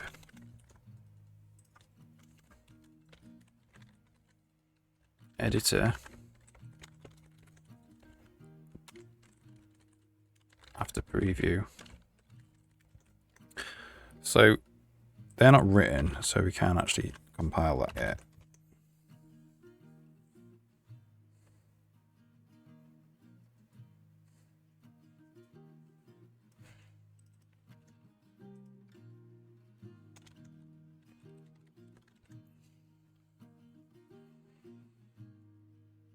It's actually if stamp mode is none.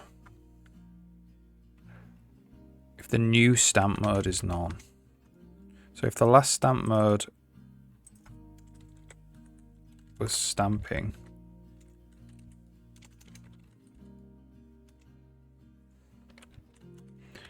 and oops,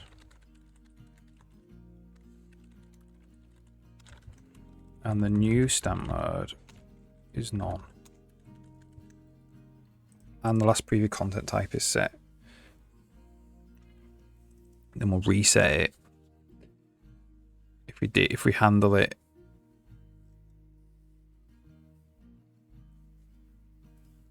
we'll probably reset it there. So after preview might actually not be defined in the painter or the editor. It's not defined in any of them at the moment. But we don't have to define it in all of them. So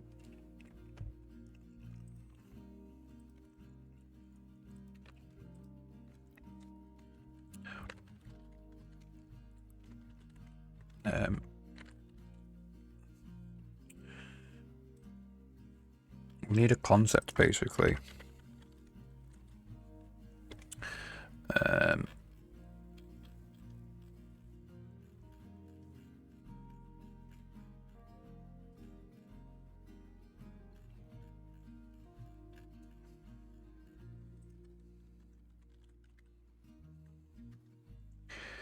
So if we've got one for the painter there. So we have painter has after preview.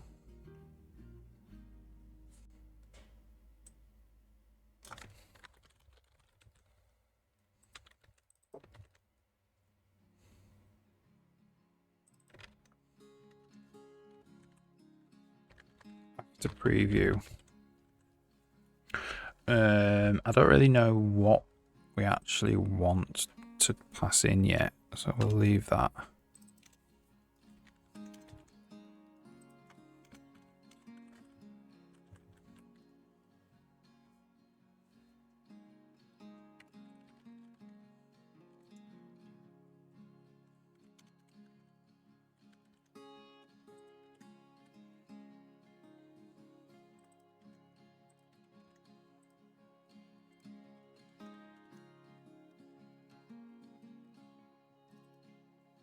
Cool. And then we want the editor as after preview as well.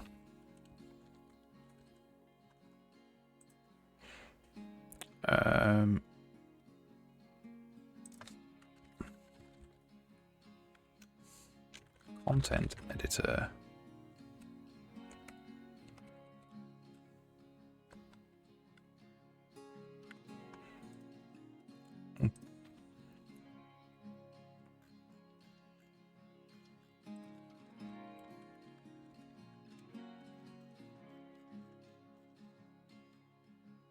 Getting very big, this file. Here it is.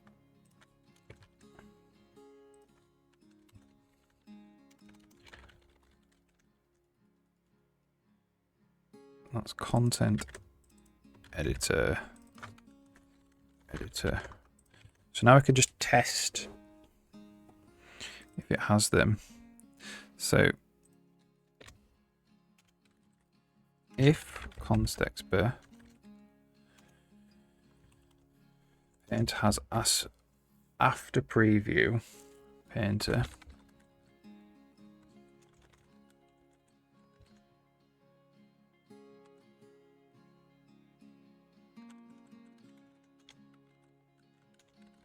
if the constexpr editor has us to preview editor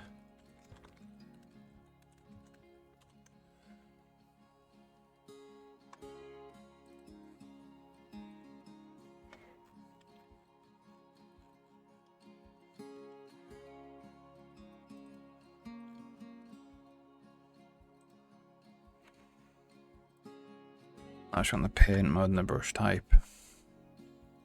So it's the enum value content type for those, for that and that.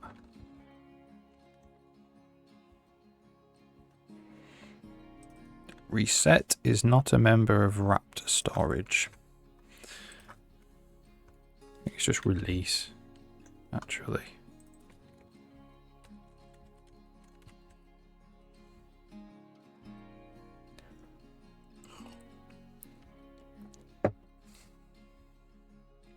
Right, so now we've finally got there.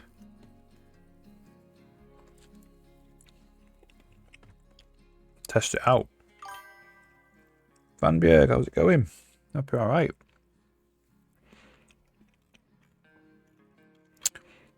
Just doing a little bit of meta programming. It's a bit brain warpy, unfortunately. So in the rivers, in the content edit for river content, do want an after preview. So void after preview.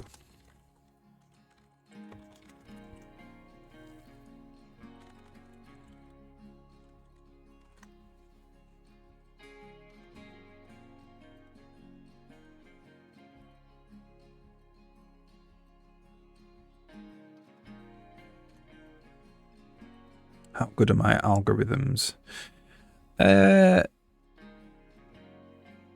I'm okay, I suppose. So if I press tab now, look at that, we get a called for after preview. Awesome. Yeah, I'm okay. I've written a lot of them in this engine. Anything in particular? Right.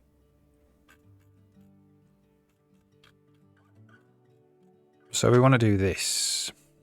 So we definitely need the game board editor. And the game board.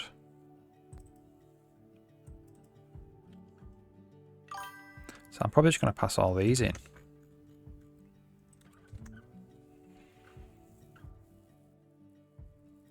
All right, okay.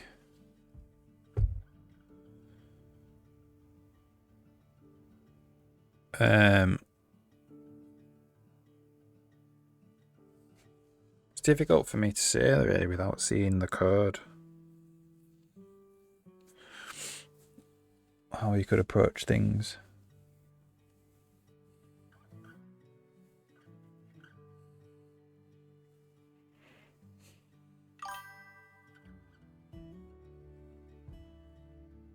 Blows up time complexity. Yeah, yeah.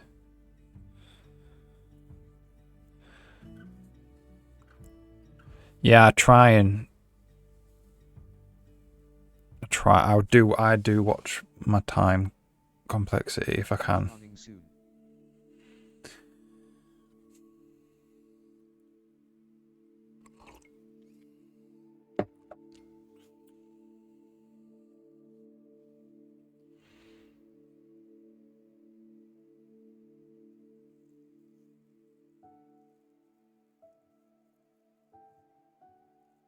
It's usually like, I mean, it's very difficult to say what a general case, but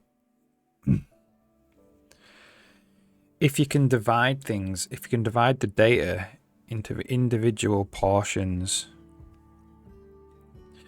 that don't interact.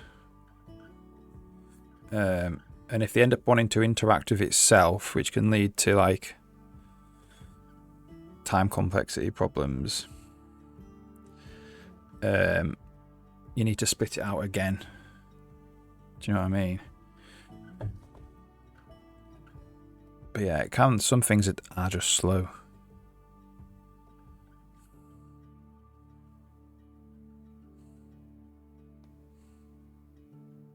You know, try and tackle something as a tree rather than just a list. Last thing I do is variable merging and phi pruning. I don't really know enough about what you're working on to give any help, I don't think. So I don't know really what phi pruning is. Oh, it sounds like a tree. It sounds like something to do with the tree data structure.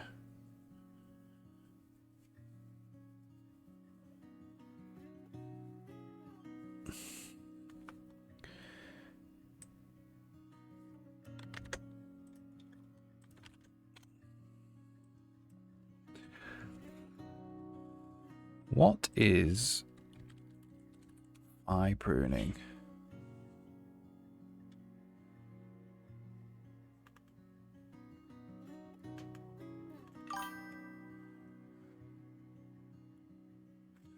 Yeah, I don't know.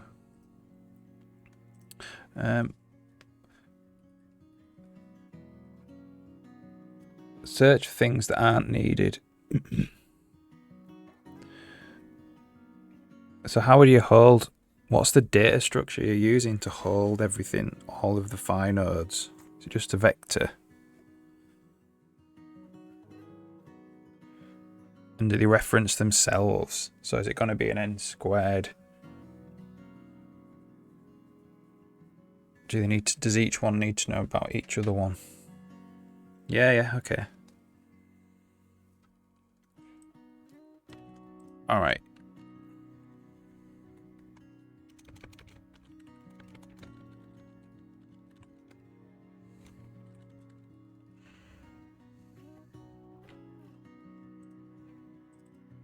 What's also annoying is Visual Assist not picking up the concepts. Alright, so we need a bunch more stuff.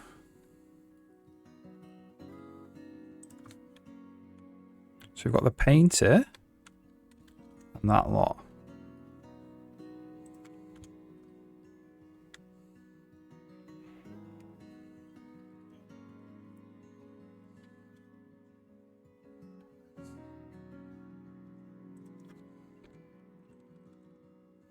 Really, really bad format in there.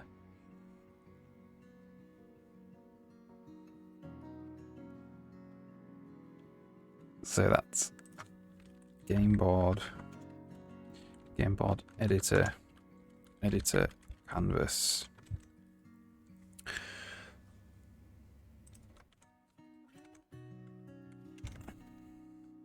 What I'd like it to do is that. When I press save, it's just going to go back. Just do it on a line.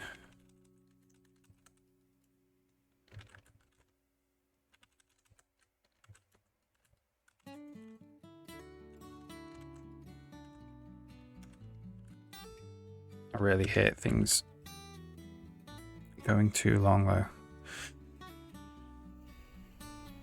On the line. Alright, cool.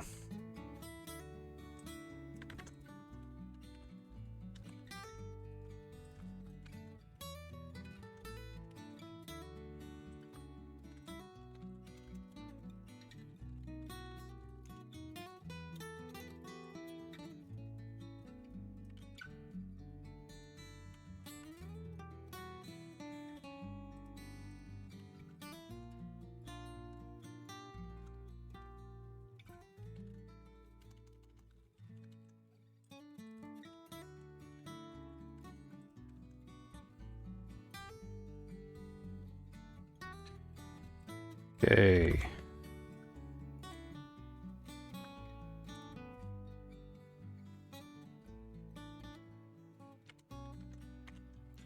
So we want got two things called editor here.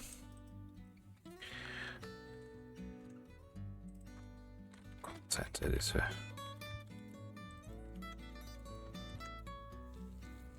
Game board editor, editor, canvas.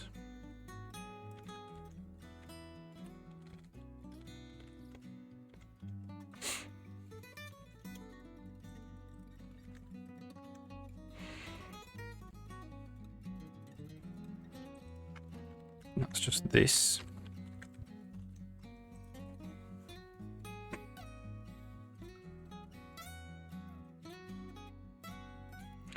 I say, okay, so let's check we get back in with all this stuff now.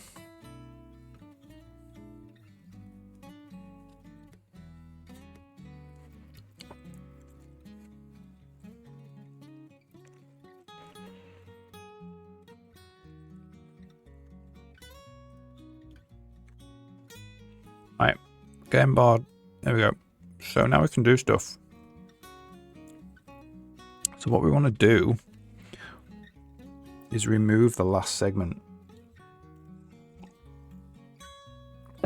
So we want to go auto content equals game board,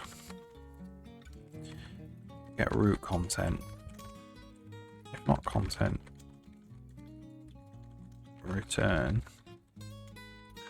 But the river is content, get data. At the instance, and you know what instance we're working on? It's the focused.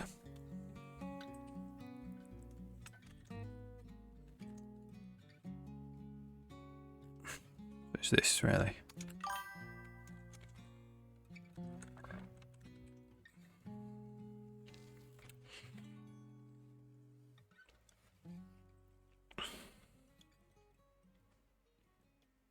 Variables are SSA form. They can only be assigned once.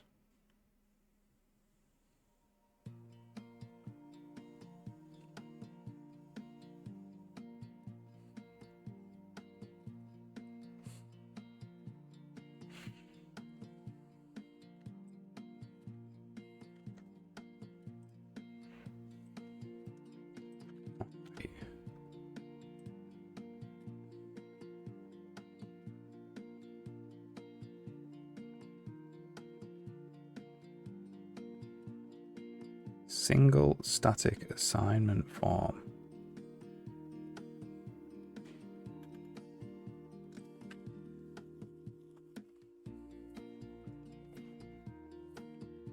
When multiple definitions of the same variable reach a merge point, it has to be made into a new definition made up of incoming definitions.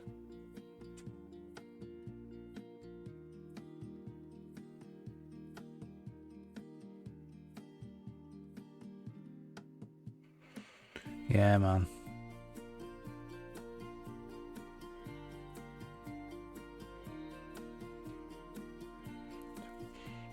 Sounds really complicated. That's all I'll say. I really don't have much experience with compiler stuff.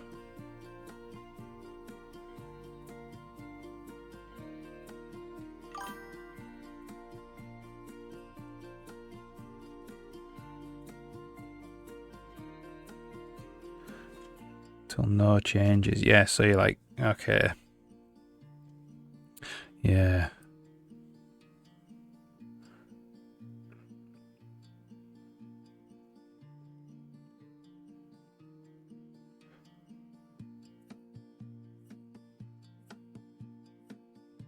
Right.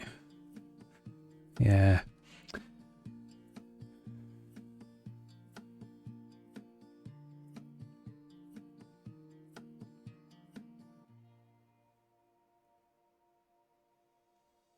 Yeah, I don't know if I can help you, unfortunately.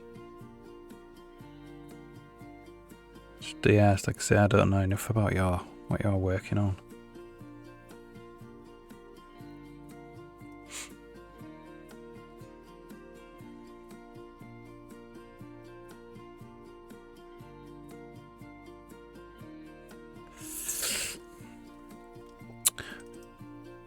game body focused. If it's river, so we'll just say if it's not focus content, or the focus content is not equal to river, return.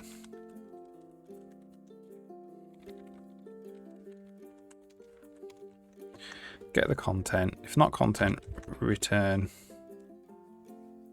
Then we need to actually get the river. So auto river equals content deep find instance focused content instance ID.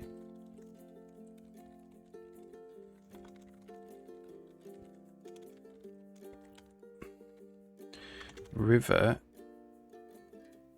Oh, so this is a river content, really. This is data.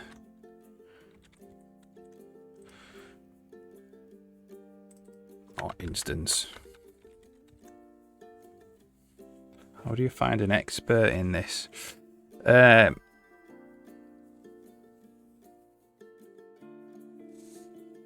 not sure. Yeah. Email someone at, I don't know,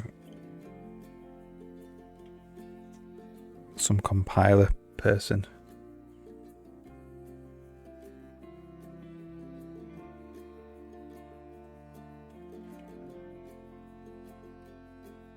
Yeah. Difficult.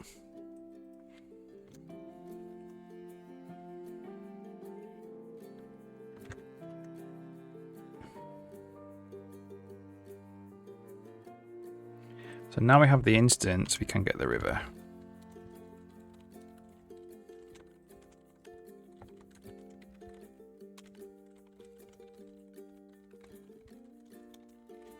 We have the river.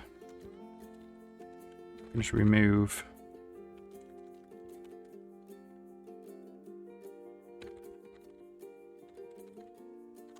last segment. See what happens there then.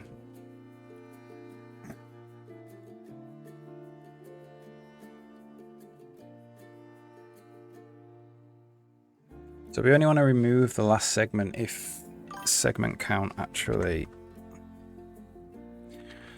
if river get segment count is greater than 2, remove the last segment.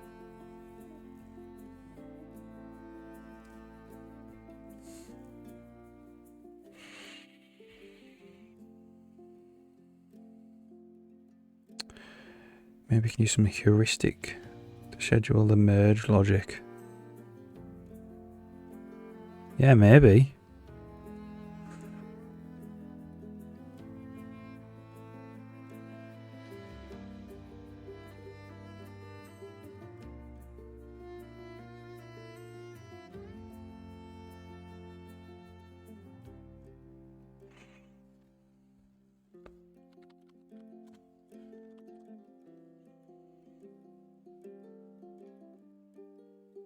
Yeah, I mean, you can send me the code if you want me to have a look through. Don't mind. I'll have a look through it this evening.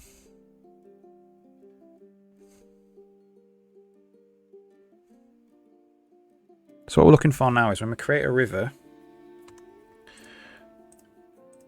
when we actually press tab to go off it, it should remove the last 2 lines, last 2 points, which it does. So it's not running through the end point though.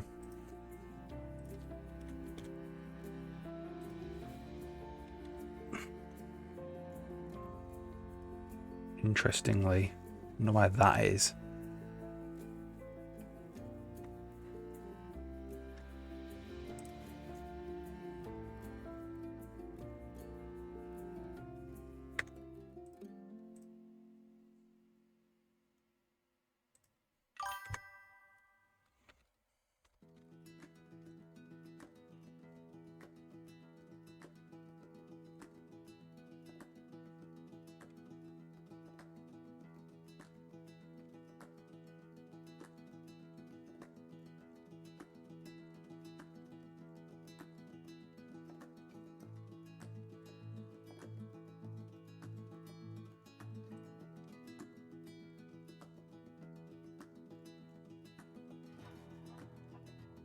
Maybe the vertices will be.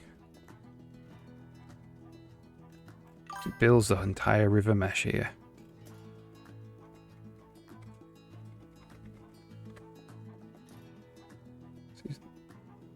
So it's not going through the end point.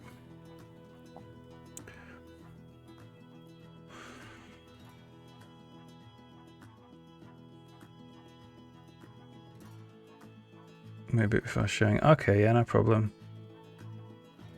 Yeah, okay. Just when you're ready, there's no rush.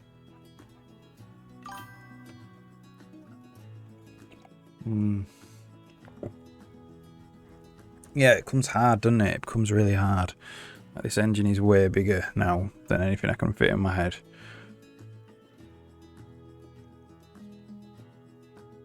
That's just rendering a spline, but it's not rendering it through the endpoints. So what's going on there?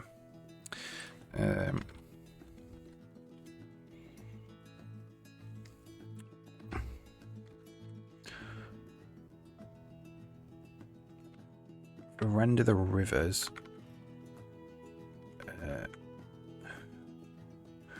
Where is it?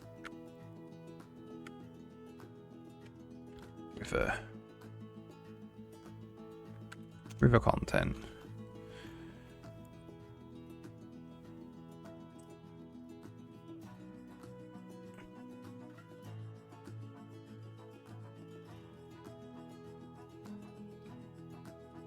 So the control point, it needs to end at 23. 23.2, 6.9.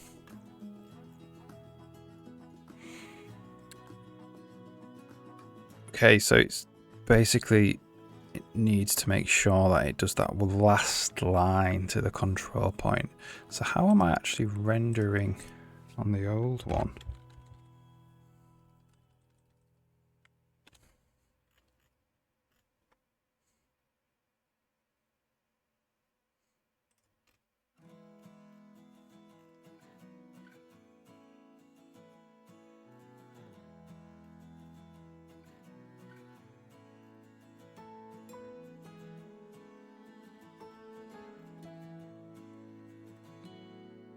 Just the same.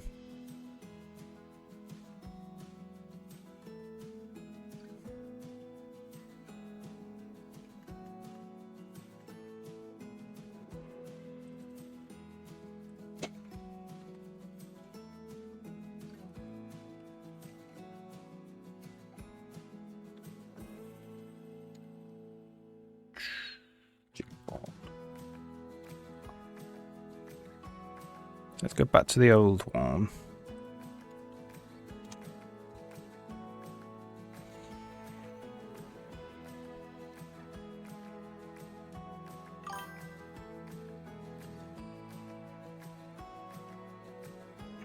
Yeah. Just getting good at visualizing trees in general and graphs and all that stuff. It's really handy.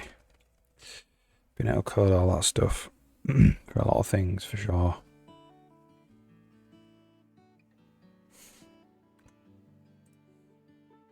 So we're not actually rendering it. So here we go. It is rendering through the last point.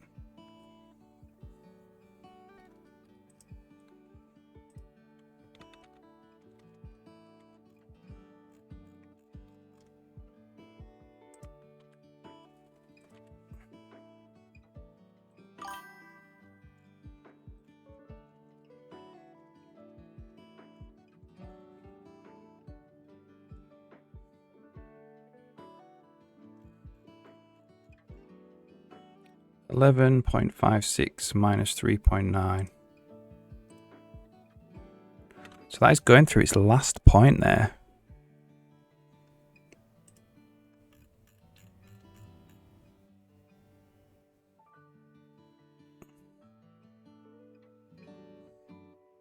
How do we get it to do that then?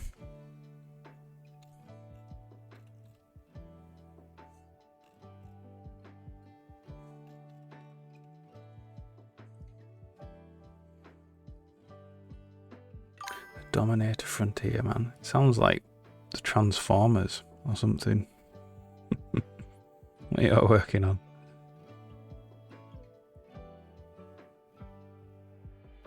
Release to more allocation removal.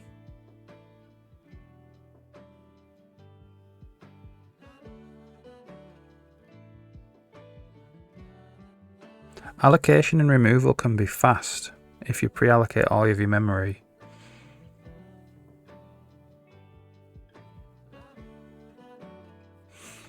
Unless you're having to do things like sort things and stuff like that.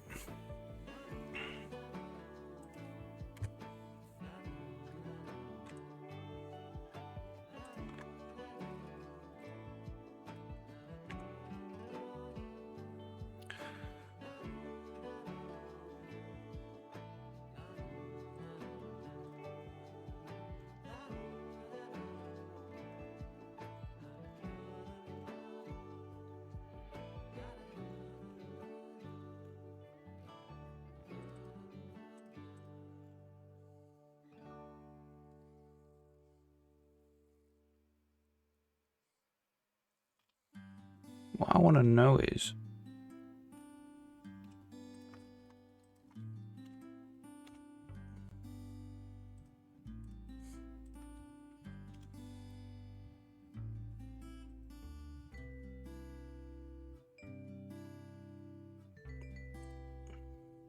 seems to be following the same code path, but I'm not getting points right to the end in the Bezier curve, in the spline thing.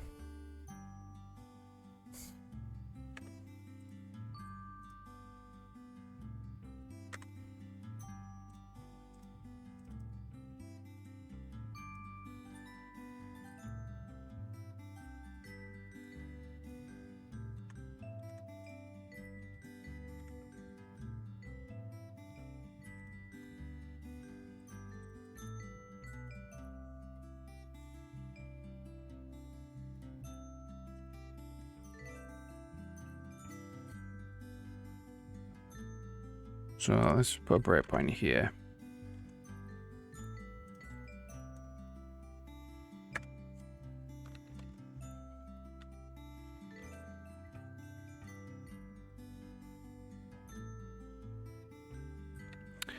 $13.6.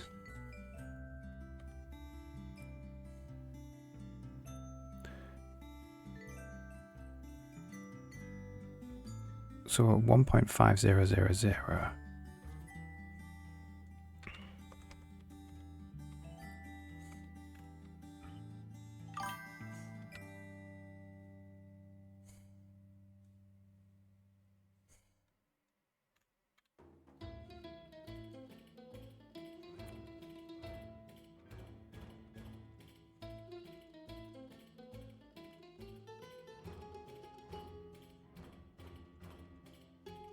Oh, we're not actually generating points here.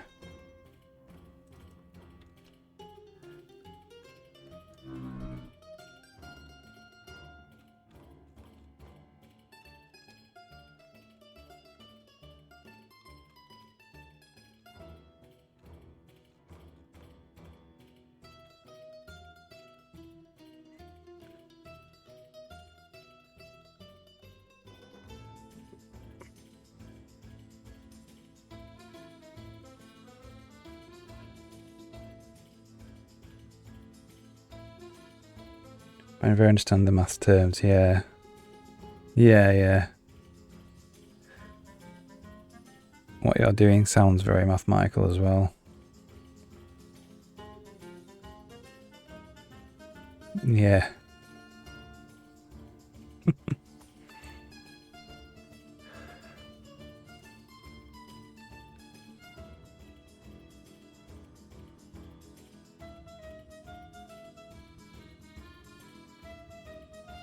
So we've already built the points there.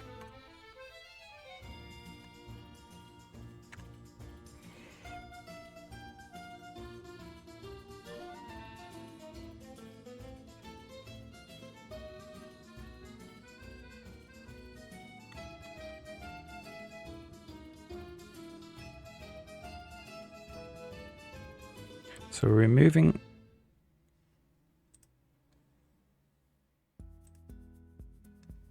missed it there. Hang on. Removing the last segment. Got 61 points. Oh, yeah, we're calling generate points. Look. Getting tired now.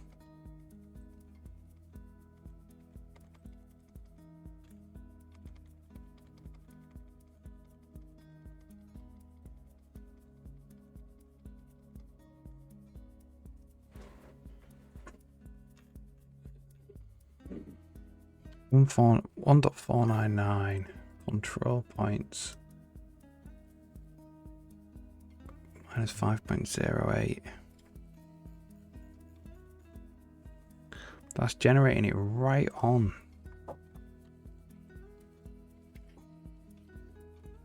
Okay.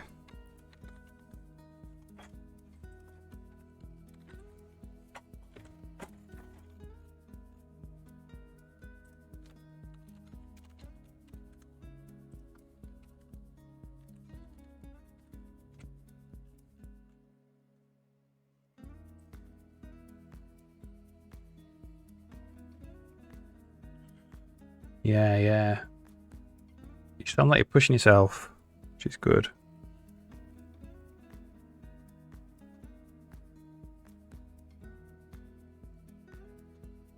To visualize the trees. Yeah, I mean, that's something you could build, isn't it? You could build something that visualizes the trees to help you in your own program. That's what I would do. I would build tools like aids, visualization aids.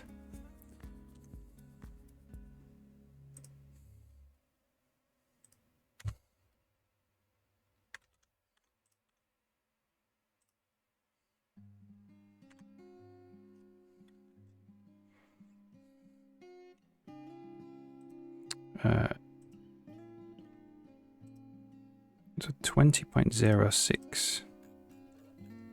So for some reason it's not going all the way to the end.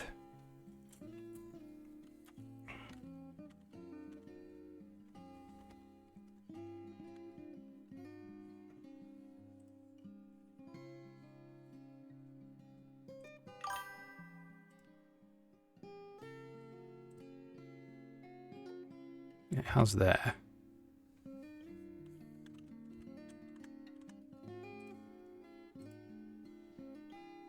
There, it's just not going all the way to the end.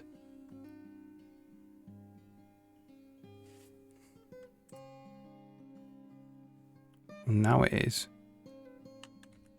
So it isn't there. It is there.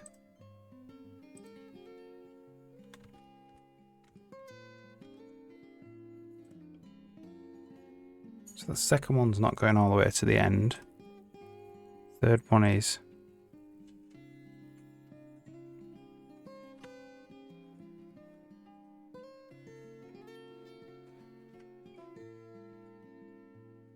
$41,625. 1803. So that is going all the way to the end.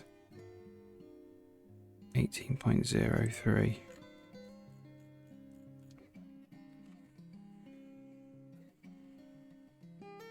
Some library. Yeah, I mean, you could do that. You could make, you don't have to actually make the renderer or anything. You could do anything.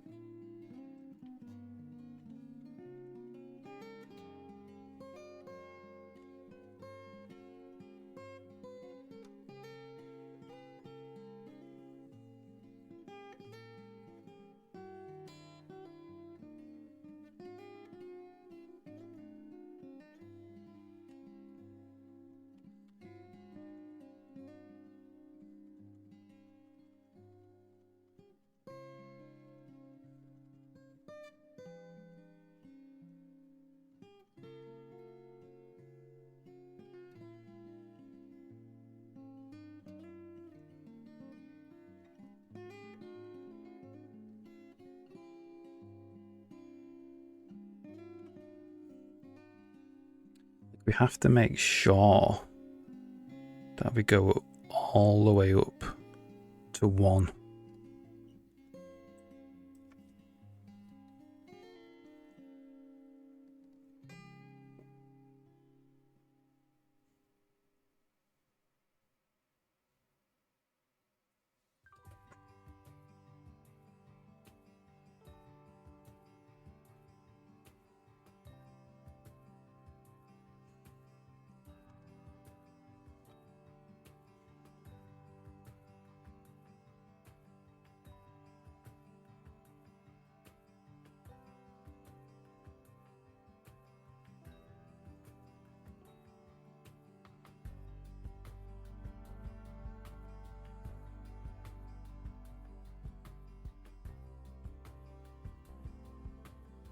Yeah, it might do. It might do.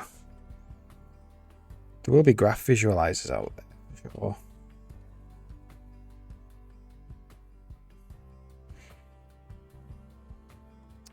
So I wonder if we could do this a bit better. It doesn't actually have this floating point problem.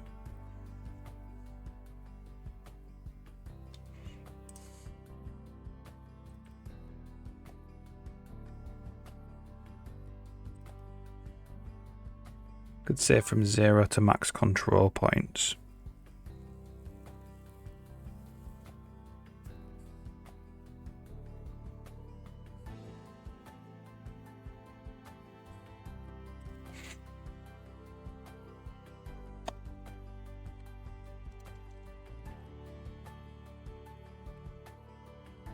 Max point count.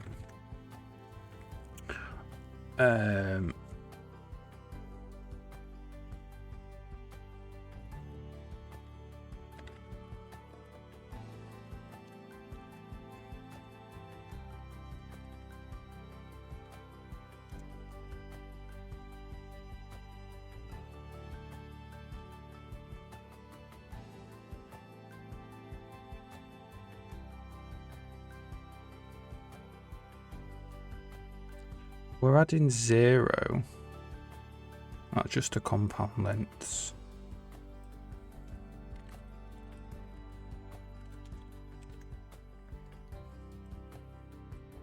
Could do it like that.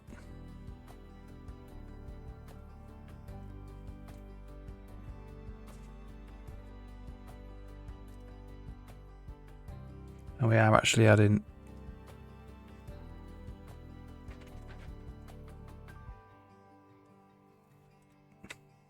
to 1, from 1 to max point count, -1. And we do this.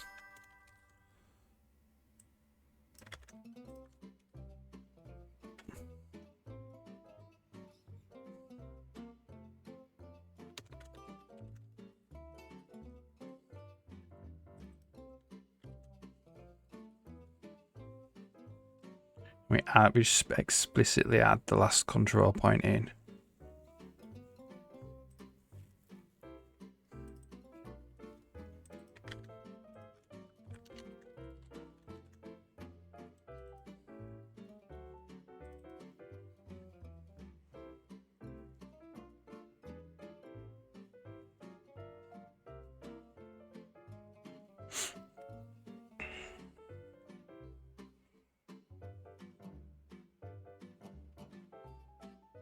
Yeah, yeah.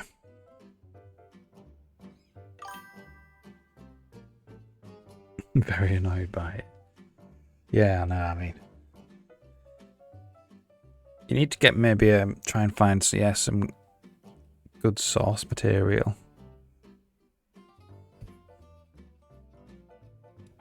Or some visualization. Yeah.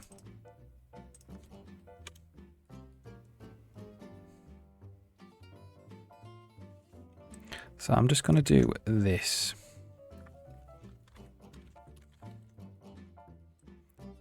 Explicitly set it to 1.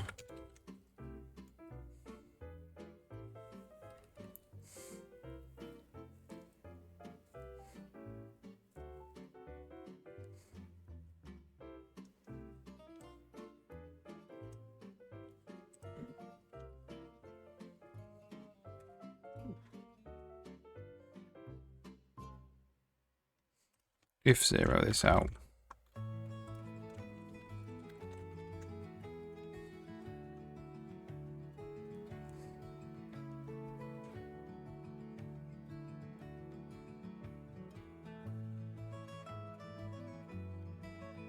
Try that. It's not the nicest looking code, but we'll see if it works.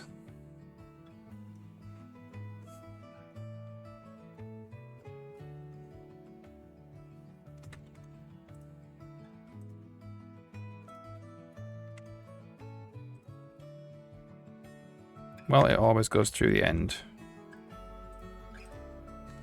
which is what I want.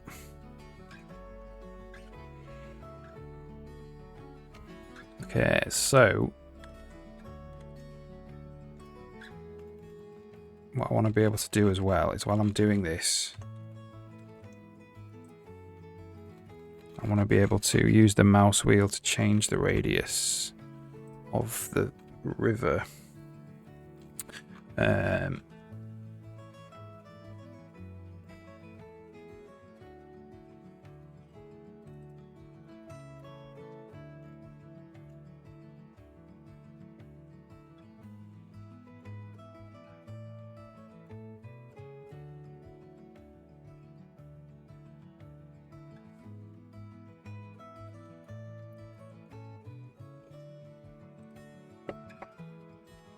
So let's get rid of them.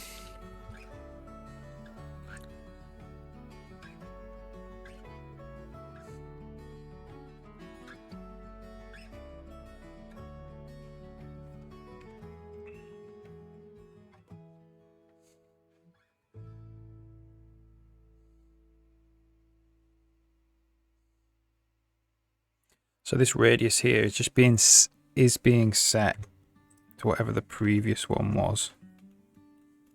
But now I've just disabled that. What we're going to do is when we actually reselect the river, we'll set it to whatever the previous one was.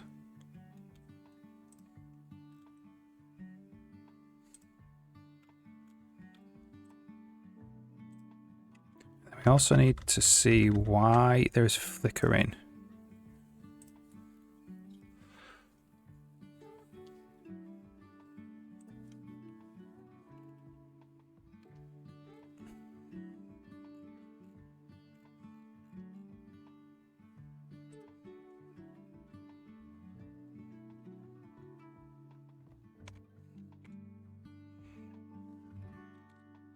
Sometimes there's flickering. When I add the points in, they just flicker for one frame.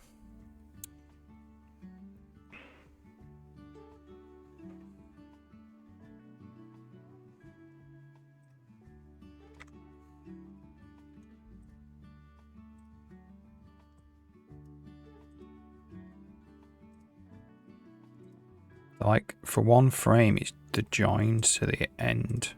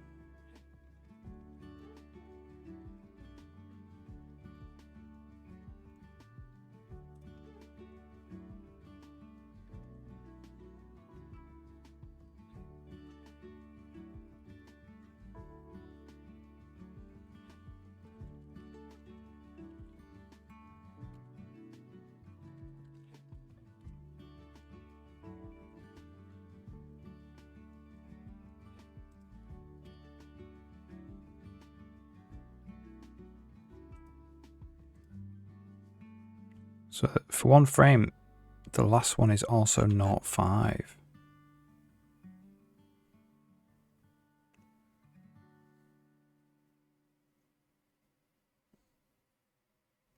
For some reason. Only for one frame though. Confusing.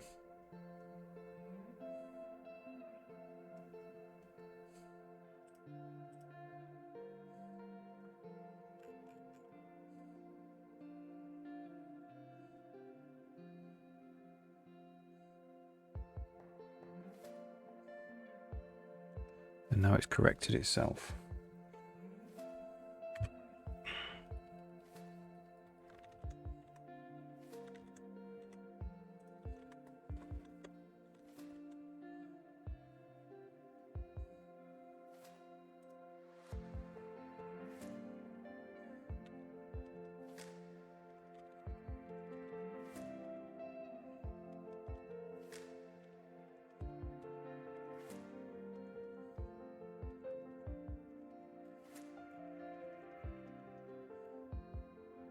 So it's here.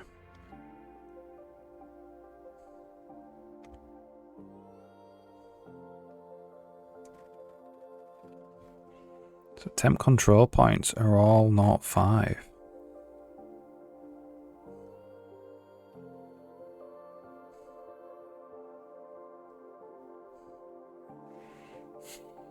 That's so weird.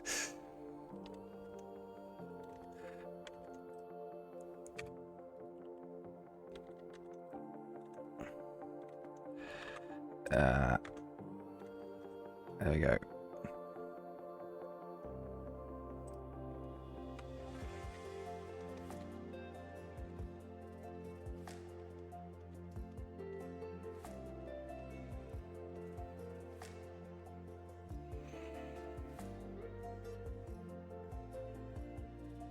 Oh look, control point is not 5 at the end.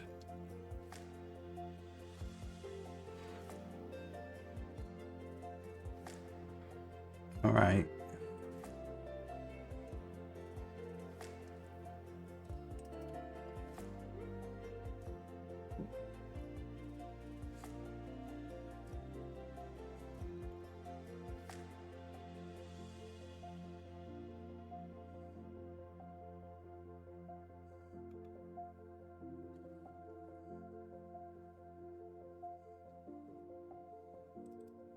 So we actually need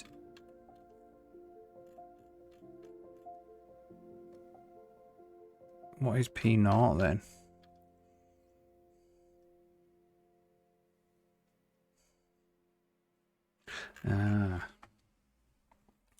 This needs to be minus the instance position.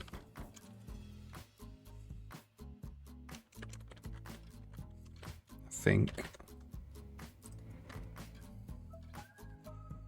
there. Ooh, hang on. Plus the instance position. Is that right?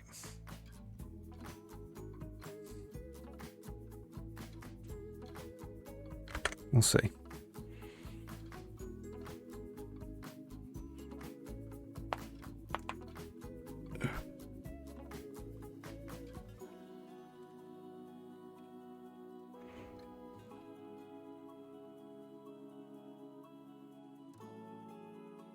So yeah, for one frame it's putting it in the wrong place, but then it's snapping back to the mouse. Okay. So it's wherever we are previewing them. Set P0 minus instance position.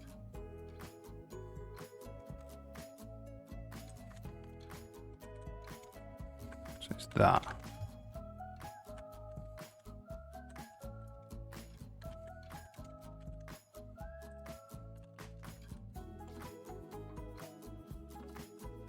I believe.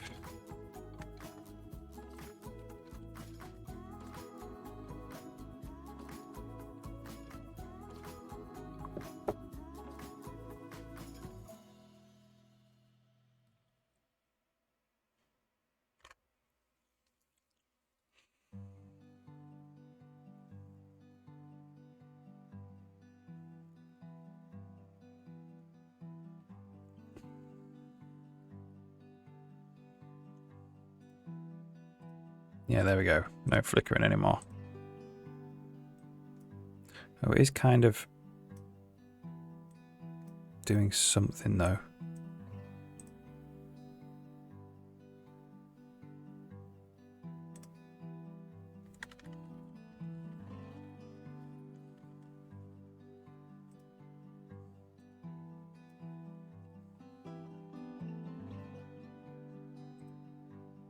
is moving slightly.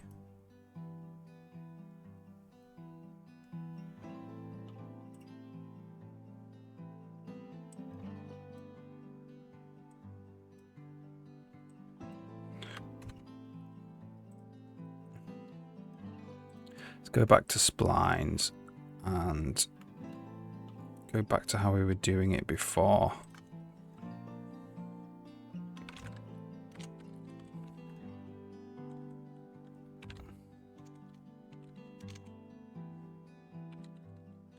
Whoops.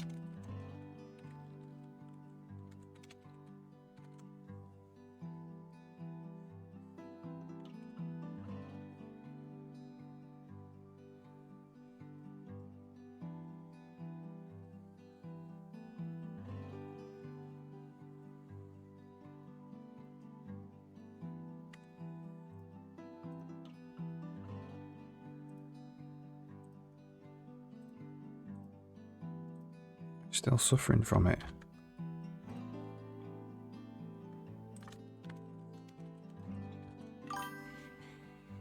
Wonderbook, how's it going?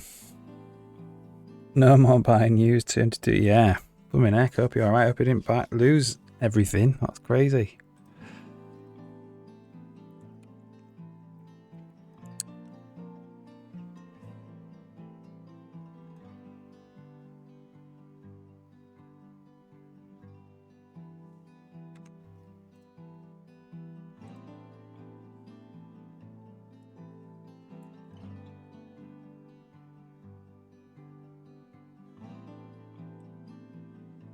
Like literally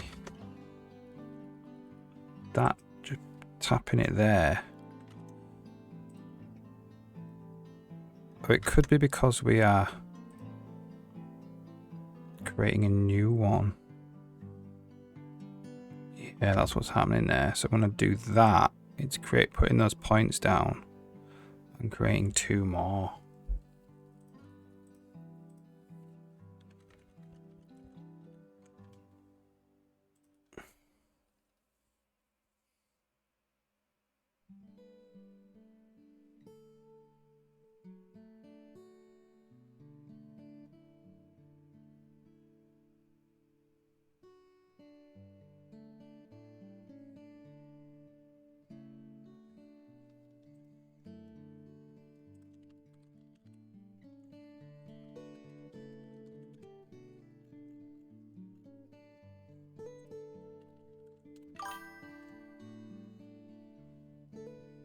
Another died on Monday. Oh no.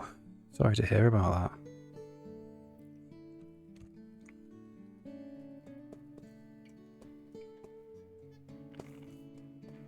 Yeah, this is not working properly.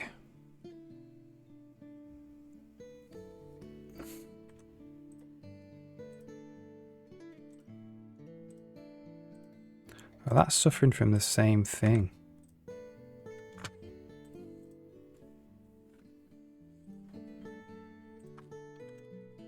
Maybe it is actually a product of the how I'm generating the spline.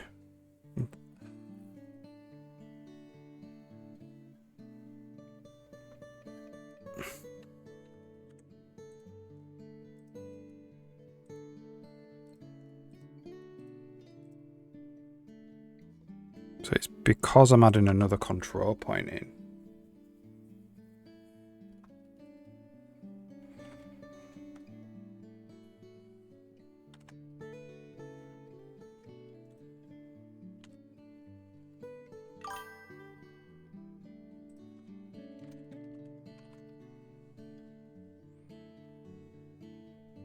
Right, okay, cool. Yeah, hopefully, yeah. Yeah, it's scary when that happens.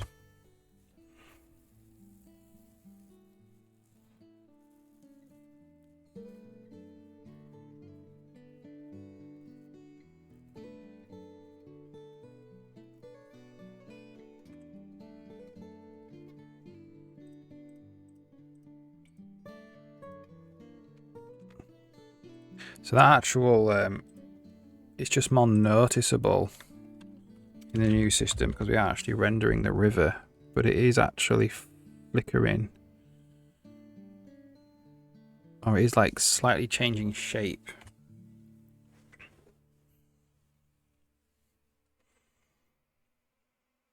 When we stamp in a new control point.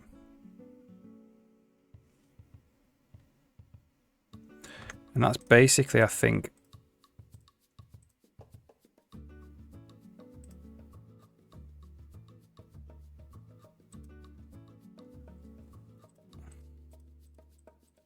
it comes over here.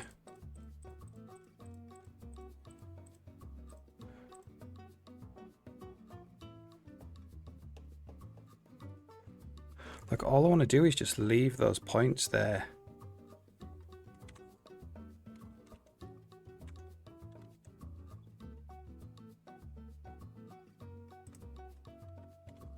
So what I might do,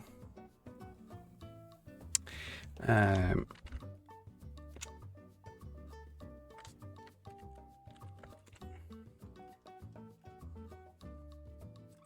we're calling add segment there,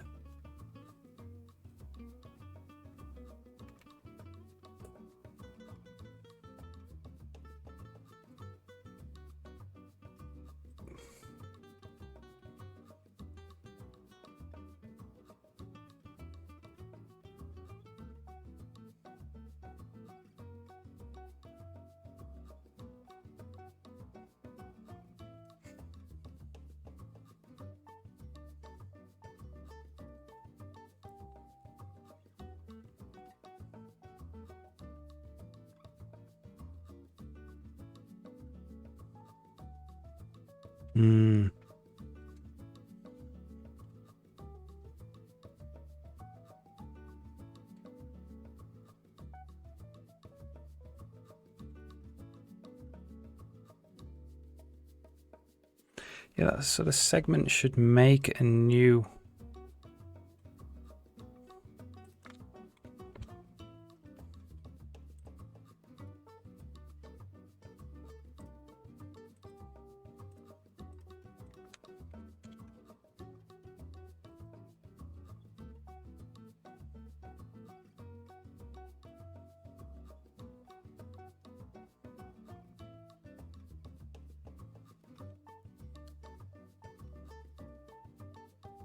Yeah, I don't know really. I don't know how I would want to handle that.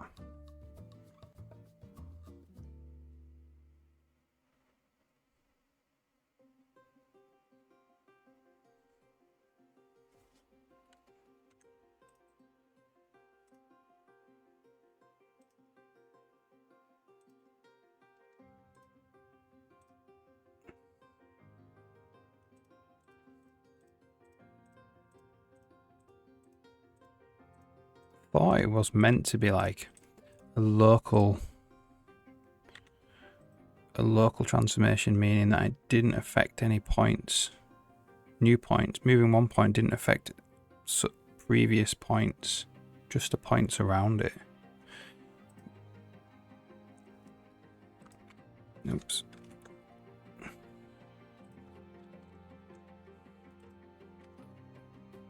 So Bezier spline. Maybe we do a different type of spline. We've got a NURB spline.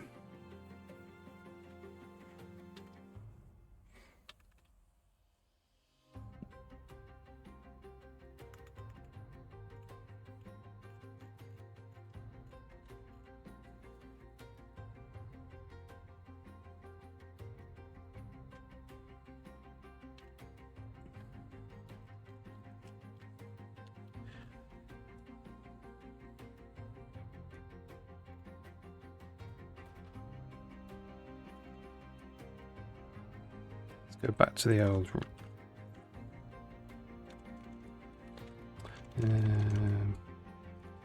big game board, big board panel.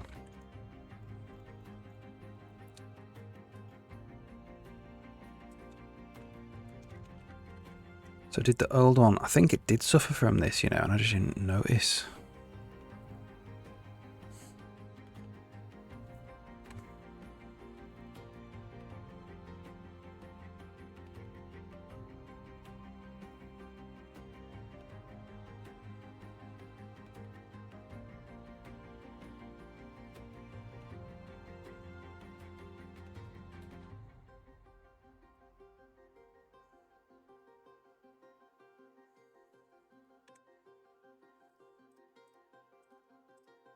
Yeah, it did suffer from it, look.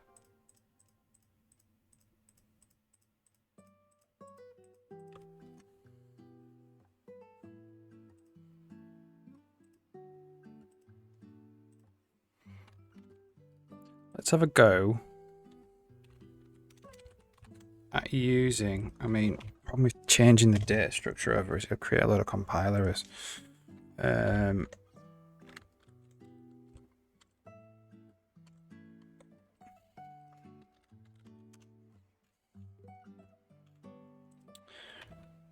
A different type of spline. A NURB spline. How does this work? Add a control point. And then generate points. Order max count.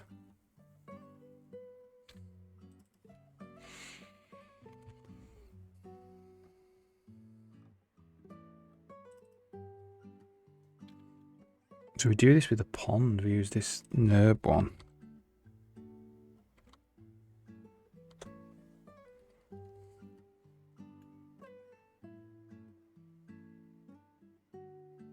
So we just add control points. And then we do generate points with an order and a max point count.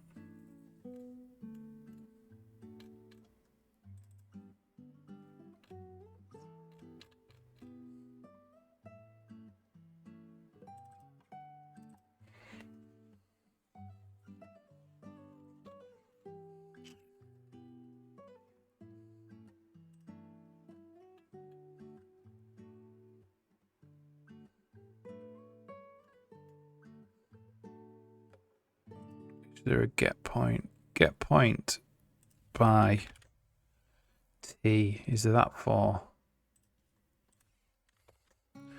a NURB? Yeah.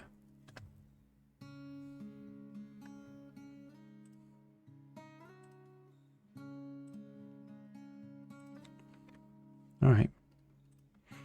Let's just check it and see if we can change it without causing too many compile errors. So this is a NURB spline.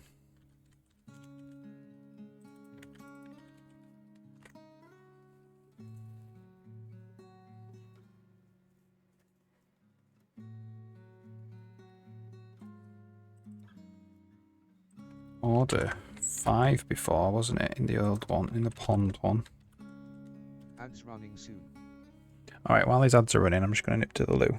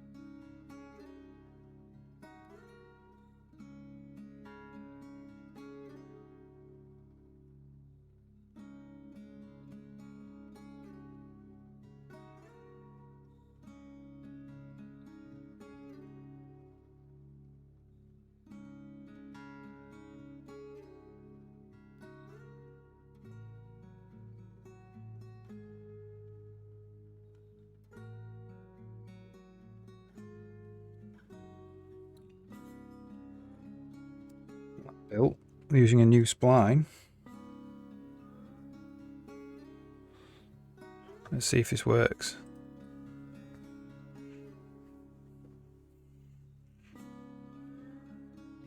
Array index out of bounds. Generate points. Weights. There's no weights. Okay, so what does add point do then?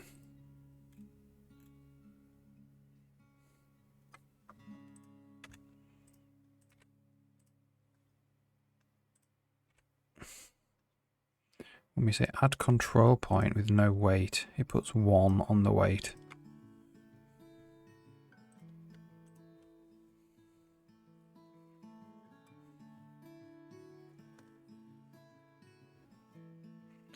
So this, what's it trying to do here?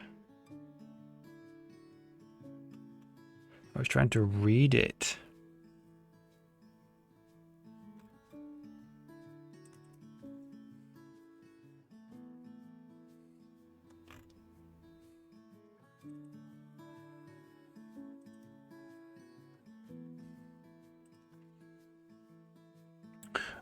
Okay, so it's trying to read old levels.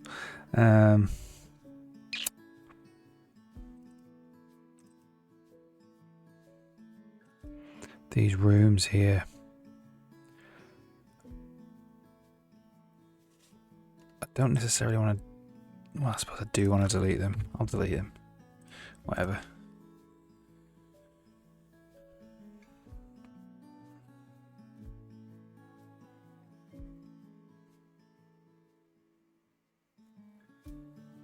Okay.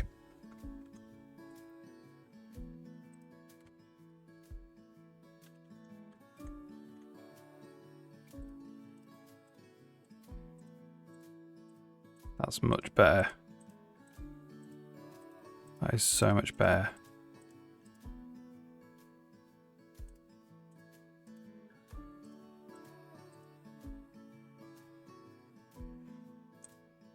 He's doing it a bit.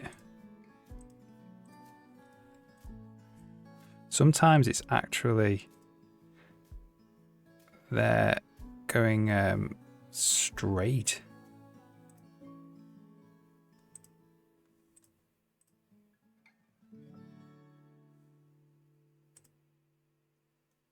This is stressing out the CPU a bit as well. You can hear it. Or something is generating these points all the time. So why is it going straight sometimes? And there we go, it's just really running out of steam.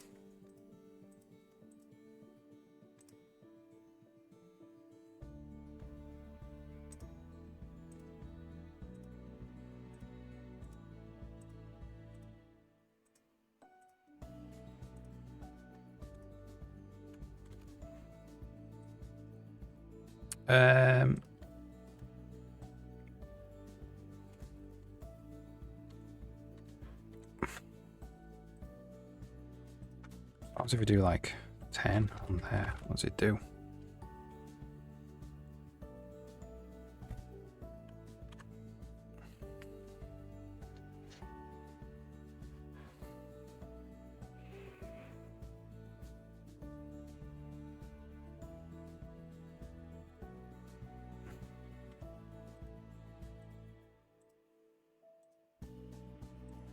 can see it kind of like settling.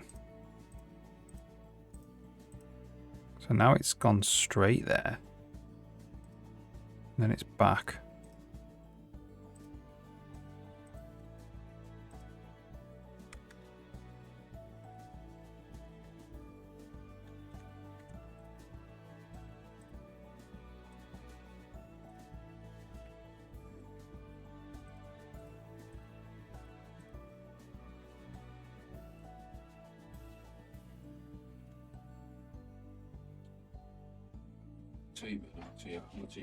Yeah, I'll have another one. That'll be great. Thank you.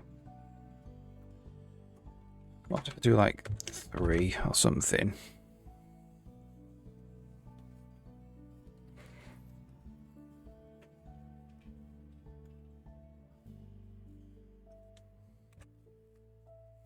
Not sure why for sometimes it's just doing a straight line between the last 2 control points. It's like it can't.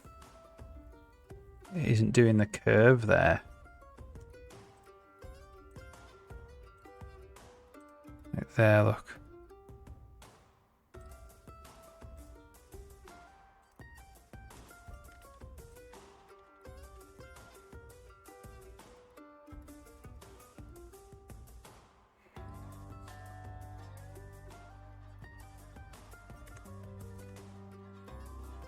Now it does work.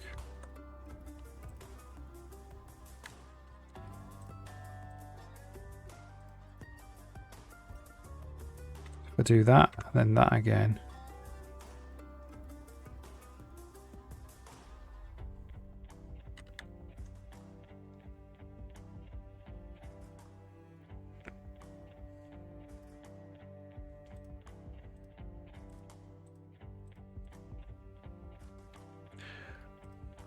Maybe it's not ideal.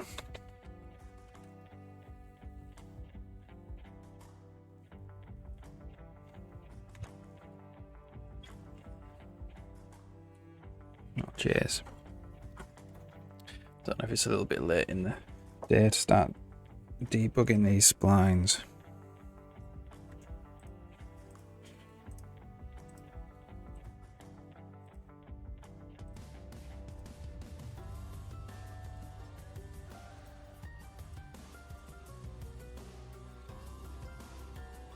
And there it's failed.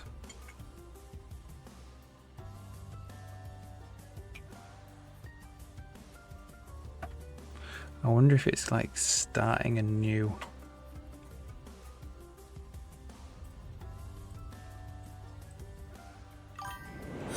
Oh. Hunterbug, thanks for following.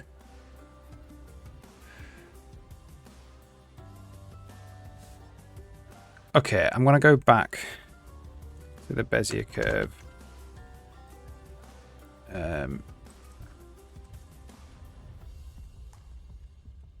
Bezier spline, or whatever it's called.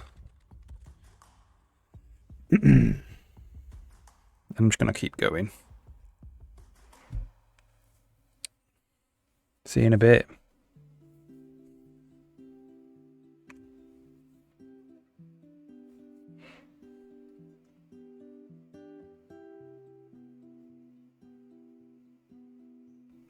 Okay, so the next thing that I want to do is when I lay it down,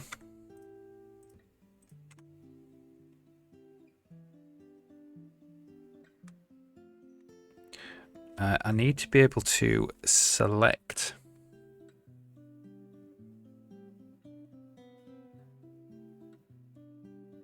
the river, basically. I need to be able to, yeah, so I need to be able to like click on it. So the river would be in this area here. So after we paint, we basically need to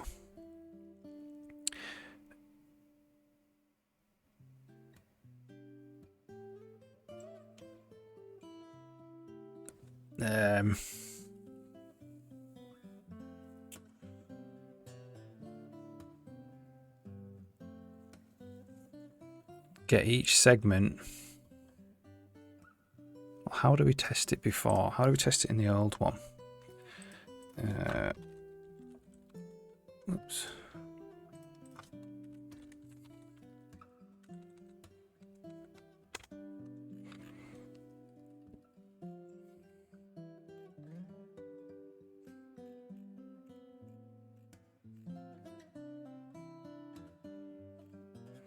Just say find closest segment.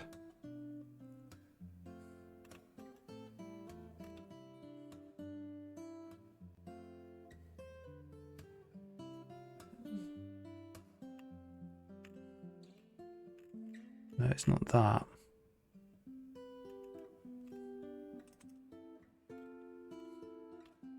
Intersects.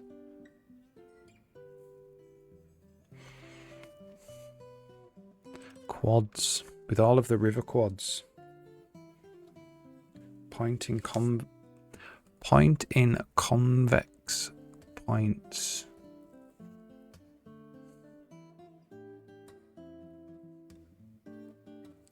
Right, okay, so we're actually drawing a mesh. Oh, thank you.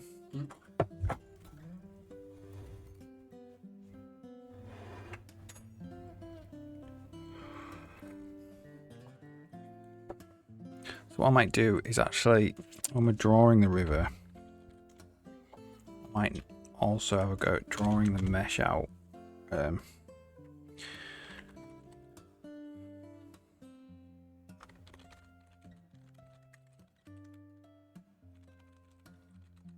So verts in lines.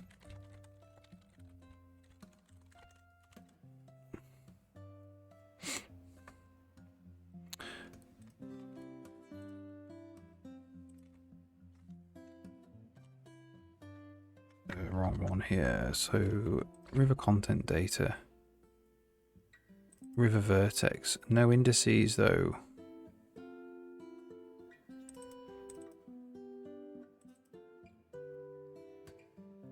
Thing called quads.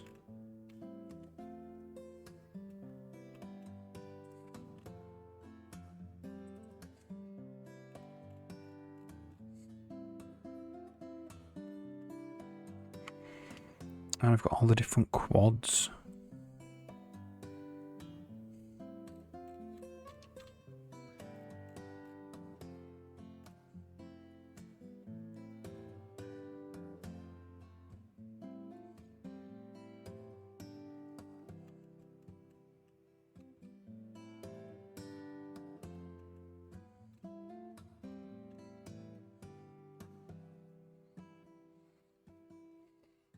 So do we have draw triangles?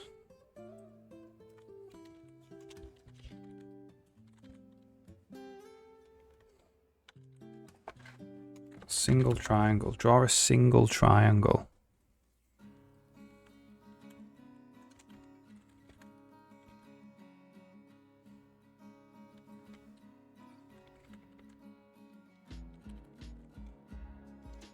Let's just see what we have.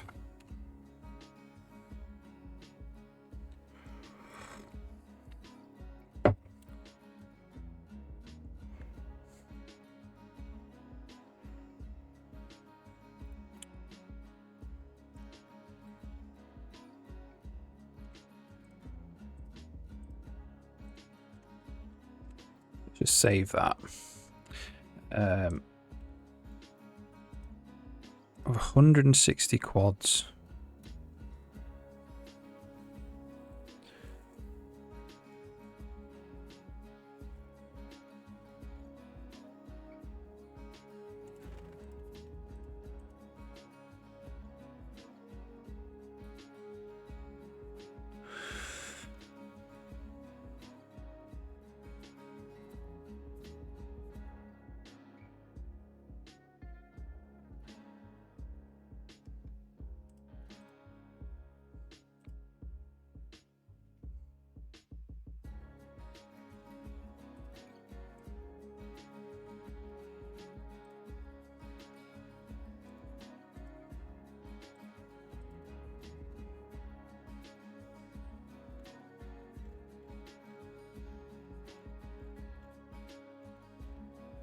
Is it just a list of triangles? There's no indices.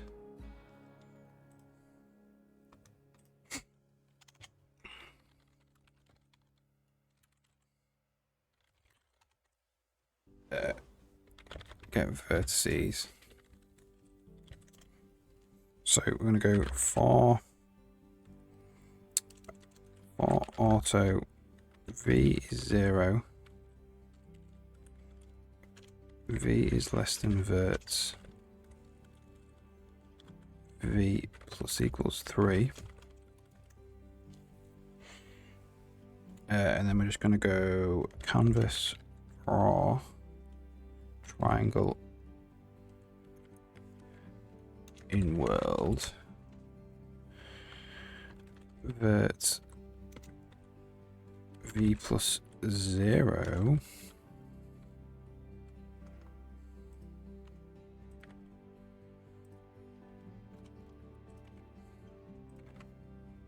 xy.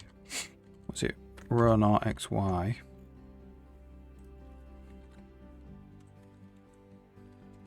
Is that right?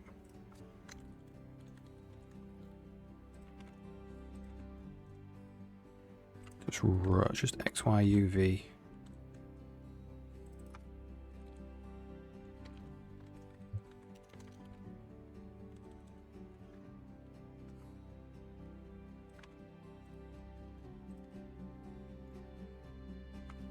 xy.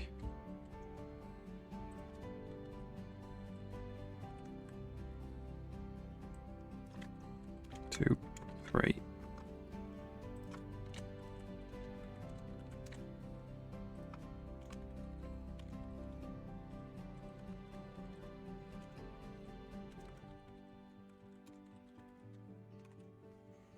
See if that's what it is.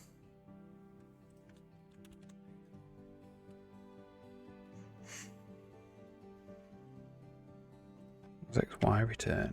Effect 2. So what's the problem here?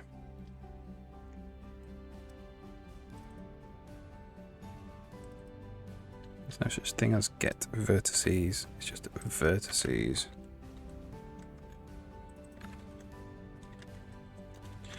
And this is instance. What is it? It's position.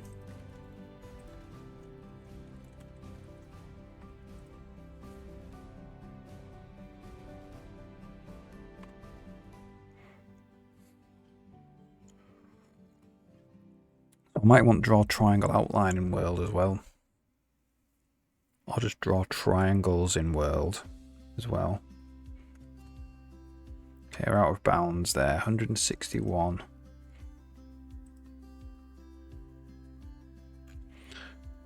There are only 160 of them. 160 doesn't go into 3.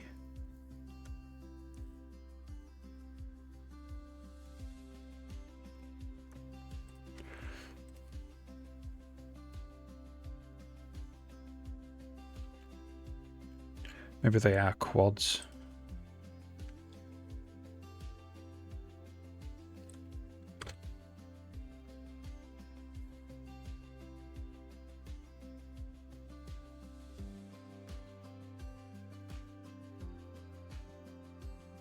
In which case there'd be 2 draw calls here.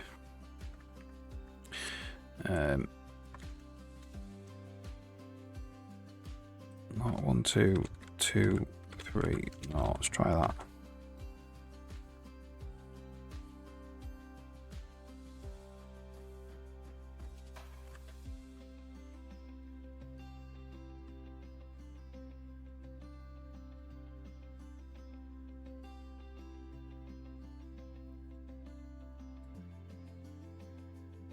Yeah, there we go. So let's do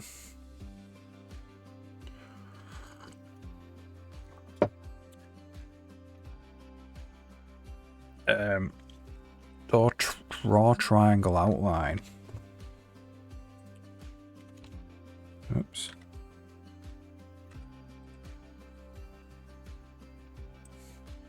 I don't know if I just have a shade. Well, it's just lines, isn't it?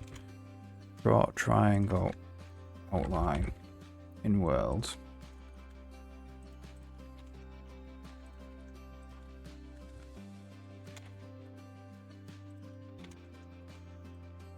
So draw line in world. P0, P1, color Z. Draw line in world. P0, P1, P1, P2, color Z. Draw line in world. P2, P0, color Z. And just return the first of these.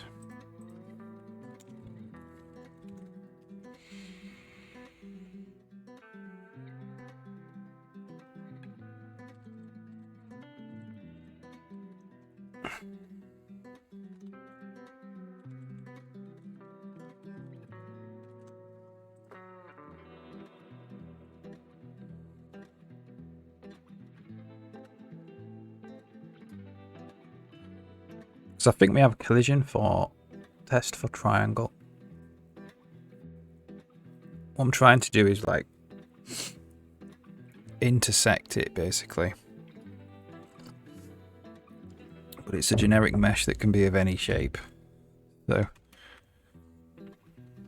we have to test each triangle.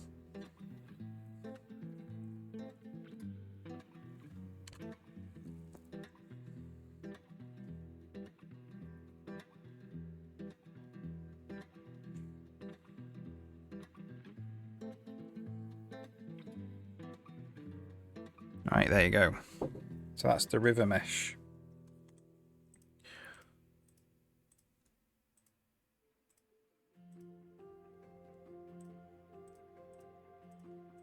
That's not great with the fact that it does move in the... You can see there it's making the mesh more and more dense as well. Kill the frame rate really.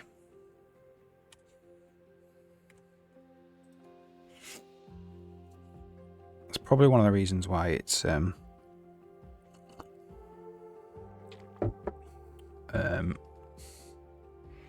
moving as well. Is that we're like changing the number of points that we're generating in between each control point.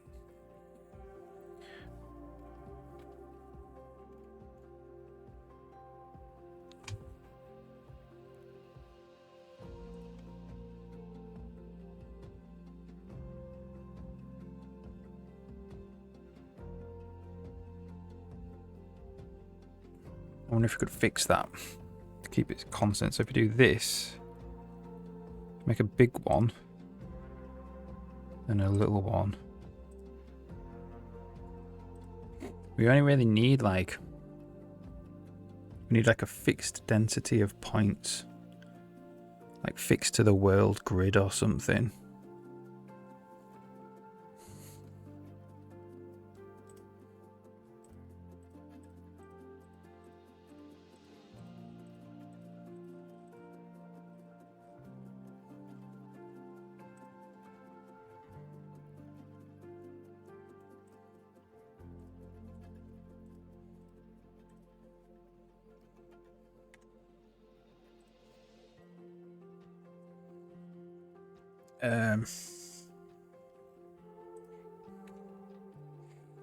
So it's in refresh.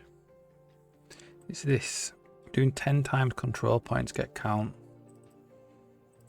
It's this 10 that needs to vary.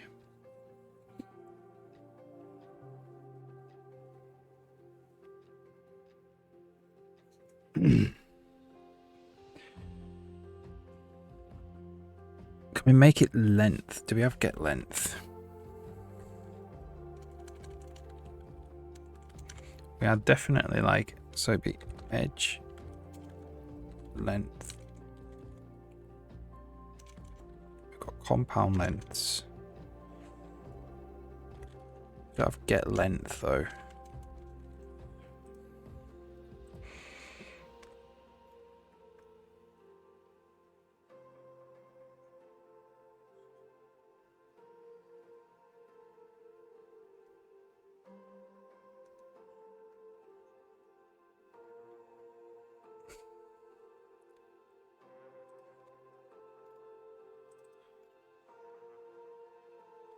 So the length is just the last.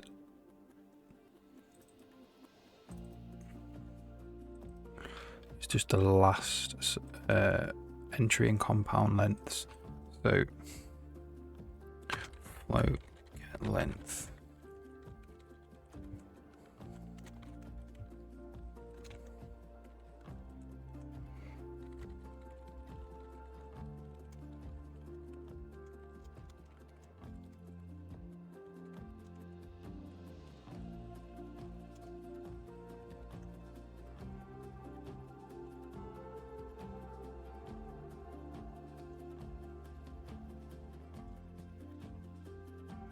So here,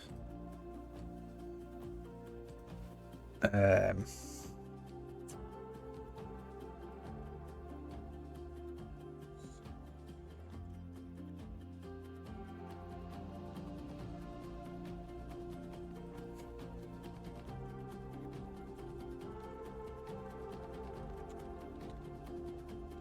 length.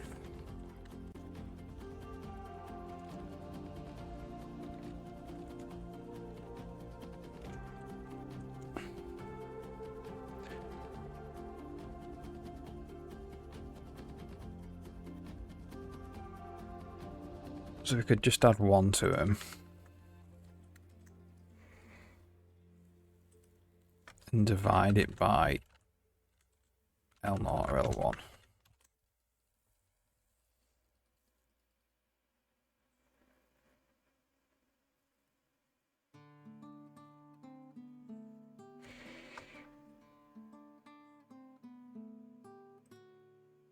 Okay, so this makes it.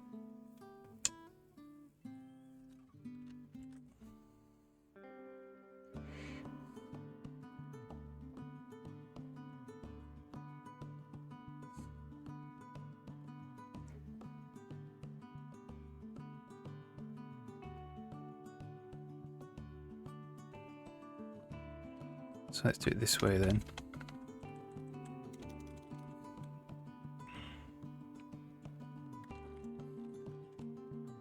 Yeah, let's do this.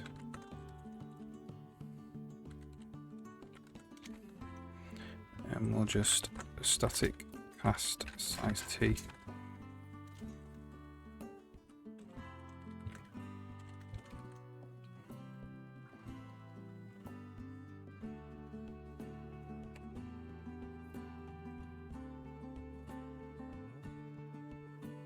I'm not sure if that's actually what we want. It really needs to be.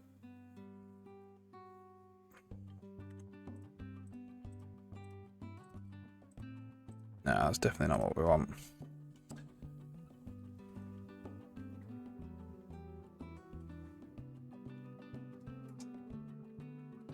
Maybe it's just multiplied.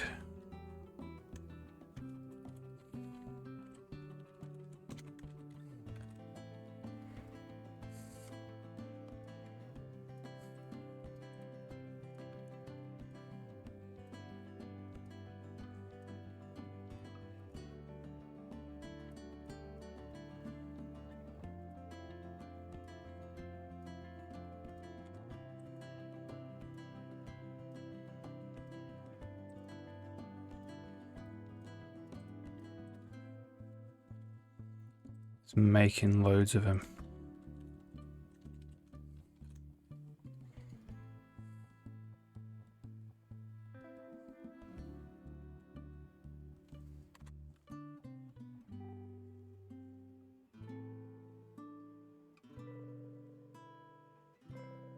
Maybe it's just the length, you know.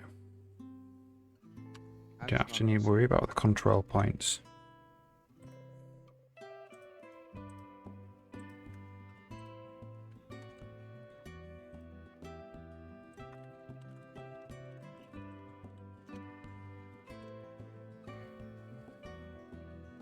So it's like 1 point per world unit. We might need more than that.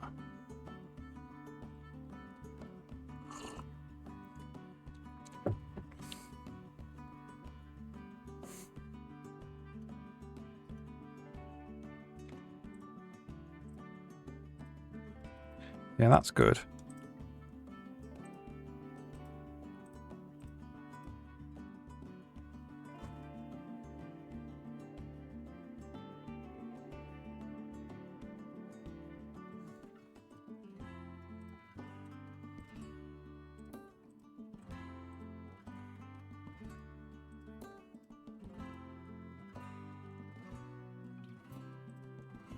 So it's not a really massive mesh.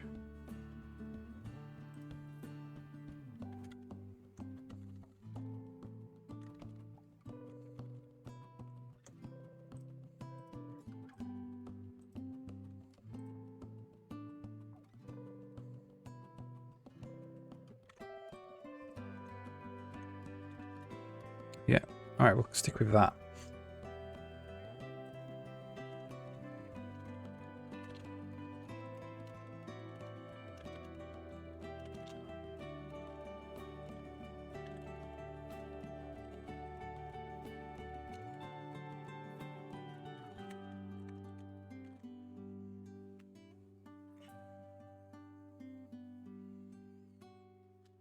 Right, so now we actually have something we can intersect. We can intersect all those triangles. So the game board editor, we want an intersect content for, we'll do it above collider. So we want intersect content.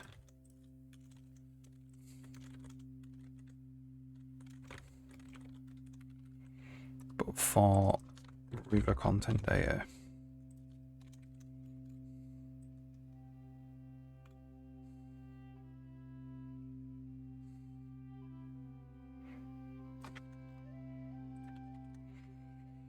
So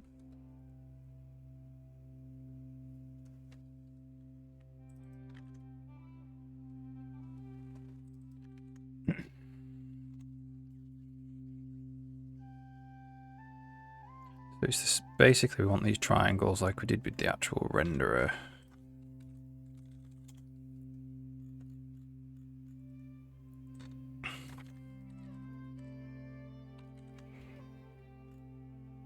We don't want to draw. What we want to do is we want to actually, so test P is mouse P minus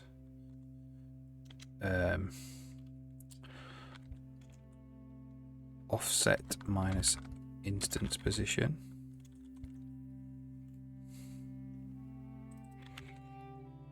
And then we can get rid of those positions. Do that. And then this is actually geometry intersect triangle point with triangle. And the point is test P. And then ABC.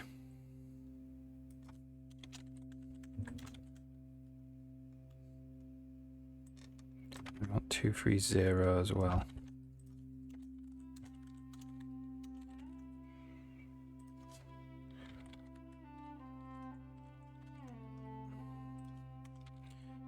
If I0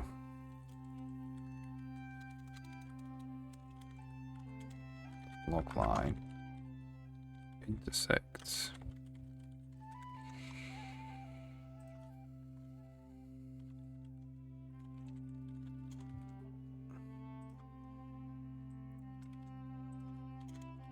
I1, so we'll just say actually intersects I0 intersect I1. This actually needs to return something.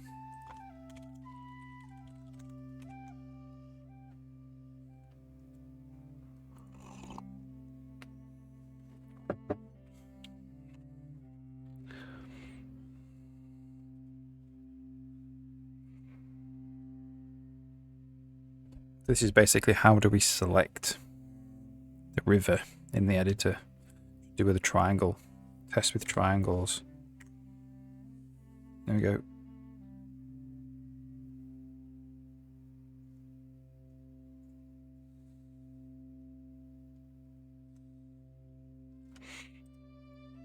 So if we intersect right now, we'll just draw it.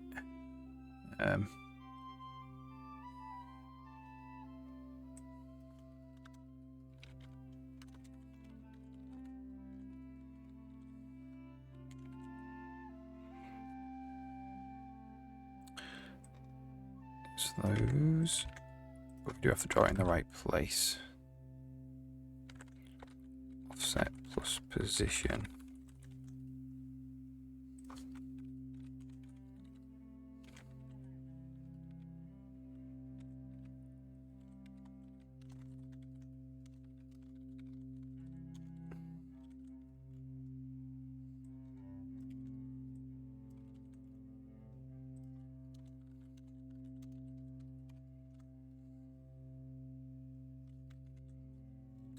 Don't have position, instance position.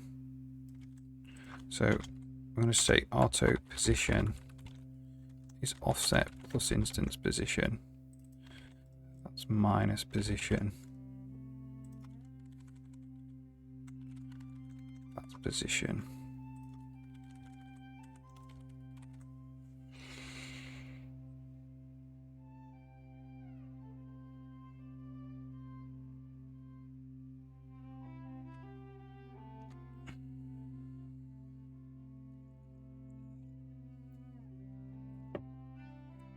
The only way I think I can solve that, there we go.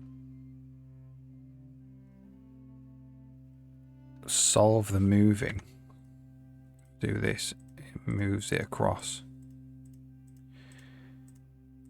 Is if we have lots of different splines.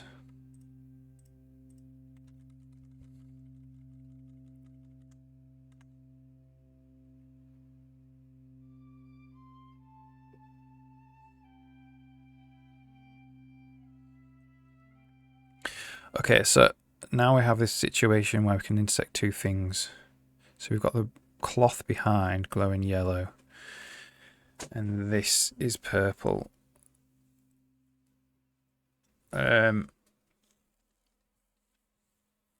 Yeah, so we need an area really. Well,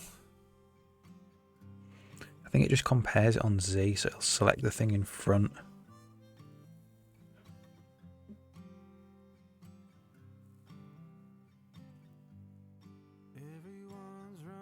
Thing is, the river's a river, so it has multiple levels of Z. Like this point is further back in the scene than this point.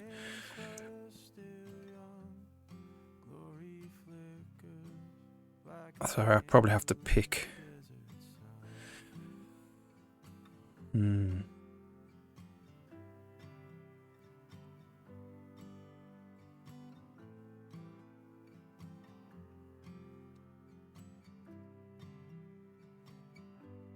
I suppose each vertex needs its own Z, really. So the Z would be like lerped between there and there.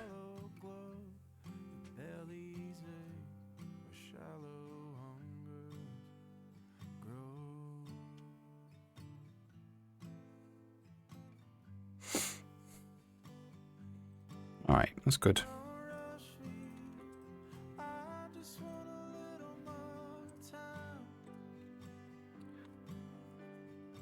So the actual river vertex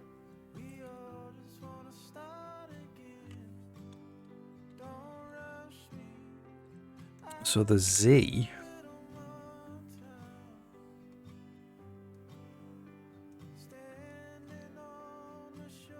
is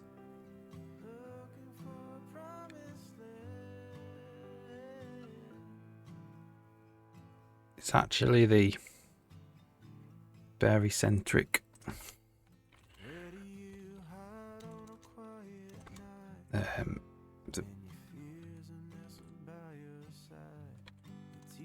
the geometry calculate barycentric weights. It's the barycentric weights, isn't it? Which will give us the Z value of those.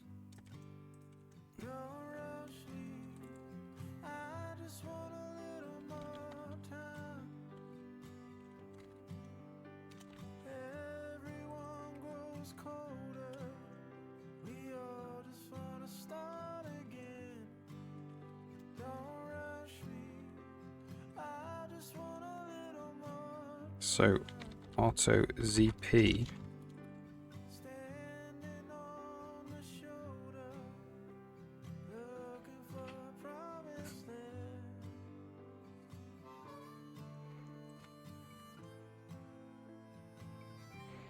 this is okay, so there's no position. Whoops.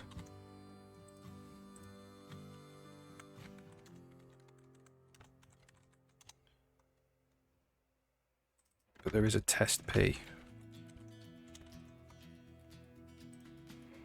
So the position is actually position plus and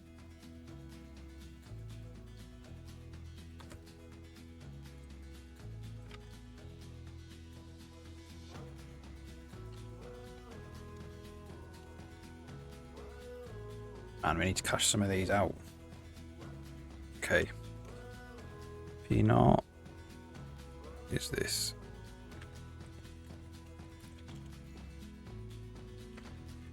P1 is this. P2 is that.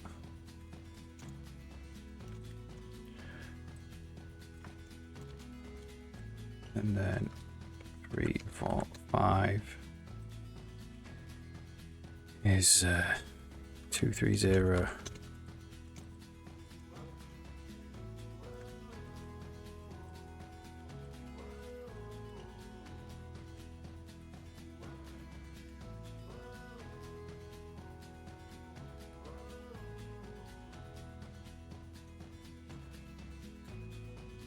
Whoops.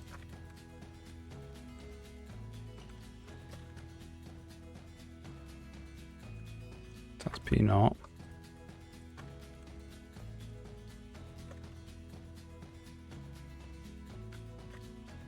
P1.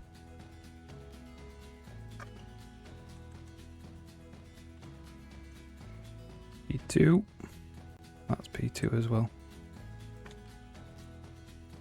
Whoops.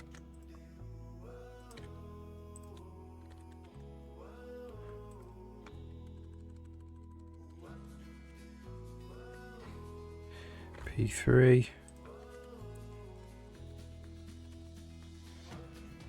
P4. P5.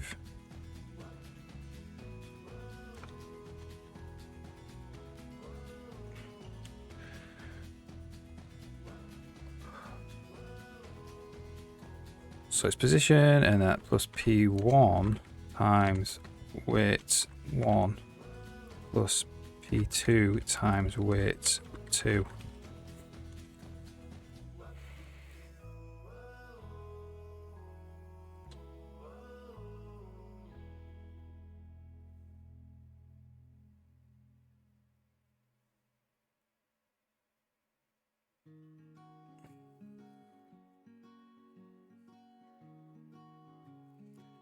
I mean, this is just going to end up being the cursor position. Probably, actually. The Z value.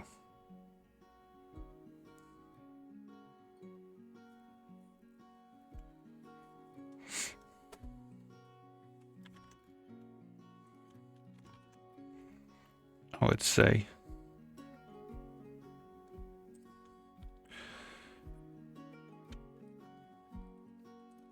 That's P3, P4, P5.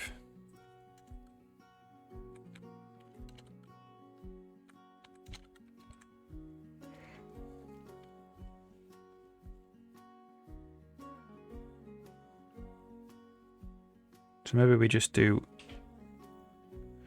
let's just see. Draw quad in world.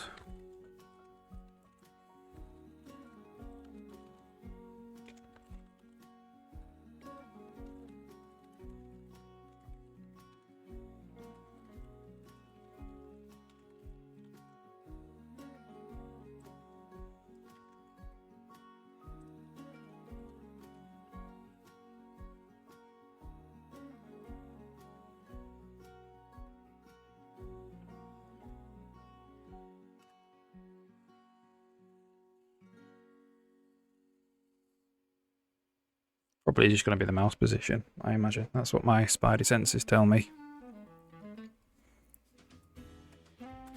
Yeah.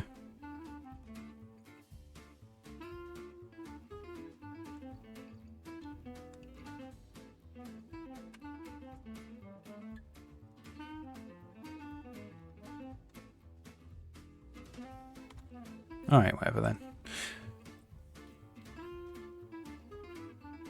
So, we don't need to do that.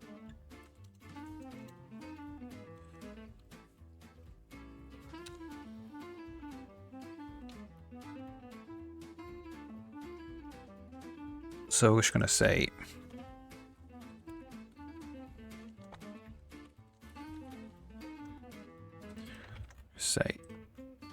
intersects is true. Break.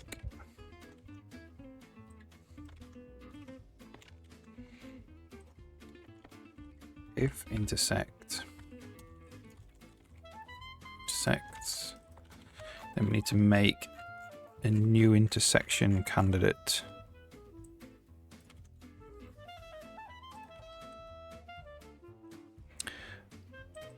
Input ID.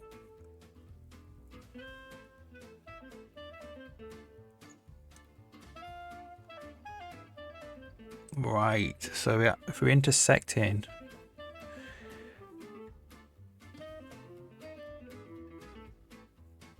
I don't know if I do.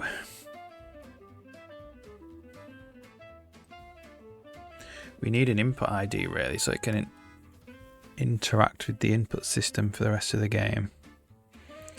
But they're based on squares.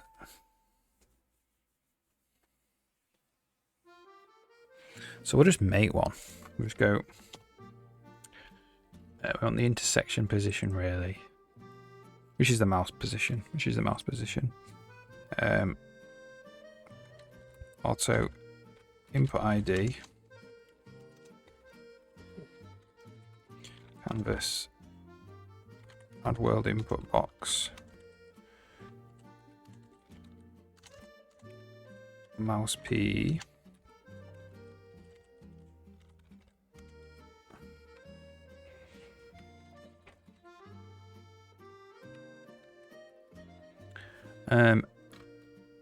instance ID for the ID.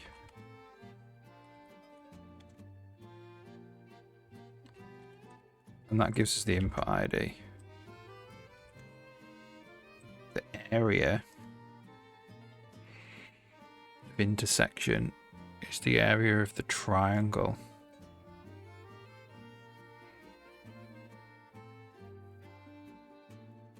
No, it's not. It's just 1 because it's just the area of the input box, I think. So that's 1. Z bias or Z or canvas get Z.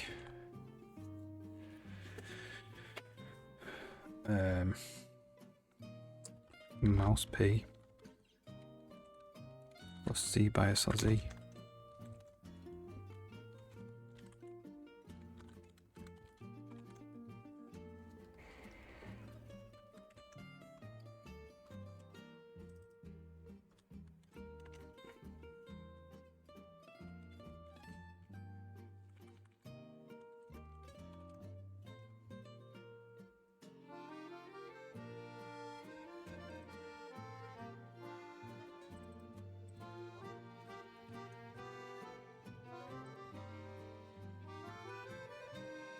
Okay, so what do we want to do if we intersect the river?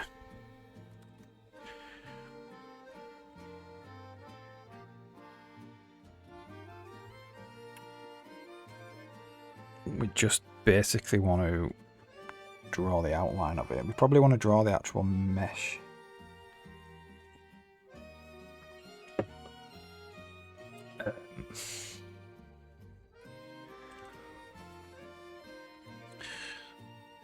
Draw intersection candidate. That's what we want. Whoops. But for river content data. So all we want to do is do this.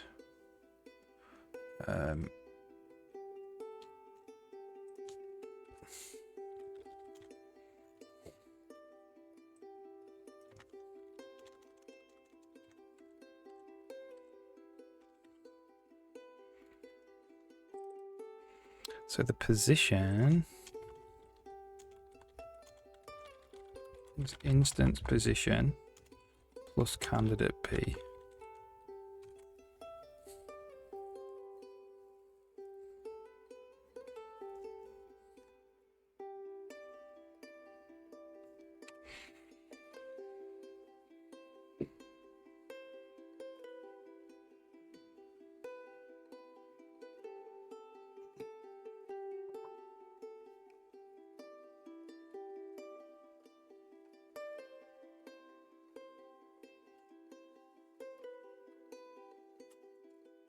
So if we intersect it, we draw the mesh.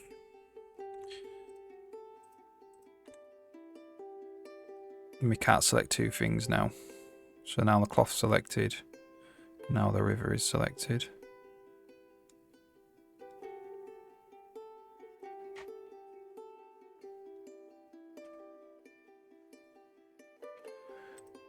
And if we click it, it should focus it. So the properties, draw brush instance properties. So we want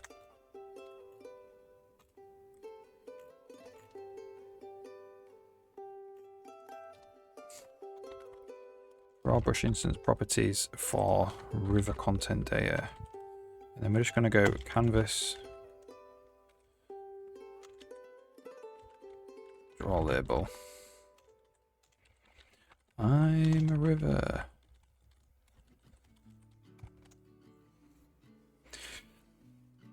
Let's see if we get that. Feet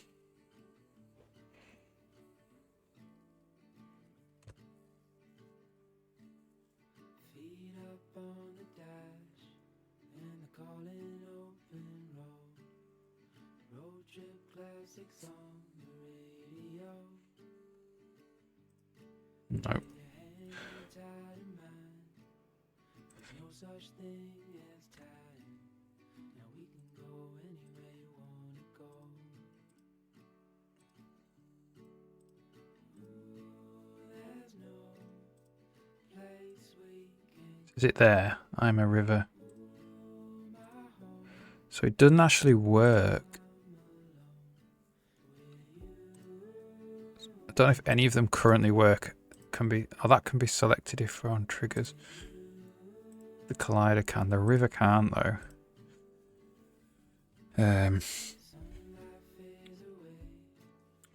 So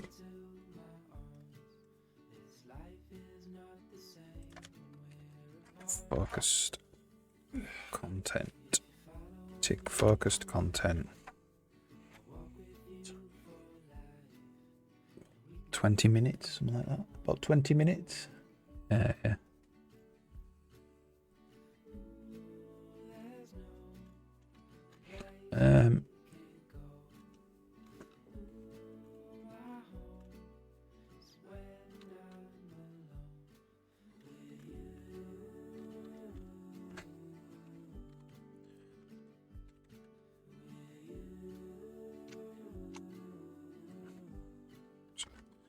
Tick.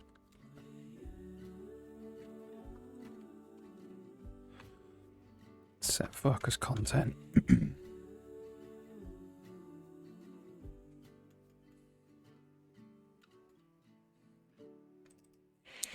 If the input ID is just focused,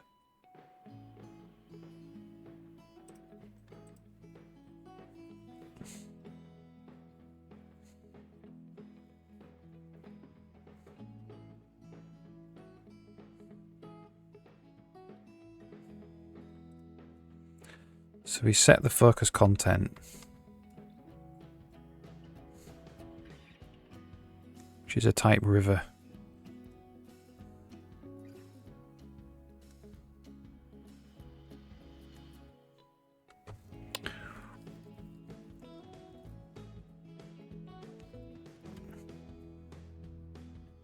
So if we tick focus content,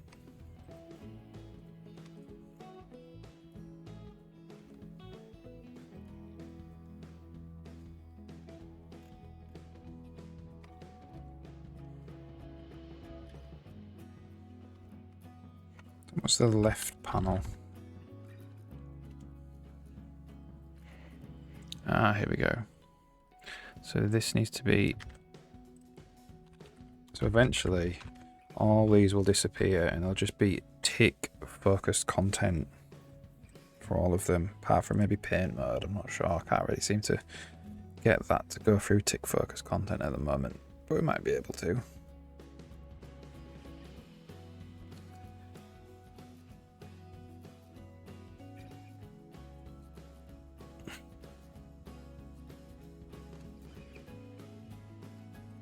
Note it, I'm a river.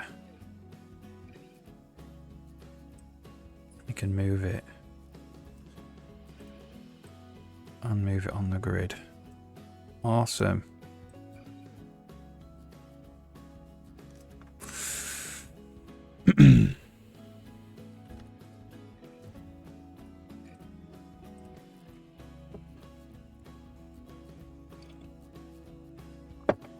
So the next bit that I have to do is, if I select it and I go to the brush mode again, I need to be able to extend the river.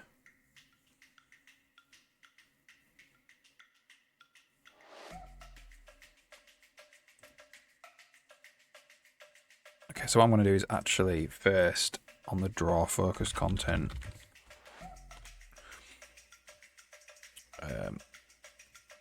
for rivers.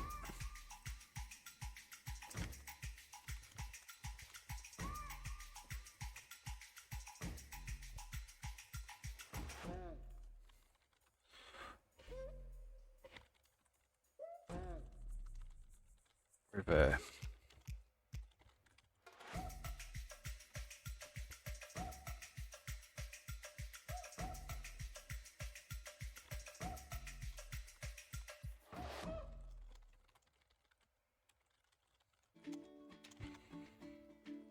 What do we want to do then?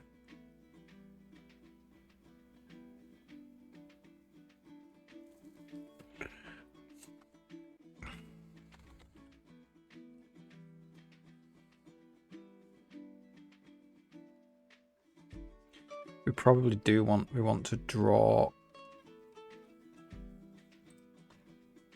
We want to do this.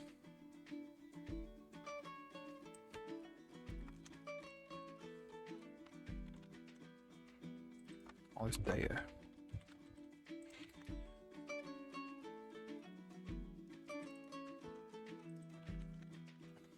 Ads running soon.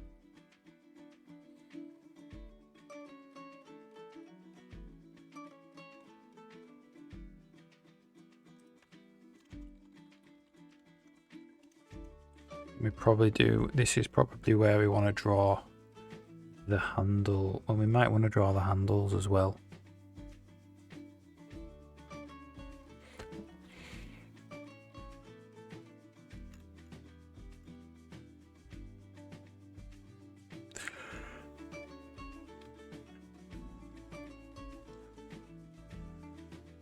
So we're doing ink for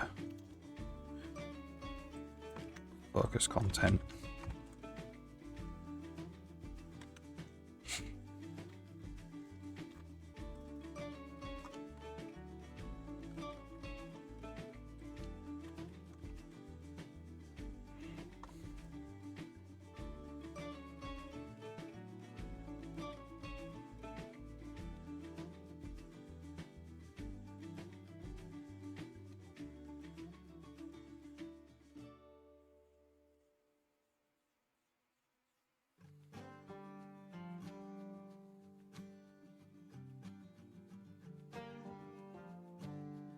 Select it now, it goes pink.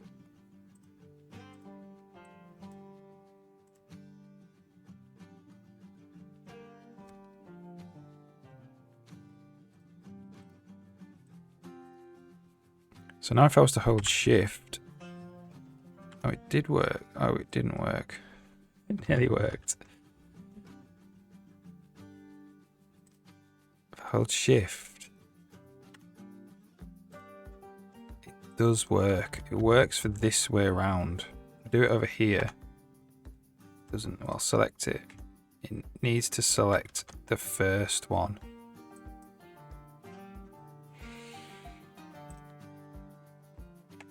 That works though. Can extend the river.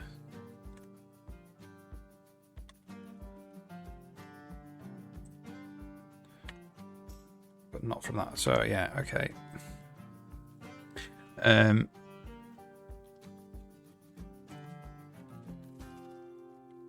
So this is, this is in preview.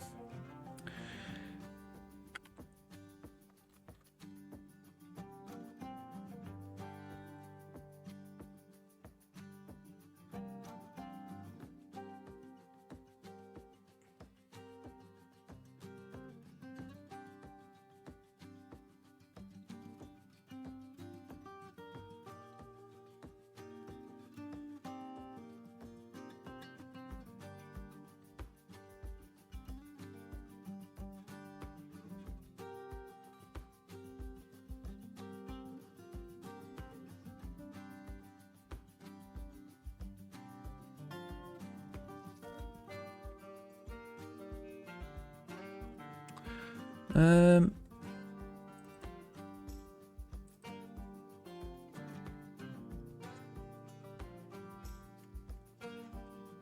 Okay, so why isn't it setting the first? This kind of should be setting the first segment. Oh, because we've got a true there, look.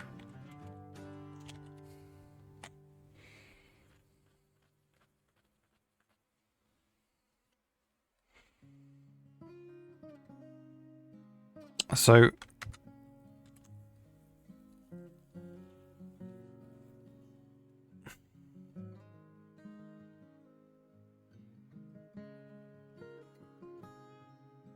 we want to pick a side, whether we're adding to the beginning or we're adding to the end.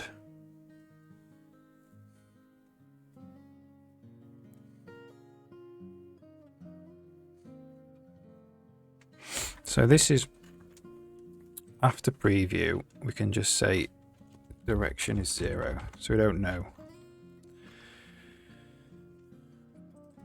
And I'm going to say if direction is 0, pick it.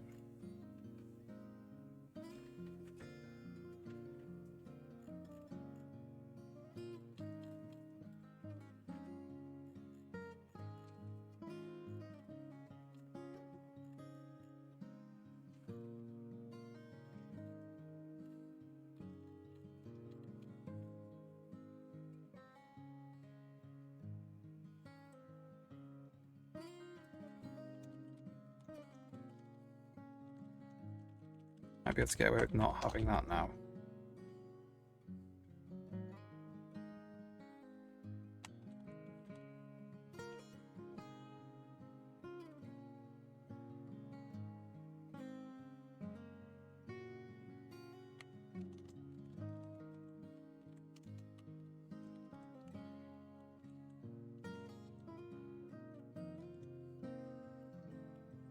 We can get away with that.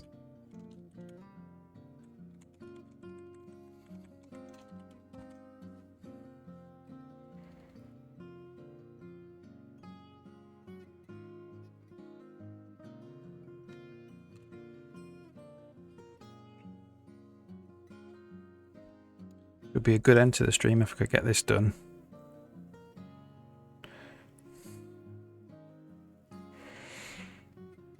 So if I select it and I press shift, we're adding to the wrong side. Select it, press shift, we're adding to the right hand side of it. If I press shift now,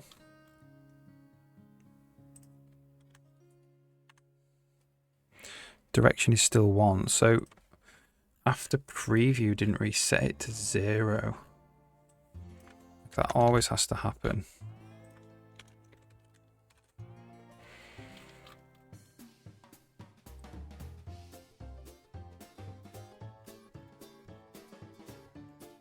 And direction has to be initialized to be 0 as well.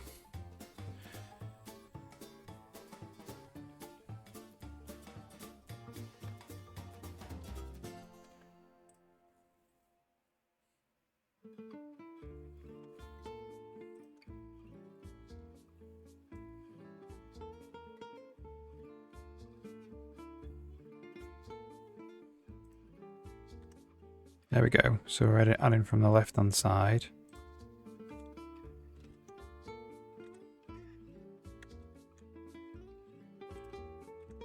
Now we're adding from the right hand side. Okay, cool.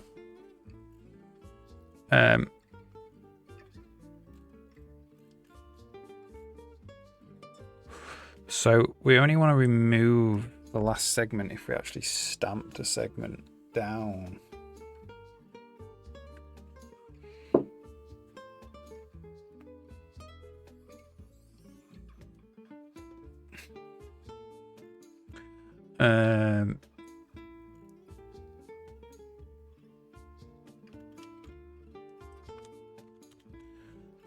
So we call refresh.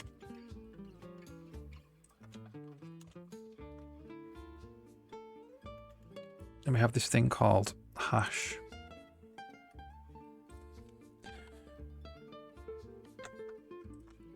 So we could have a point hash.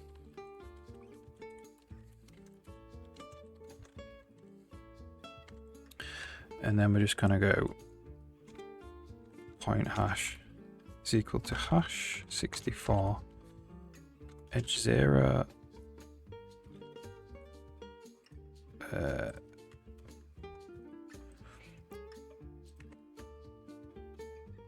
get hash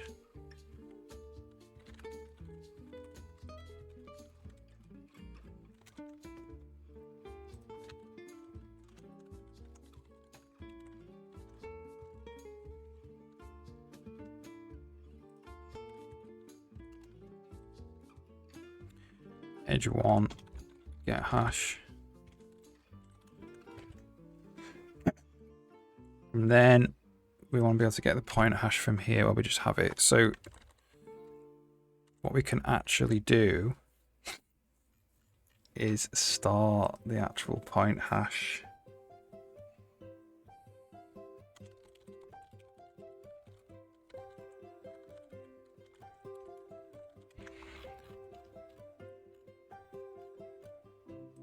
Which gets reset to 0, same as direction, after the preview.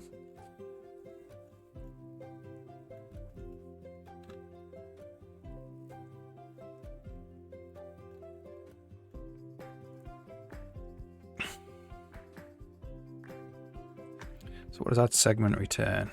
Nothing. Maybe this can actually return the point hash.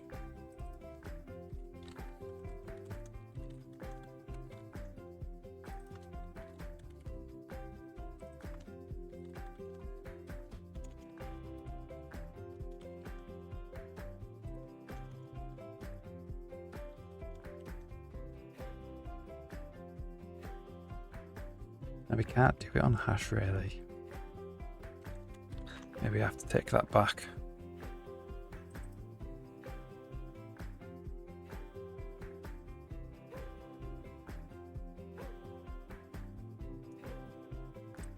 Alright, I'll take that back. I'm trying to be too clever.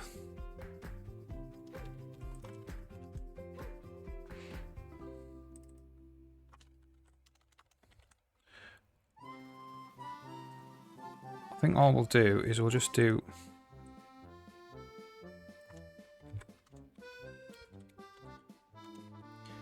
edited river.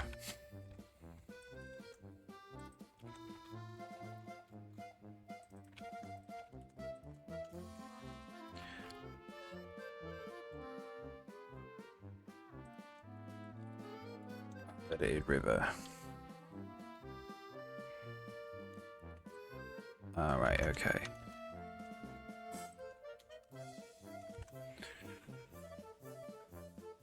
So we edit the river.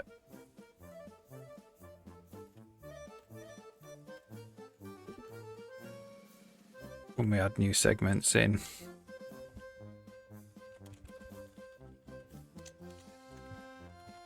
Get rid of this now because this is what we're currently doing.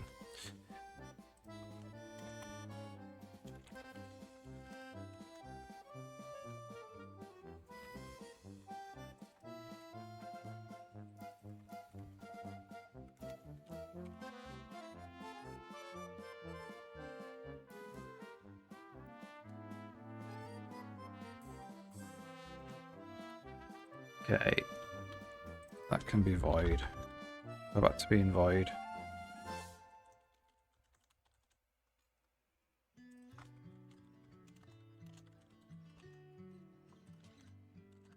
Oops. 4 minutes. I can get this to work.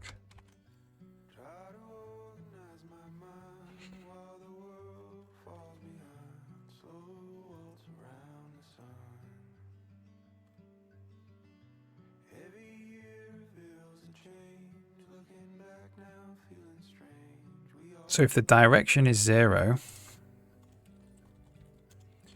is greater than or equal to 0. Well, the direction is greater than 0. Else if the direction is less than 0, We had the segment at the beginning. I believe it's valid to just do that, which is where we want to actually add the segment.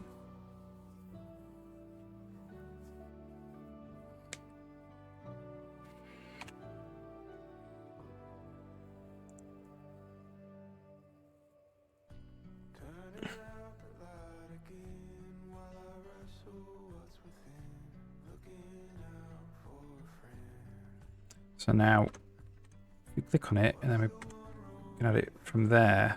We didn't add any points yet, so if I click off it, well, it does need to remove it.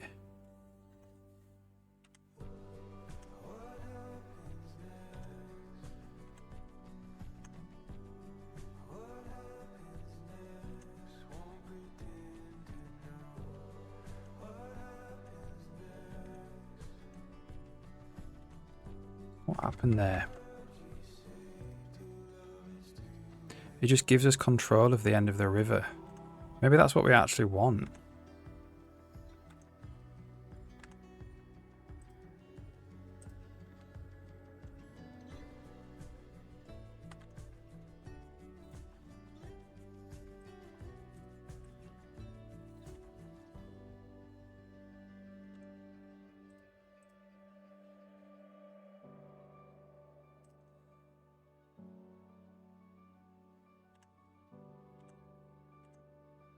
So it needs to actually have...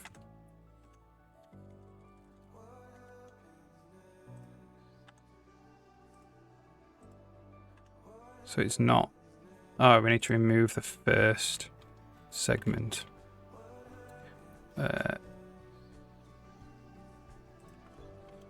If direction is greater than 0, remove the last segment. Else, if direction is less than 0, remove the first segment.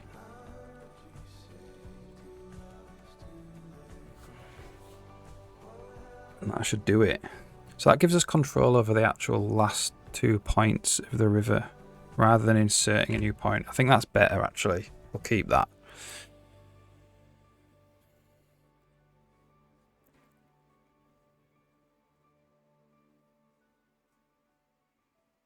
It doesn't add new points in.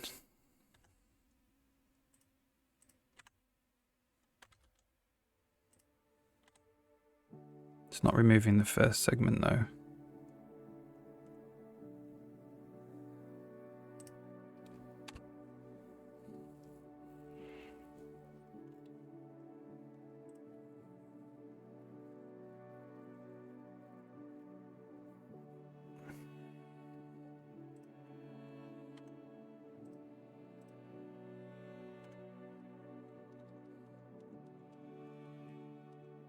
Oh, because we've reset direction.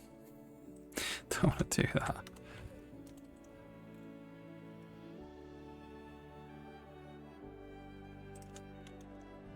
Yeah, let's do that. Well, I think maybe we already always set direction to be 0.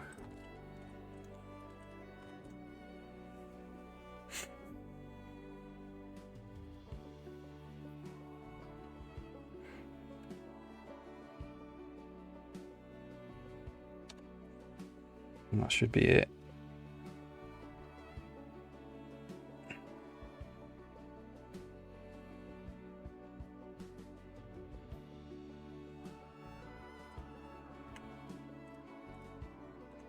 Yes. No. Just didn't remove the last segment there.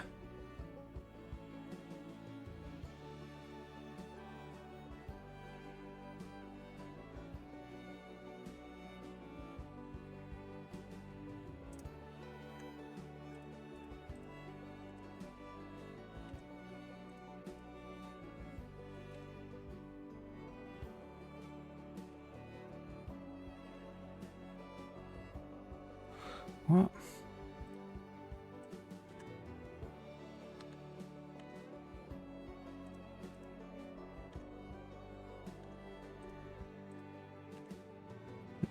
He's kind of working.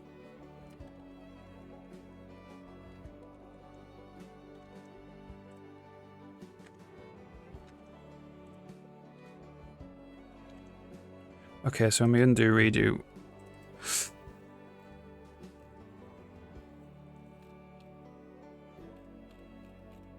Whenever we do preview,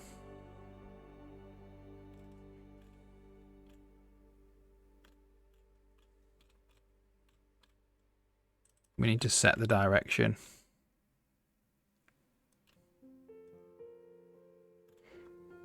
Undo redo kind of messes it up. I'm gonna have to head off. That was good. Good stream. Back tomorrow. We'll finish this river stuff off.